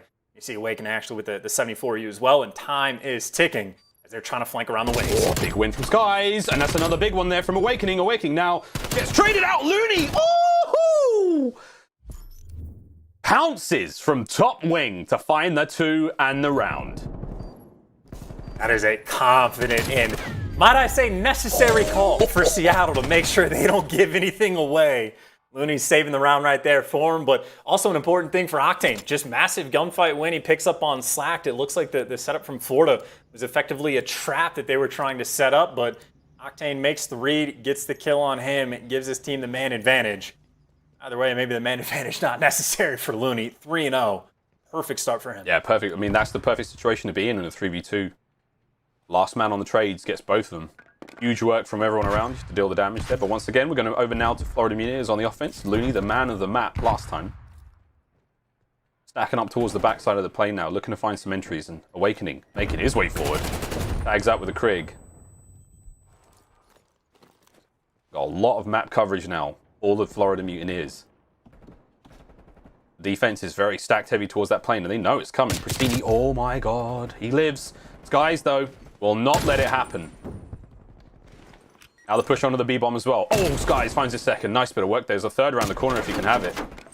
Loony's top plane as well. Awakening now getting involved in the gunfight. That's going to be a nice kill there from Awakening. Now all falls to Loony in this 1v4 chance. And the bomb down. Woohoo! Florida secure the round. We'll be able to see it, I imagine, in the best play once again. But honestly, just clean teamwork in, right? Awakening gets Prestinni, one shot down low. Skies goes hunting. As the next player that Skies kills, also apparently 1 or 2 shot. Don't know who the help was there. Maybe Neptune down low. But even the plays from Skies at the end doesn't take the gunfight right away. Calls in the reinforcements. And of course, it's Awakening from the bottom wings. Traps Gunless in. Perfect teamwork, at least in that round for Florida. Tying things up 1-1. Got Seattle back on the attack, though. Last time it was a slow play around the plane. This time they might be hitting A Street as aggressive as you can. I don't know if we've seen a push like this outside of league play. Let's go, boys. They've got it. Here comes the kills. I think a little bit of information gained there, but you still have to be worried about the plane push. And yeah, you can see the arrows on the minimap. They're worried about it, but oh boy, it is World War III. Over by the A Street. Awakening with a nice big opening kill. Sky's now looking to get the angles. Oh my god, the trap is set. And the jaws of the Florida Mutineers, the Kraken has just been unleashed, man. They have just ripped those 2 players apart. Loony now trying to retake, quite literally, room by room, the cabins of this aircraft. Slack's going to be on the bomb there, and Loony now, he can slide up, potentially find it. Neptune's going to make that real hard. And Octane get involved as well. Sky's hitting the flank. Oh my god. Oh, it's a massacre. It's a massacre as Florida take their second round. And they are one of 2 options, I think, that happened that round. Either the play was to try to catch someone off guard over towards this A site and pick them right away, or the plan was to get the bomb down. But you had, what, 3? All 4 players right there that they just spotted Awakening, got scared, turned, and ran away, and they didn't even get the kill. I just assumed you bully out the alley, try to take the gunfight. You get 3 guns versus 1. Trust yourself to at least trade and go for the bomb down, but all that for the alley control just to effectively trap themselves in. Yeah, not the best mid-round play call, but now inside the plane, Loony looking for the first blood. Him and Prestinni get those first 2 down. Yeah, that was great. They managed to make their work out with no friendly fire, no real damage being dealt. Skies managed just to get involved with the nade there, but and I was going to say, Florida Mutineers, before that round, they were combined for a total 8 kills in a row as a team. Octane now, big XM4 shots. Skies, last player left alive, 1v3 situation. He's on a 5 spree. I mean, you want to live for the streaks here. Like, streaks too. Yeah, don't die. Don't throw your life away. Play this one slow and steady. The bomb's down. There's 45 seconds left. I mean, just sit in that corner and hold your breath. No noise. And you know what? Maybe we should make we any get the next noisy 35 seconds just to hang out, Miles. Nothing's going to happen in this round. He has found his corner, Seattle. They know they don't need to give anything away, give the bomb plant. Nothing matters. Just don't die, and you're fine. He's gone top red. He's gone red tower. He might be able to see something here, but this guy's like, he's trying to play the tiniest portion of his body here. He gives away anything, he's dead. And no one from Seattle is budging. They're like, there's no point in either giving him a kill or throwing the round in any weird way. They don't necessarily know that the bomb is down top B, but it don't matter. I was going to ask you, mate, what did you have for breakfast? We could have talked about that last series. We had plenty of time there to do some breakdowns, but a nice round from Seattle. Big brain plays, like that's a smart thing to do. Not a problem with that round whatsoever. And Octane, about as good as it gets. If you're talking about the man that needs to have that AR battle against Awakening, throw him in a 1v1. Octane does it with the best of them. Able to get that kill, throw up his second on board, and tie 2-2. I'd say the interesting thing for Seattle is the one time they tried to bully out the A site, just no success. So they might be stuck in a spot where they just have to play it standard. Just take your time around the plane, work for picks. Because outside of that, any of their bully strats have not paid off. Glad we're staying on board with Skies here. See if he can make these streaks go any larger. Oh, Octane, the sniper, the assassin, takes care of Skies. Stops him dead in his tracks. Loony now with the top B control, looking to get that bomb ever so closer towards that B target. And Slacked in his position on top table here. See it time and time again. The engineer play there from Loony. He knows exactly he will be there. There is no point throwing his life away. They can't throw anything at him quite literally because of the trophy. Neptune. There at the back of the plane, Awakening. Oh my word, what an angle. Tags are up. Here comes the flank. Awakening reads it. Loony's in! Loony's in! Shots are there. The trade could come through any second now. There it is from Slack, but now he's opened himself up to a punch. And Seattle surged left, right. Good night. Round 3.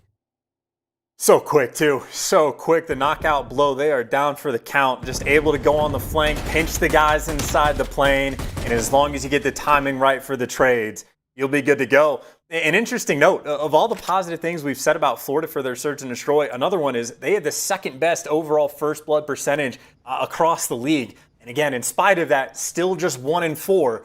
It is all these middle round adjustments. It is all these clutch situations. They have not had a lot of success. And so far what we've seen this game, Seattle done a great job of finding these first bloods. Last round it was Octane. 2 rounds before that, it was Loony and Prestinni bullying out the actual airplane. So if Seattle can keep up this in the first blood department, gonna be in a great spot. And Gunless, well, he delivers. He delivered fantastically there. Awakening didn't know what hit him. Prestinni now making his way up to that top right-hand side of the wing, playing it quite slowly. In a great spot. If anyone tries to jump up to get involved in that fight in the cabin, he's got him covered. But look, it's the A push now from the bomb.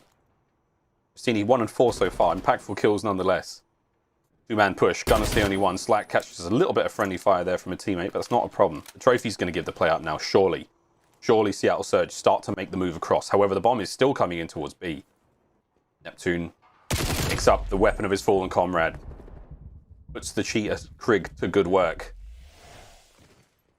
It's a lovely pick to make it a 3v2 now.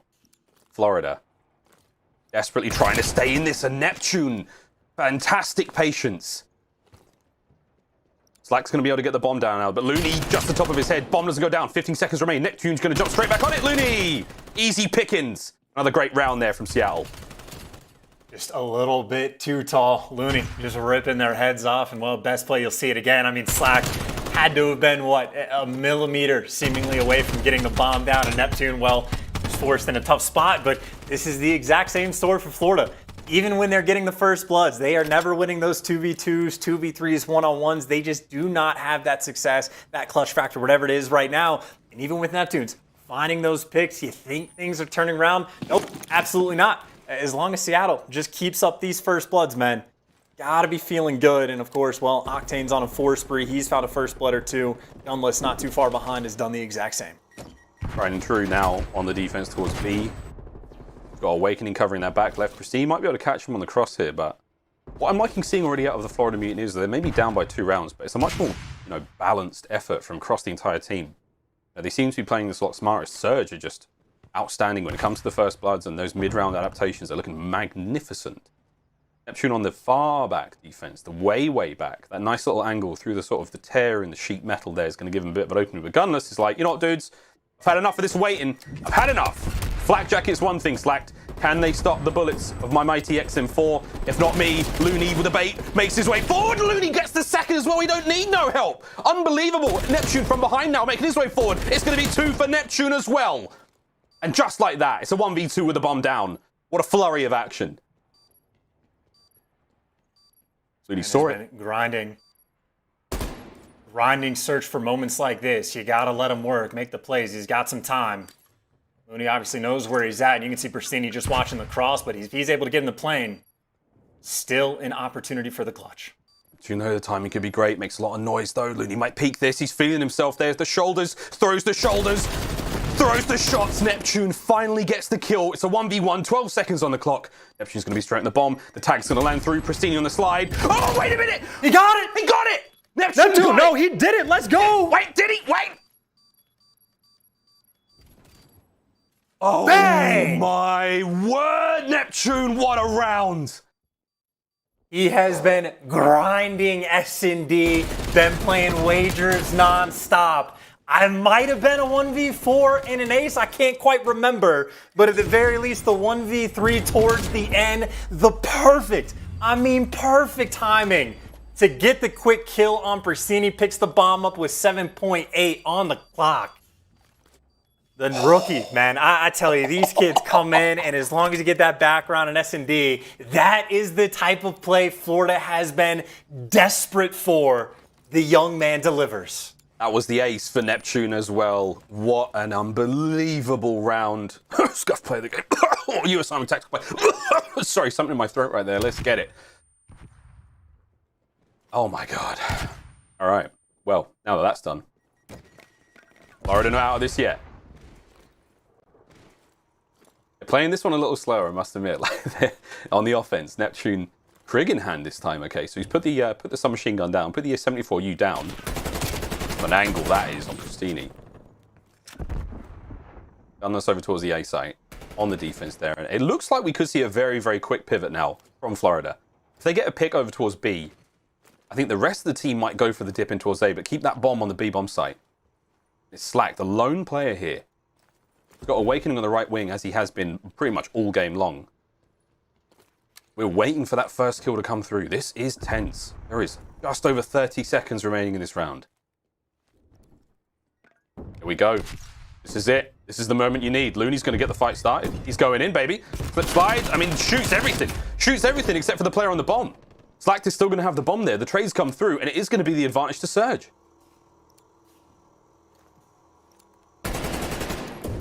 Bomb goes down. Octane up close. Great bit of work there. Prestinni just over his shoulder. Sky's now trying to hit the flank. The timing could be incredible if he can work out how to use a ladder. There's the first. Shots are in. Skies can't get it done under the second player as Prestinni gets the kill. Now, that is that. The timing could have been insane, but instead, Surge will get the defuse. Put themselves on map point. I mean, Surge, it just goes to show they have done their homework. I mean, Loony has been a machine just with these first blood, though. He comes sliding into the bomb site, though, and won't start shooting it effectively a trophy, but he still manages to find a kill.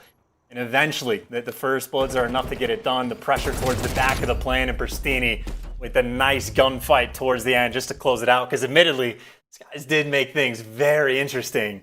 Just a bullet away from closing that one down, and frankly, overall for Seattle, again, Awakening, averaging double digits in search and destroy. This game effectively has been completely shut down. Seattle have put in the work, but obviously, game not over yet. Still one round away. Going back to more of the center. Doubling up and playing double up in A Street. Looking for these first bloods. Well, Big Loony doesn't necessarily have the same ring to it. He is certainly getting the job done right now. Oh, sneaky boys. Sneaky, sneaky boys. The nade comes through. There's the tag. And here come the enforcers of Florida Mutineers. The kills there from Neptune and Slacked. The bomb does go down there, and yeah, you may as well go for the defuse quickly. You have to retake the bomb site. Octane, you gotta go, bro! Gunless gets the kill. Brilliant work there to get the player right off the top of it. Awakening now versus Gunless over by the A Street. It comes to this. Awakening gets the big win. Octane, last player left alive. There is ample time to still get the defuse, but Octane has to play this one very sensibly. Would maybe go back over towards the A Street. Oh, there it is. Tags are up, finds the kill. Watch for the next player's push. 15 seconds remaining. Is the hunt on? It's good. Skies gets it. And he's just going to be able to stick the defuse as well. Oh boy, that round. Woo! Woo! I mean, that's a round just about survival, hanging on. Because by God, the Gunless and Octane just not make things interesting. I mean, honestly, for Florida, nice job on the retake. You take care of the trophy, you get the nades on site, and you just demolish the two players that were trying to play on bomb. After that, again, things got dicey. Awakening, to his credit, big one-on-one gunfight he had against Gunless. The gunfight of the round, potentially, but still, Florida, they have not had any success in these first blood categories. They have been struggling, and they still need these two next rounds. Two players up A Street, the other two down the opposite side of the road. Gunless again, the lone man on A bomb. Potentially, this is who Neptune. He might be looking for a timing just to go on this flank and try to take Gunless down. God. The timing works out. First blood to Neptune. Neptune just dropped a spirit bomb on top of him. That was hideous. Uncheck. Don't find a thing. Flag wins a big one on Prestinni there. That's massive. 4v2 now. Great timing. One player still left from the bomb site. Octane over by the tube. NASA. Many names for that one. Quick transition over towards the back. Loony. Great timing, great timing. Not good enough on the shots, though. Not able to catch those players stacking up. Maybe Octane will have more luck. No, he won't. It's a round 11. We're going the distance, baby. All the way. Oh, my God. The play, dude. Oh, it's round 11. Round 11 for these two teams. I'm feeling the stress. I can't imagine what's going through their heads. You got Florida that's just dealing with what the 5-3 comeback. You got Seattle trying not to let it slip away. Round 11 on checkmate. Seattle's got the offense. They need to tie up this series. Having control as the next map has not been their biggest payoff. Prestinni, well, he's got the XM4. Quite a few players around this right side wing. This might be the first time they've pushed up through Tetris. You can see Loony. He has been a first blood wizard so far in this game. He's thinking about, and Sky's well trapped in the corner. Prestinni's got him trapped. Loony going for the kill. Oh, no way. First bloods are there. They get both of them. They managed to get Neptune coming in and try to help out as well. Slack now on the bomb site alone. Loony's going to be able to gun him down. He's going to cut him to pieces. This is it. The round has fallen apart. It's on Big Wake and a 1v4. A 1v4 situation for the man who has been an absolute demon on this very map and mode. And it's nothing. The Demon Slayer Octane puts him down. Seattle Surge, they come screaming back. Wasn't easy, but they got the job done. And Loony, again, you talk about a man that turned into a machine. His S&D has been a focal point for this team. He puts in work. He got 13, 14 kills maybe towards the end. All the first bloods you could ask for him. Anytime he was even taking a gunfight 1v2, came up with some sort of success, and even the play call towards the end, the first time they had pushed up through Tetris' side. And well, Caesar Sky's bueno. He gets caught out by Prestinni, hunted down by Loony. And Octane even there for the trade. Seattle, very important bounce back around for them to get. This thing's obviously very dicey. And Neptune starts to make things interesting like he did. I mean, it looks all easy for Octane there. Like, yeah, I just had to win one big gunfight at the back of the map. Like, perfect reason where he was. But, like, man, that was a stressful search and destroy. Neptune with the ace, that incredible round with defuse, you name it. The buzzer beater. Quick look at the stats. Nothing but love there for Loony. 13 and 7, some crucial rounds. Incredible work either side. I mean, long term for me though, Chance, I'm looking at Florida, I'm like, wow, your search and destroy looks so much better than it has. Like, that was a gauntlet to go through against a team that were looking fierce. Like, I feel good in the long term, but for this series now I'm like, give me that game 5. I don't know what I need to do to make that happen. I don't know what I need to do. I don't know what you need to do, you as the fans. I don't know how we do this. Power cuts, someone gets... I don't know. I need it. I need that. Before we get to that, shenanigans, let's have a quick look at our US Army tactical plate. This was going to be from Loony. It couldn't be from Neptune. They didn't win the map. That's the way it works here, friends. But man, was this man on fire, Chance?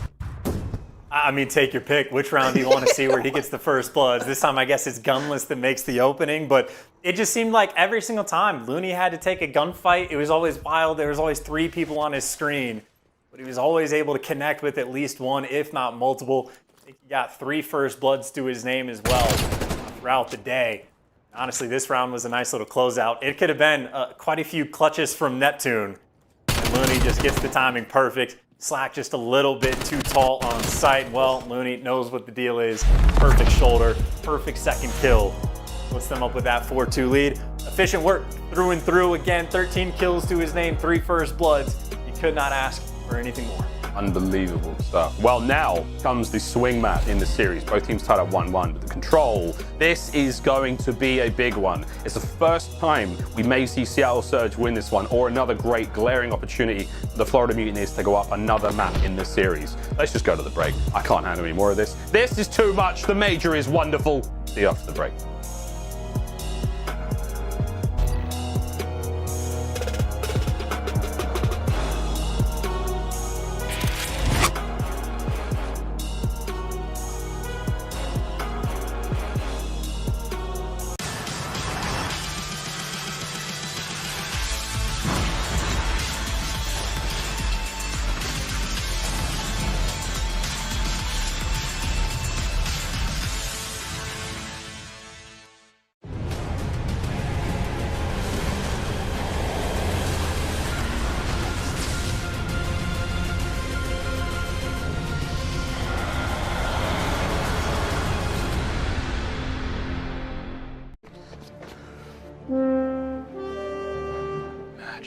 Oh, I'm so in.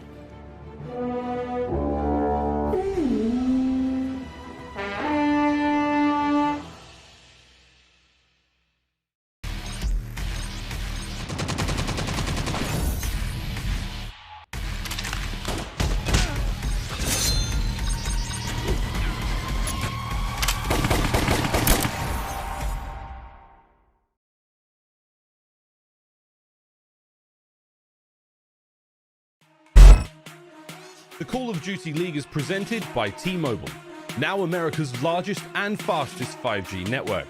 Set your sights on the competition with T-Mobile, the leader in 5G.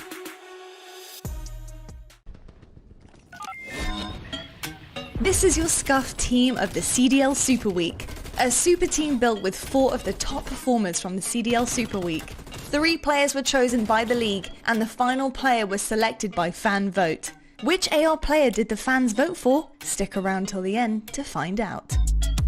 First up, it's Huke of the Dallas Empire.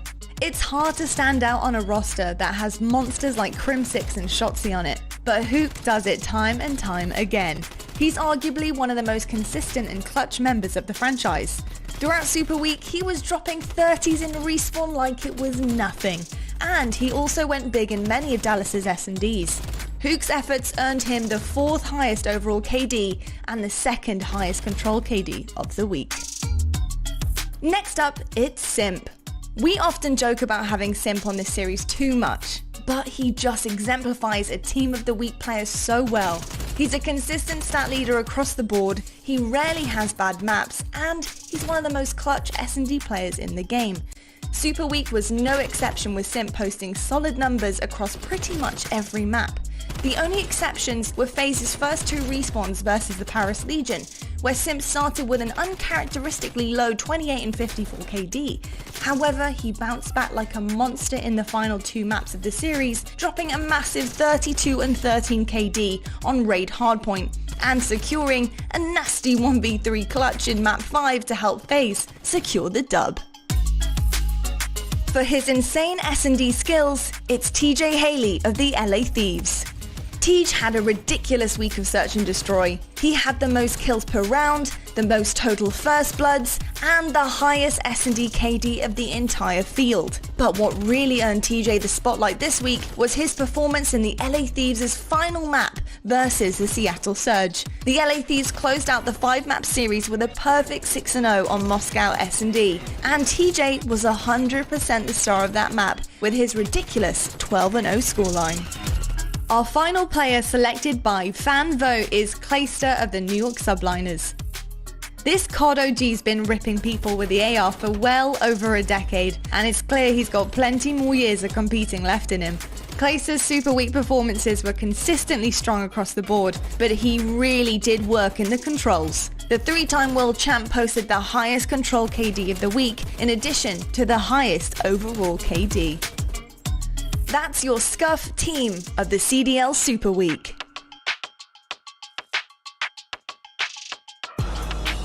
That was your Scuff Team of the Week. Get to do that all the time. We love it. Back over to our maps and modes, though, because this series is about to reach a boiling point from which we may never return. 250, 235, Crossroads, 6-5. They're in the round 11 on Checkmate, and now Garrison Control. Quick sort of a bit of story time here, Chance. I don't think Surge, they've not won a single map a single map of Control. Like, they just haven't done it. Is today the day? Well, I mean, so that's the big question, right? Like, the fix for Florida coming into this weekend needed to be all about the search and destroy. 1-4 record. You're struggling to close out rounds. You're not winning any of your 2v2s, 2v3s. And granted, Neptune tried. He really did with the 1v4 clutch. But in spite of that, you still end up losing to the round 11. So Florida, well, the fix hasn't come through in time, at least not for the map 2. Flip side for Seattle, if they can fix their control, they will be in a great spot for the rest of the tournament. 0-5 on it now, 0-2 on Garrison. Just to take it a step further, they have not won a single offensive round on this map. They're 50-50 on their defenses. And again, this is a team that Prestinni and Loony combined for, I think it's -64 deaths in control. So they are never, if they continue performances like that, going to see a defense on round 5, which obviously on Garrison goes a long way. So we'll see if Seattle makes that fix, if they can figure out how to play more conservatively, if the rounds just do not go their way. Of course, on defense, you do not want to throw any lives away while defending the B point. It is all about A. Well, Magic has already been spread with London finding their very first search and destroy win today. I mean, why not give another one a surge? Really make today that bit more exciting. I can hear the Florida fans from here saying, shut up, Miles. Neptune's going to start us one off with a bang, as does Octane, and that's a heavy push over towards B there from Seattle Surge. That, I mean, this could be a cap. Oh, and on the push to spawns. Go on, Prestinni. Go on, son. Get involved. Go on, son. Finds himself another one. Okay. Surge, okay. Chance, it's all you from here, mate. I mean, making the plays by himself, the force spree for him, that's all he needs. Like, if you're having problems working with your AR players, go make the hero play. Prestinni trying to deliver, frankly, on the flank. You got a couple players right now for Seattle pushing the back, still like a 2v2 gunfight. If Seattle gets these quick enough, they could get to the A point. Unfortunately for Loony, he is going to fall. Gunless knows he needs to look for the spawn kills. Instead of trying to capture A, and well on Skies, he delivers for at least one before he gets traded out. But hey, lives are important. Seattle, well, they got 4 extra. Hey, what can you say? Prestinni started this map off absolutely twisted. We love that. Yep, B's gone over to A, now we go. And it's a slow push now from the outside of the map there. Looney's going to be the one coming in, making his way through lights. If he can win that gunfight, it's going to be tough with Awakening poking him in the side. Skies gets done with a nade. That's going to be a little bit more solid defense, though. Gunless now makes the back tank area safer. So we've got an opening now for the members of Seattle Surge to go for it. Skies right back in off spawn. And the dance right now, the footsies between Awakening and he just dips a toe. That's just enough to get it done. Another big one there onto Loony. Awakening looking fierce. That's 2 in a row. Still, A point. Hard to break into. Streaks really help, let's be honest. Streaks incredibly useful in this situation. Awakening, he is a brick wall of defense right now, not letting anything through.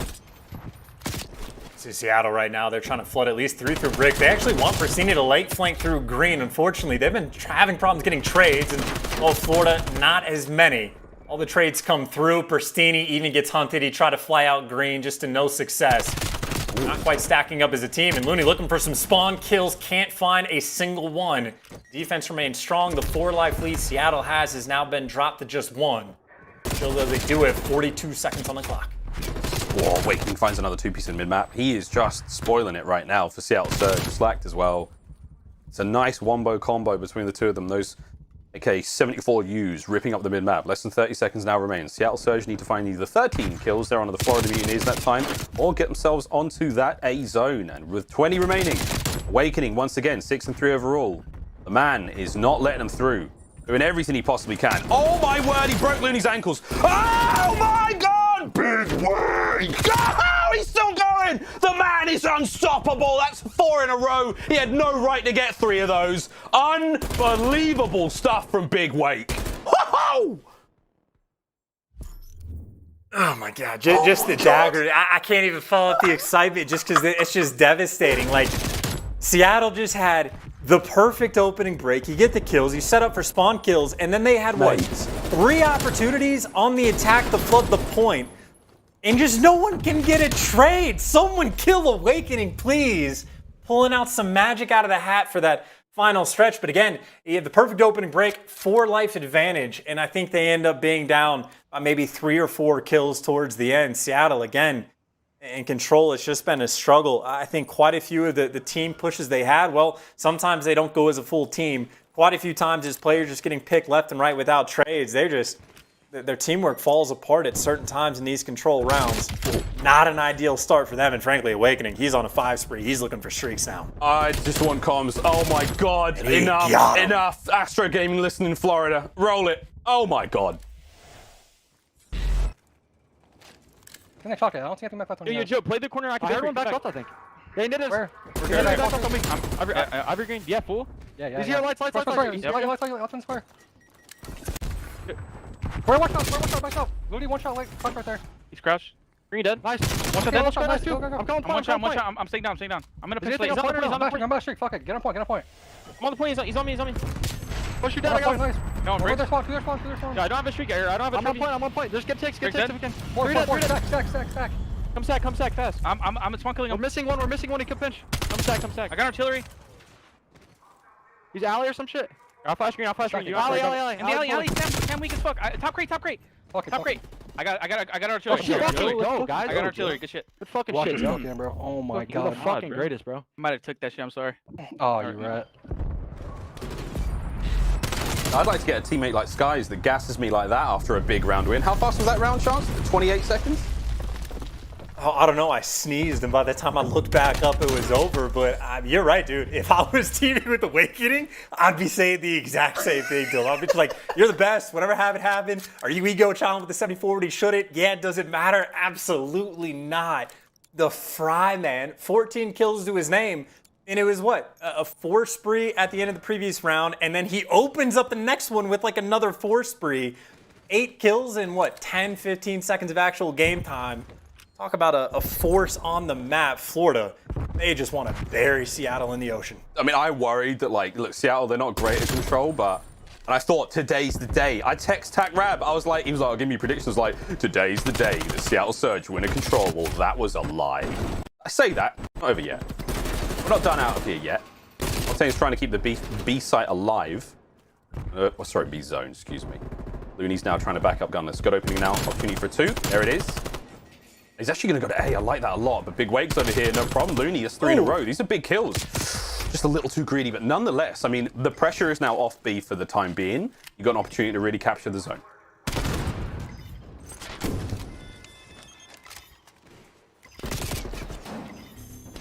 Gunless with a finesse for as long as he possibly could. No more help to be had there, though, but there's still a chance looking at that minimap. I'm still saying for Seattle Surge, the play is to keep going in on towards A. The biggest issue you face, Awakening still has streaks. He can just wipe you off them like in a moment, like with a snap of his purple gauntlet. Oh, here it comes. It's time for the point. He's going to just hit him on spawn.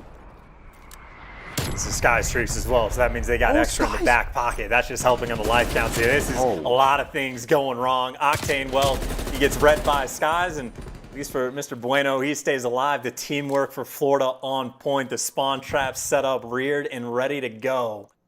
For Seattle, you're just stuck. You're getting caught on the cross. You don't have time. You're getting killed like that, not even checking your corners.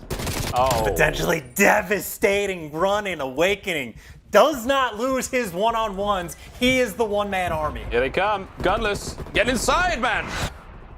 Octane is on the hunt for Big Wake. Can he find it? Awakening's by the flatbed truck. He's found another one on Loony. Octane's like, guys, I'll get him. I'll find him. I'll kill him. Oh, my God. I thought he was going to get away with that one. But, yeah. Okay, I'm already stood up, dude. This one's done. This one is over. Florida Mutineers. It was an absolute massacre on Garrison. Oh my God. Can we just see, I just want to see Awakenings round 2 again. I just want to see that. I mean, I'm all for that very well could be like the highlight reel, right? It only lasted 30 seconds that round. It's too quick. We can show the entire thing. It's not a problem. This is the whole round in the kill cam. Okay, well, that's 2-1 in the series. Florida. That's a nice lead to have. I think, again, for a lot of the pundits at home, everyone who's playing Pick'ems, I think you definitely saw that map going the way of Florida, but I thought Seattle may have managed to pull something special out, but it looks like the control woes continue. Oh my God. That man on your screen. big awakening. I mean, I said that Neptune dropped a spirit bomb on Gunless in the search and destroy. I mean, I don't know what that was, man. That was some evil anime move. Right, anyway, quick look at the stats now from Garrison. 6 minutes 21, a fast one, no doubt about it. Skies 15 and 12, but Awakening 20 and 7. I think he's now starting to put himself in the candidate for like MVP individual player. Like, he's just unbelievable. The team might not be having them as much success, but like as just one player, the dude is out of control. Chance, I think you know the vibe there. But yeah, we're gonna throw this one to a quick break. When we come back, we're going to another hard point. This is Seattle Surge's last chance here in the series to keep themselves going, force themselves to that search and destroy, and maybe see a difference maker. Florida, though, they're riding the waves high right now, looking to close this series out in 3. Oh my God, Awakening's a monster. We'll see you after the break.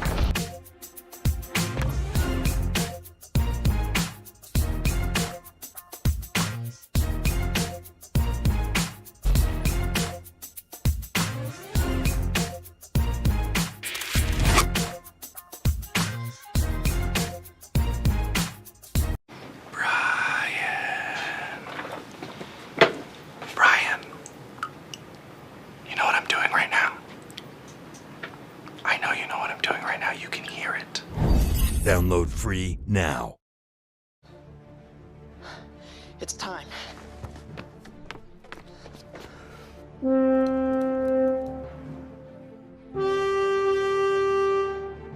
Magic. Oh, I'm so in.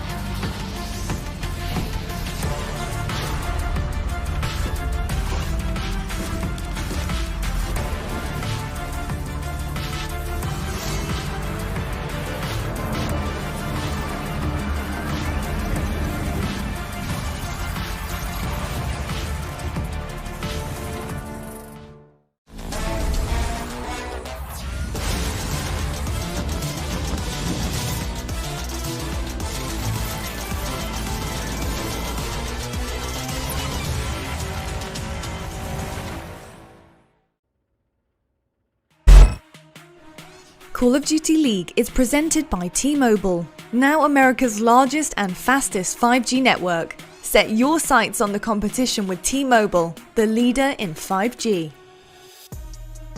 Scuff, the official controller of the Call of Duty League. The Call of Duty League is presented by USAA Insurance.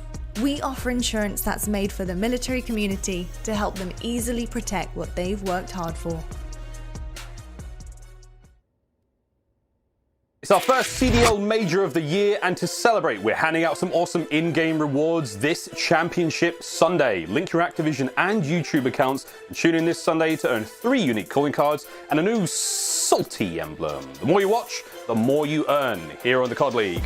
Again, link them accounts, friends. If you haven't already done it, what are you doing? If you're having some kind of technical issue, just call your mate who works in IT. They can help fix everything. Myself, Chance, very excited, my friend, to get into this one. Hard points coming up, brother. But before we get there, let's have a quick look at some stats. We've got Awakening, because Awakening, right, Chance? And also looking at Neptune, who's had a nice impact here on this series. But I mean, let's face it, man. Like, Awakening, he's kind of stealing the show in a lot of ways.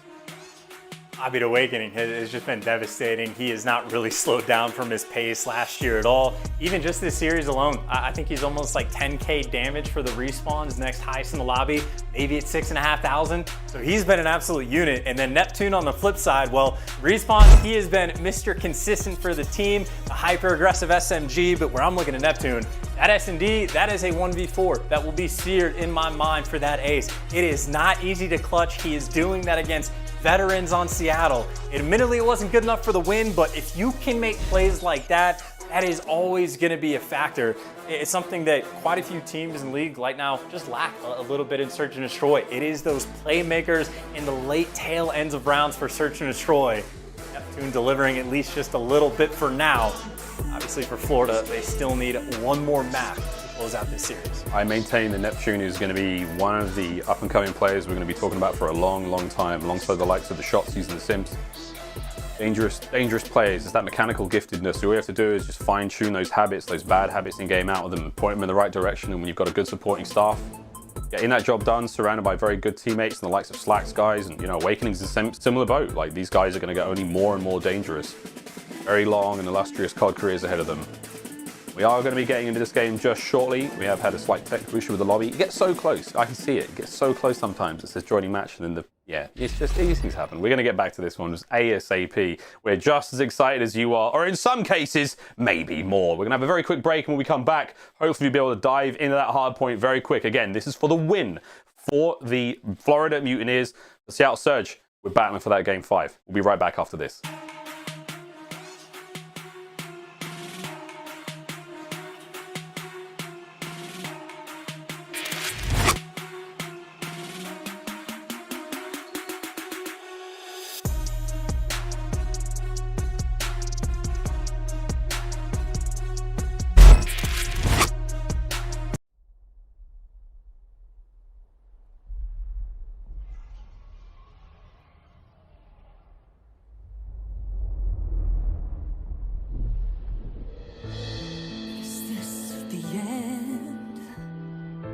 Our heroes can't fly, they fall like shooting stars. Will anyone survive?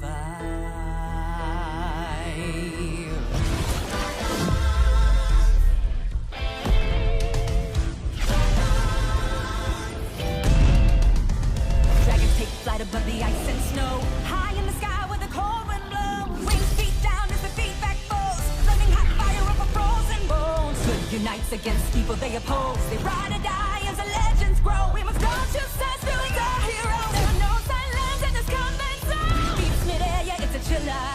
Life and death, yeah, it's a killer. They go round and round as the beat down pounds. Aerial thrills, yeah, it's a thriller. The sky's filled with trauma and all of this drama, pretending and impending, yeah. Crash down. It's dragons and dragons descend.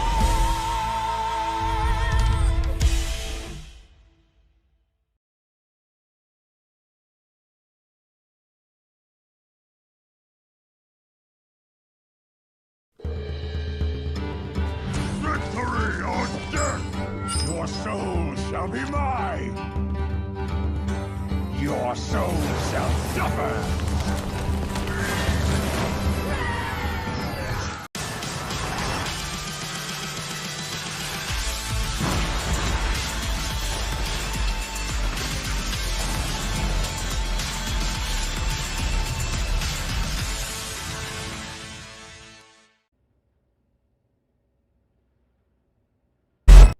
Call of Duty fans, behold, we're about to be treated to an absolute feast here in this series. Again, an elimination matchup now. Florida Mutineers, Seattle Surge, Florida. With a very, very narrow lead there. Again, it was a banging control there on Garrison. But now, Raid Hardpoint up next. The players just getting back into the lobby. If we have to go the distance, a Moscow Search and Destroy, which, let's face it, could kind of go either way. We've seen a lot out of Moscow. We, of course, saw Seattle Surge fall to the very, very famed performance from TJ Haley of the LA Thieves. It was as clean as you could like, but I would imagine you take a lot of learnings from that one. We're looking at that first hard point now. The stats on screen, this was all just non-stop, man. Like, the boys were slaying out. It was a real close one chance, but Raid's a very, very different map, compared to Crossroads. So this could be a totally different, entirely different look for the hard point. I mean, it seemed like Crossroads was just like, what, chaos incarnate, effectively just non-stop trades back and forth. You try to hold a hill, it gets broken immediately, spawns flip. It was just insanity. But I will say, coming in the day for Florida, their only hardpoint win was on Garrison, like over the course of the entire year. Seattle obviously bans that out, so this is going to be our first look. Paying attention to this team on Raid Hardpoint, we do not know what to expect. Of course, again, generally speaking, we know the ARs from both sides of the board are gonna get theirs. It's about which SMGs are able to perform better, and maybe Slack, honestly, pretty big factor. He had some nice plays and nice numbers in map 1. If you can keep up that pace, well, maybe they'll be good to go for the series. And on the flip side, well, someone for Seattle gotta make sure that they step it up, and well, take your pick. I mean, Loony's had some fantastic moments as well. Maybe he can be that guy. maybe Gunless can deliver another tried and true performance. We simply do not know, but if you look at any map advantage, you do have to lean at least slightly towards Seattle. We're gonna have a quick look at our social soundboard powered by Astro now, and I've got no doubt about it. There are some big tweets flying around right now. Big Wig is different, says Lendo. He is different. I mean, we all saw it. It was gross, mate. It was really gross. We did love it, but man, I'm just thinking more about the SMGs, you know, going back to what Seattle need to be doing, going back to our keys to victory. And Atura, I mean, you're biased as hell, man. Of course you're going to say he's the best in the game. You're super biased. You're more biased than these casters are sometimes. Bias, or was it, how do we spell biased again? I can't remember that meme, but whew, big way, putting on a show for us. I'm trying to remember that, biased casters. Oh, that's right, B-U-Y-E-S-T, biased. There you go. That was the joke. Whew. Throwing it back to last year with the memes. But anyway, my point, Chance, was going back to our game fuel keys to victory as we continue to mess around in this time machine. It's the subbies. You got to drown them out. Like that's what you have to see from Seattle Surge now. Prestinni and Loony, more big games out of them. They have been playing very, very well in this series so far. Control aside, there's not a lot you can do when Big Wake and the boys are just stepping on you. And honestly, just to tail back to the tweet from Atura, like, he might be correct. We haven't had too much of a discussion on best player of the game, but this man absolutely needs to be in that conversation.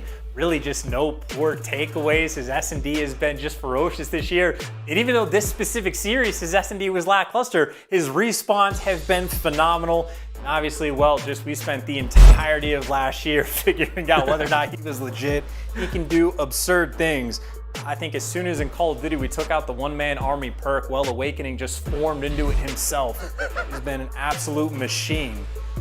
Really, you can't give him enough credit. Of course, again, they are 1-4 on the year, so we say all these positive things about the player, but the team, of course, does need to start racking in some of the W's. Yeah, we are talking about him like he's the be-all, end-all, but you're right. There's definitely some issues with the team in general, and again, we brought that up when it comes to the search and destroy. Like, if he's going so huge, that is there's a massive disparity between his kills and the rest of his team. So there's a lot going on there that, you know, I think the coaching staff, you know, Atura and Over2, like they are, I don't know if they're scratching their brains or racking their brains to really get that one sorted out. But so far, a nice balanced effort.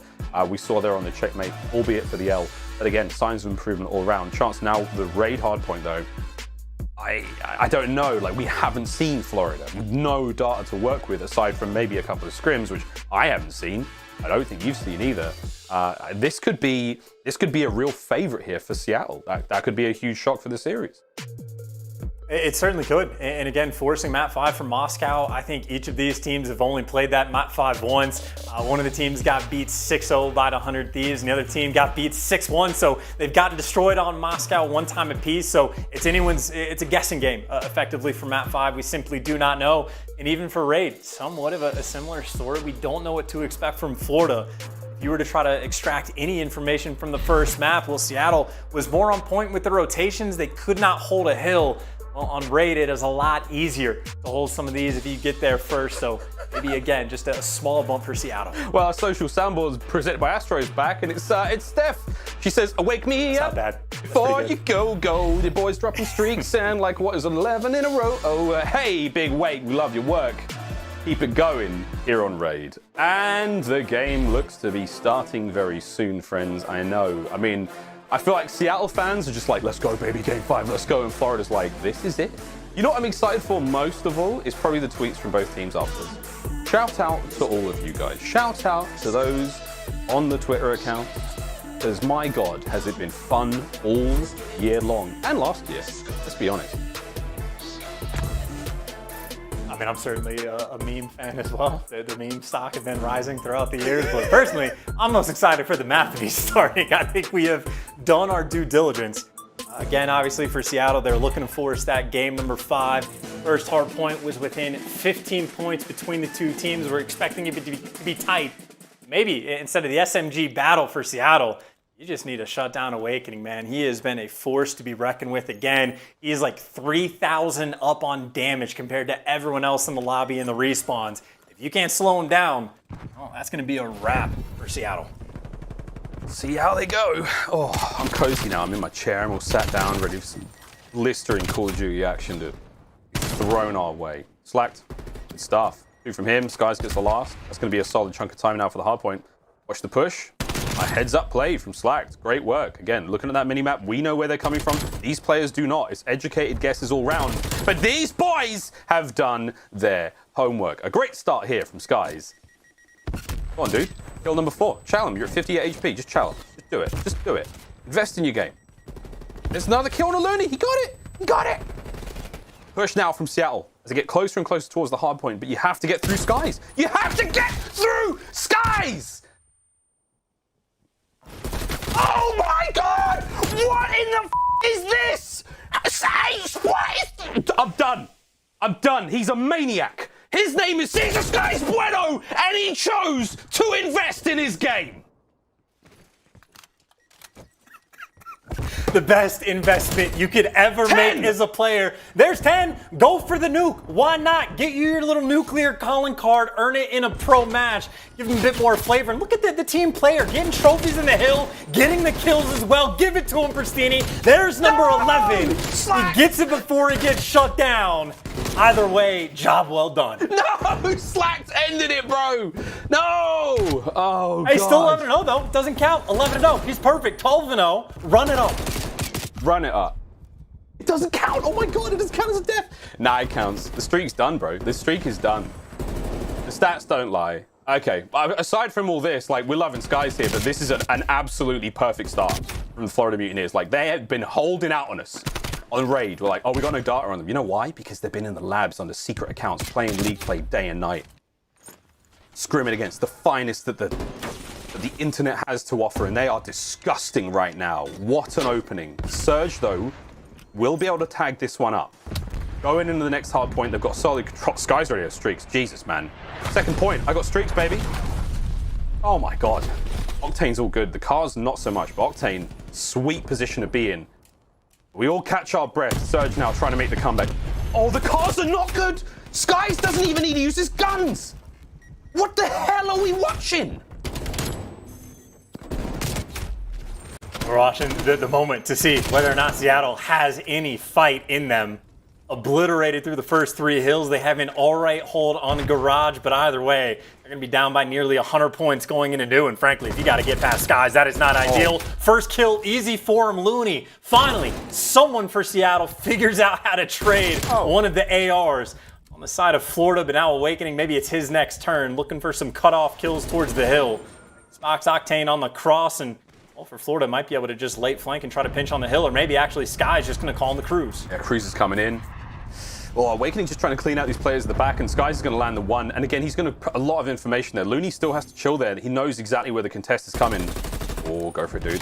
Nice pinch. Good stuff from Seattle. Going to keep the hard point there. It's good kills from Loony. Octane just gets taken down by Slack there, but that should be still Kitchen in their hands. But Prestinni gets involved now as well. Good stuff all round. Seattle, they're getting back into this one slowly but surely. And man, this is a testament to Seattle's never die attitude that they've had all hard point long in the first. No matter what happens to them, no matter what Skies does on an individual level, they are still pushing this one back. True resolve, true professionals. I mean, he is 19-5 though. That is just terrifying. Again, just the amount of confidence Florida has to be going into this map with. But either way, again, I think we saw it on the crossroads, right? It was about a 70-80 point lead that Florida built up, and well, it came down to a 15-point game. Seattle made it dicey. Still a long way to go in this one. Inside the point, the clearance is there. Seattle gets inside. They get that clean 4 down. And now Awakening, well, he's going to be going on the late flank, but it looks like Prestinni might make the read. He takes care of Big Wake. The remaining players all through Art side. They're just walking into gunfire, and well, you've seen what can happen in this spot. Skies is able to get 12, and well, Looney's only able to get 1. But either way, you see the score. Seattle right back in it. They might even be able to tie this up after the first set of rotations. Oh, dude, I mean, it's Gunless has started to like heat things up. Like those individual wins, they make a massive difference. It's going to be 20 seconds, arguably all going the way of the Mutineers. But right now, I mean, Loony and Co, they're lined up, they're set up the next, getting ready to go back into the next set of rotations. And like, you can't be disappointed. You have to think of the start that Florida had on this map. It was unprecedented. It was disgusting. To rebound from that. Rebound? To rebound from that. Who the hell says rebound? Sorry. To rebound from that is incredible. Now, Seattle with a hard point. Be a nice pinch though from all angles here from Florida, and dude, it's Skies again! Good God. Oh! Dude, it's a 4. It's a 5. It is skies all day and night. Unreal. And just like that, the hard point stairs. Unreal. And he's not even like ego shot. Like, he's playing smart too. Only taking the gunfights he needs to. When he's got the clearance on one end, he's got his teammates for the support. So it's not just the fact that he has 28 kills to his name and he's looking for streaks once again. He's being smart while it's happening and, well, just needs to bait out maybe one more teammate for the next kill. And again, he'll be double streaked out. And while he's doing this, his teammates are just winning the gunfights on the rotation just to try to set up for spawns. Unfortunately, Awakening does fall. Maybe not unfortunate at all. Slack's there for the cleanup kills. You keep the spawns. You get an 80-point lead. And this is number 7. Octane, well, shuts him down. No streaks for Skies, but does he even care? You got the hill time, a near 100-point lead. And obviously, the hottest thumbs in the world right now. Yeah, I mean, I'm expecting Atura to tweet out he's the best in the game in just a minute now, but here we go. Octane, unlucky from Big Wake there, slides on in, but that's the 204 now, leading the 110. That's a great break, though. They were really patient on that push. All things considered, Surge looking fine here. Let's keep the play going. 28 and 9 overall from Skies. Here comes number 29. There it is. Big stuff from him and the kills. The 30 is just around the corner, but still, you have to make the break here in the kitchen. Flip slides on through. Oh boy! Once again, Skies. I mean, the only thing that can kill him is Loony's trophy. That was the secret. Throw that out at the start, man. But what have you got here? You've still got scrap time going the way. Big Wake and Neptune, the subbies are just cleaning house. Surge, once again, though, on the rotate. He should be in a position to get this one. Gunless finds a nice 2-piece there on the players by Backcar. Prestinni pushing the players out through mid-map as well, so Loony's all over this one. This is a great look from Surge. You just have to hold it. Don't let the break be as clean as it was on Kitchen. And honestly, Seattle are right back in this. Well, Slack maybe the player working through weight room. You actually got Florida going for the pure map spread. If you're winning gunfights against guys, you're feeling great, right? You take him down, you get a full 60 on the hill. So Gunless for the first one against Skies. Well, Loony's there for the second.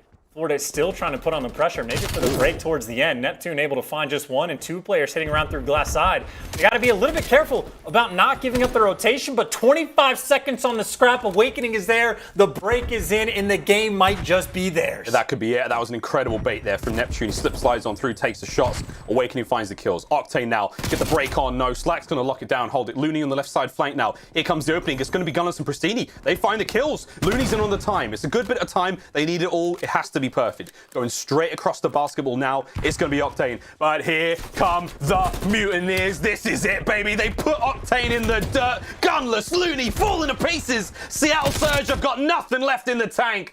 Florida, a massacre on raid. Secrets be damned. We had no idea what to expect, and none of us expected that. And this is just what? Beatdown after beatdown. Skies clearly paid attention in Black Ops 4. The shot punch on point. The gunny quick reaction time disgusting. And someone, just someone trade him, man. Like, he's just killing everything in sight. Ridiculous performance out of him. The 12-0 start. Frankly, if it wasn't for the team kill, Skies has a perfect game. Yeah. And he definitely doesn't, but good lord. What a performance out of the young man. And any time after that, I mean, we go on his kill just for a second. He's 180 world starring everybody. Yeah. Nice little cheeky smile on his face, dude. The investment paid off. Florida do not get eliminated. Hell of a series for them. Hell of a series.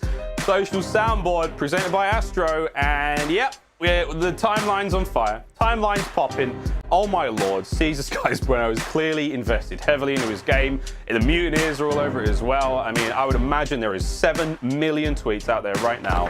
Something very similar. Everyone got to be getting involved on that one. Man, Skies, that was a ridiculous performance. It's so funny, like in the break chance, you said to me, like, man, I really see more out of Skies, dude. I was like, yeah, me too. I'd love to see more out of Skies. Oh my god, dude, did he pop off?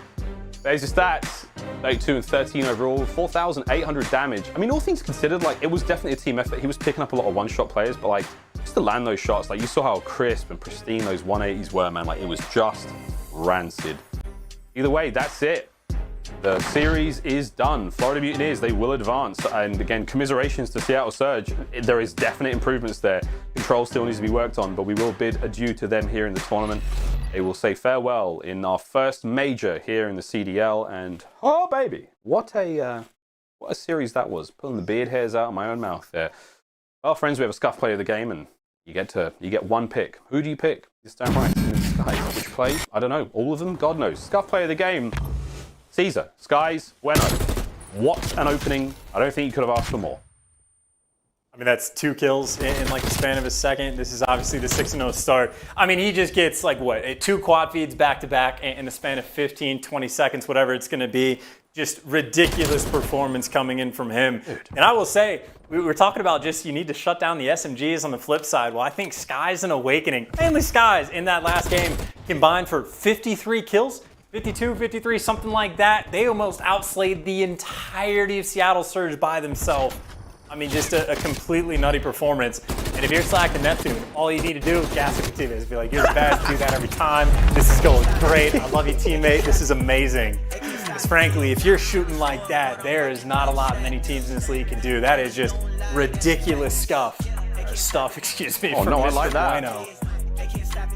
Work that one into the mix. But either way, just nutty stuff for them. And that's the exact kind of series they need to get the ball rolling, to get the vibes and confidence flowing for the duration of the first major that we have. Because as good of a game as it was, they got a long way to go. Long way to go. Well, this is your Major Tournament 1. This is the Thursday schedule brought to you by US Army. First up, it's the battle for Los Angeles. The LA Thieves going up against the LA Guerrillas. After that, Chicago OpTic, NYSL. We got Paris versus the Mutineers. Now that's locked and loaded. And we get a rematch for the Battle of the North. There it's going to be Minnesota Røkkr taking on the Toronto Ultra. After what was a wonderful day of games, man. I mean, that's one that's going to stick with all of us for a long time, I think. Those performances were terrifying.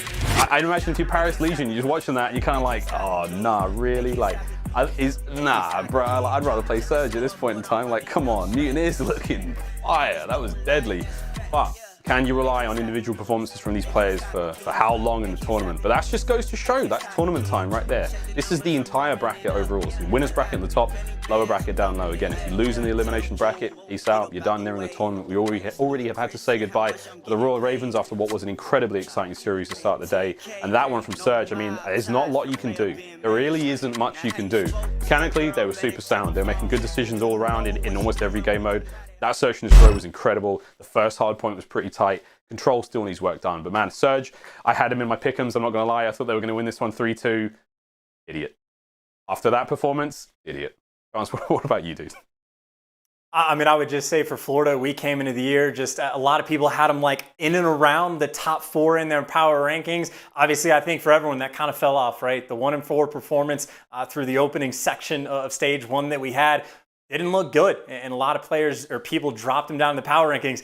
That looked like the top 4 team we were expecting. If they can keep that performance up, and again, S&D, they are still 1-5 overall. If they can just clean up some of those rounds that they have, if Neptune can continue to go big, I mean, this is a team that we're talking about how hard a loser's bracket run may be.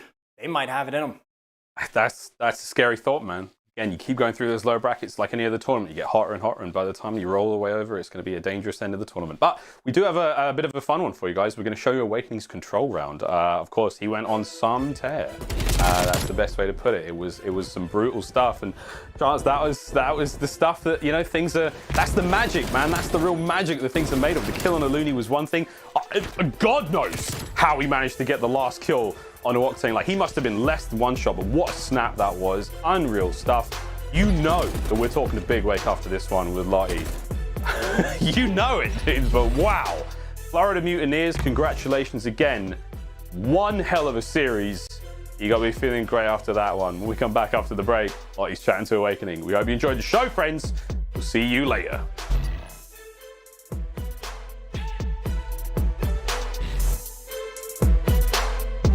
Hey, I don't think we could have asked for a better series.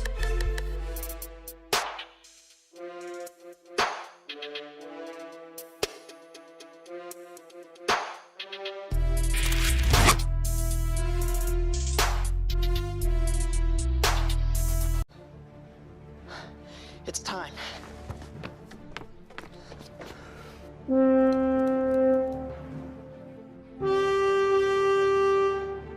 Magic. Oh, I'm so in.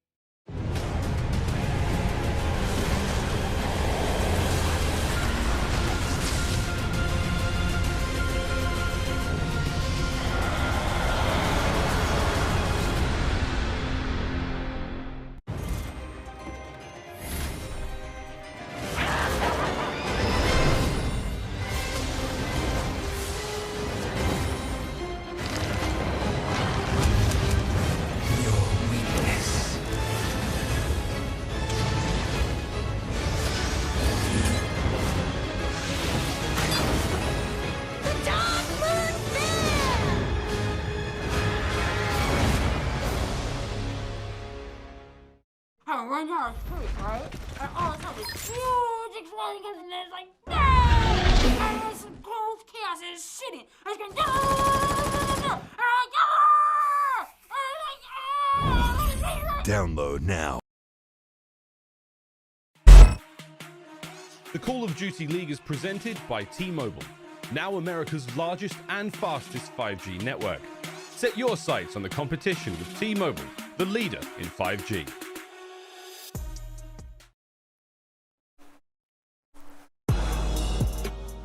Hello everybody and welcome to your Game Fuel Victory Spotlight, and I have the man of the hour, the man of the day potentially. I've got Awakening from Mutineers. Awakening man, first of all, I've got to give some love to your team because that was ridiculous. I felt like you guys were taking it in turns every single map to just turn up and do the most ridiculous stuff we've ever seen. Yeah. So a huge congratulations to all of you overall. But man, I got to talk about you here, Awakening. I don't mean to embarrass you, but I've got to gas you up because what you were doing in that final map was unreal. And I've got to know, is there anybody in the league that frustrates you at all? Because you are right up there right now, potentially in the race to becoming the best player we have in the league. So I want to know from you, do you feel like you have a chance of being the best player in the league? Does it feel that way to you? That's not really up to me. I'll let everyone else decide that, but I just put in the time and put in the effort and I just do me. What goes through your head in moments that we've just seen overall on that map? You know, you start just clutching up, you get a few pieces here and there, the streaks come through, but you just have such incredible awareness. What kind of goes through your head there? I don't know, I just feel like in this game it's super easy to know where everyone's at all times, so like it just makes my job way easier, and like I obviously have the gun skill and the talent, so it's just pretty easy. I love that. Just pretty easy, guys. You make me feel like I could just jump on now and just go and clutch up some pubs. But we've got some, of course, some tweets on the board as well. I mean, I'm up there. Look, I'm wide awake. Wake me up before you go. Big Wake is different. Wake's the best in the game. People are very loud right now over you, Awakening, because you really are changing things up, and it's some of the best Call of Duty we've seen in a long time. So keep it up, pal. Absolutely formidable. Thank you so much. I also have to know that obviously the other rest of your teammates have been also playing up to an incredible standard. Neptune, that ace, I've got to know, what are the comms like when you or Neptune or Skies or even Slacked start just going off like that? In that ace, we were honestly just all mind blown that Prestinni decided to chuck the bomb like that, and then Neptune obviously just got the defuse, and I don't know, we were just all mind blown, honestly. I love that. Well, tell you what, you've left us all mind blown after today, and we're very excited for your next step into the bracket. I wish you the best of luck and a big congratulations for your first hurdle in our first major.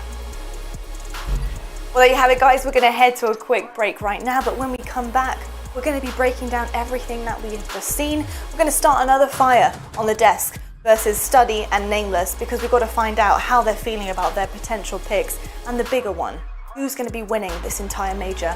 We'll be talking all of that and more right after this.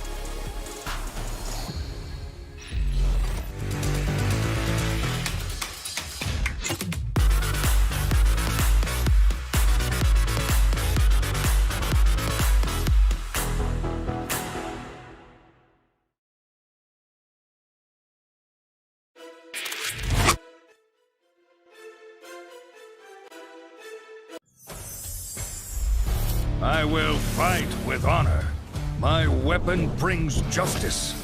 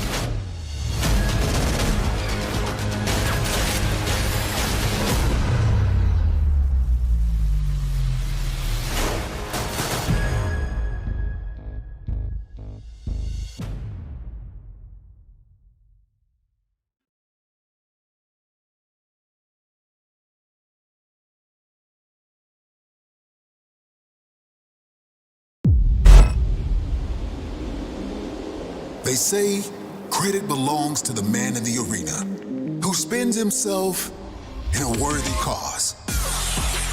The glory is reserved for the few who, no matter what, answer the call to enter the arena. It echoes out, reverberating across the globe. It only acts to reach the bold, never the timid. The call delivers victory to the deserving and rewards the devoted. For when your time comes, there is only one option. Enter the arena. Fight for the call.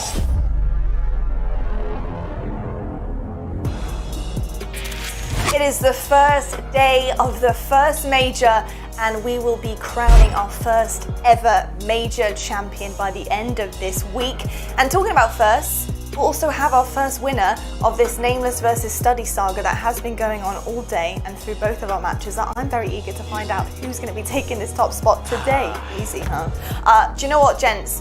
We've obviously had an incredible day of Call of Duty. We said goodbye to a few of our teams now. It's very, very sad, but hey, that's the way the cookie crumbles up in here. And we've had Ultra and Mutineers move on forward into the tournament. I've got to know from both of you, gents, which team that has won today has a better chance of pulling an upset tomorrow. I want to know from you, Nameless. Talk to me. I think it's got to be the Mutineers. The way that we just saw them play, I mean, Skies has finally arrived. He's been underperforming throughout all of stage 1, and then today he said, no more. It's tournament time. I'm going all out. And he went in, man. He turned up on that last map to put a stamp on the series. Awakening, who's been one of the best players we've had in our league throughout all the stage, continued his greatness in this match. I mean, that control was next to perfect, right? So a couple mistakes in the search and destroy, like it could have went their way. So I think they have a great chance at continuing this run. Yeah, and for me, I'm going to have to go with Nameless as well. Florida, they played unbelievable today, man. A team that started off 1-4 throughout the first stage of the first couple of matches throughout this last couple of weeks. You got to be feeling good for them, man. They came in and looked like a complete team today. Every single map, there was a different player stepping up when they needed to the most. Awakening on the control. Skies on the hard point. Neptune in the search and destroy. And, oh, man, just talking about this team, man, it's so scary because obviously I didn't pick them to win today, but they're really scary, especially if they have the ability to make it through that losers bracket run. Yeah, do you know what? I'm on the same page with you guys. I think, honestly, the way that they rotate each player to be a superstar in each game that we saw today was just ridiculous. The fact that they can all do that and have that ability behind them is just amazing. And I think an upset could definitely brew from that. So, hey, look, we need some life vests up in the CDL because I think there's a team that's in trouble of drowning over here. Goodness, we'll see. I tell you what, though. Dad jokes. I've got to. It's what I'm made of, man. You can't stop the train, dude, when it's left the station. Now, Nameless, obviously, you guys and Study have been going toe-to-toe against each other on and off cam, and I got to know what has been going on between you. So, we did have the pair of you, I believe, choose Ultra to win. Am I right in thinking that? Yes. Okay. But this game that we just saw was a little different. So, who had Mutineers and who had Surge? Come on now, you already know I had the Mutineers. He picked Surge. He was delusional. And it's just like our playing days. Like regular season, Jay was there. When it's tourney time, he's nowhere to be found. I caught the dub day 1 and it continued throughout the week. And I'm going to talk trash. How it goes, man. I mean, right there. Okay. Dang. There goes the graphic. Put it up. Wow. Oh, we love that. That graphics looks terrible. We got a graphic. Beautiful This graphic. is happening. I'm going to make Study, that my aBeZy. Study, come on. Yeah, you see that? Finished second 5 times. You see that right there on the bottom? It's real nice and small, but I finished second 5 times. I have 2, though. Like, you were on my team for a couple of those. So. Yeah, I know. And I also beat you a lot more than you beat me. We need that that graphic ASAP. is just beautiful, man. We love that. Wow. This is production. fantastic. I'm really sad to see that Study has the white bar on the pick'ems points. That sucks. But tell you what, Jay, we're gonna try and hype you up a little bit on the desk. Let's try and get some of those in the bag here, okay, for the Call of Duty League. We got this, man. Tell you what, we need to head to the US Army schedule right now because we need to see what is coming your way tomorrow. And I'll tell you right now, it's stacked. We got LA Thieves versus Los Angeles Guerrillas. We got Chicago versus New York. We got Legion versus Mutineers. And we got Røkkr taking on Ultra. This is how the bracket is going to work for our Thursday. It's going to be pretty epic, actually. We've got some banger of matches in there. literally looking at like OpTic, New York Subliners, just ridiculous. Surprise there. And then obviously we have our fan picks. Yeah, major surprise, Nameless. Like, big surprise. I mean, Chicago at the top of the leaderboard. Who would have thought, Nameless? Oh yeah. You know what is kind of surprising? LA Thieves only having 5% of the fan vote. It's a bit surprising to me. You know, even though they did lose that last match, like they had an incredible couple of weeks. I would think more people would have voted for them to win, but you know, the top 4 pretty much on point. Yeah, I think top 4 are not bad there. What do you think, Study, of FaZe being second to OpTic Gaming right there with your pick? I like that because I chose FaZe to win the entire thing, man. I know they probably don't have enough fans as much as OpTic does, but it's definitely up there, man. Second place, you got to be feeling good. I'm excited to see them play tomorrow. On Friday. Me too, and I'll tell you what, with that, folks, I'm going to go to bed right this second because I want to wake up and I want it to be day 2 of this major. So I'm going to have to sign off right now. Thank you so much for joining us. It's been a pleasure, as always. Day 1 is in the books. Day 2, just one sleep away. We will see you guys bright and early tomorrow. I'm smoking Nameless tomorrow, I promise. I doubt it.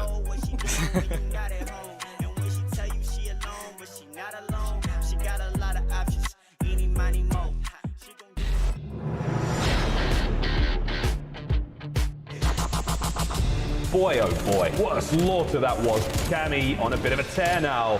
God dang, Ultra are looking fine. The battle for the North is already up to a great start. Strong start from Toronto. Bams wins another big one. Oh my word! Ultra close it out.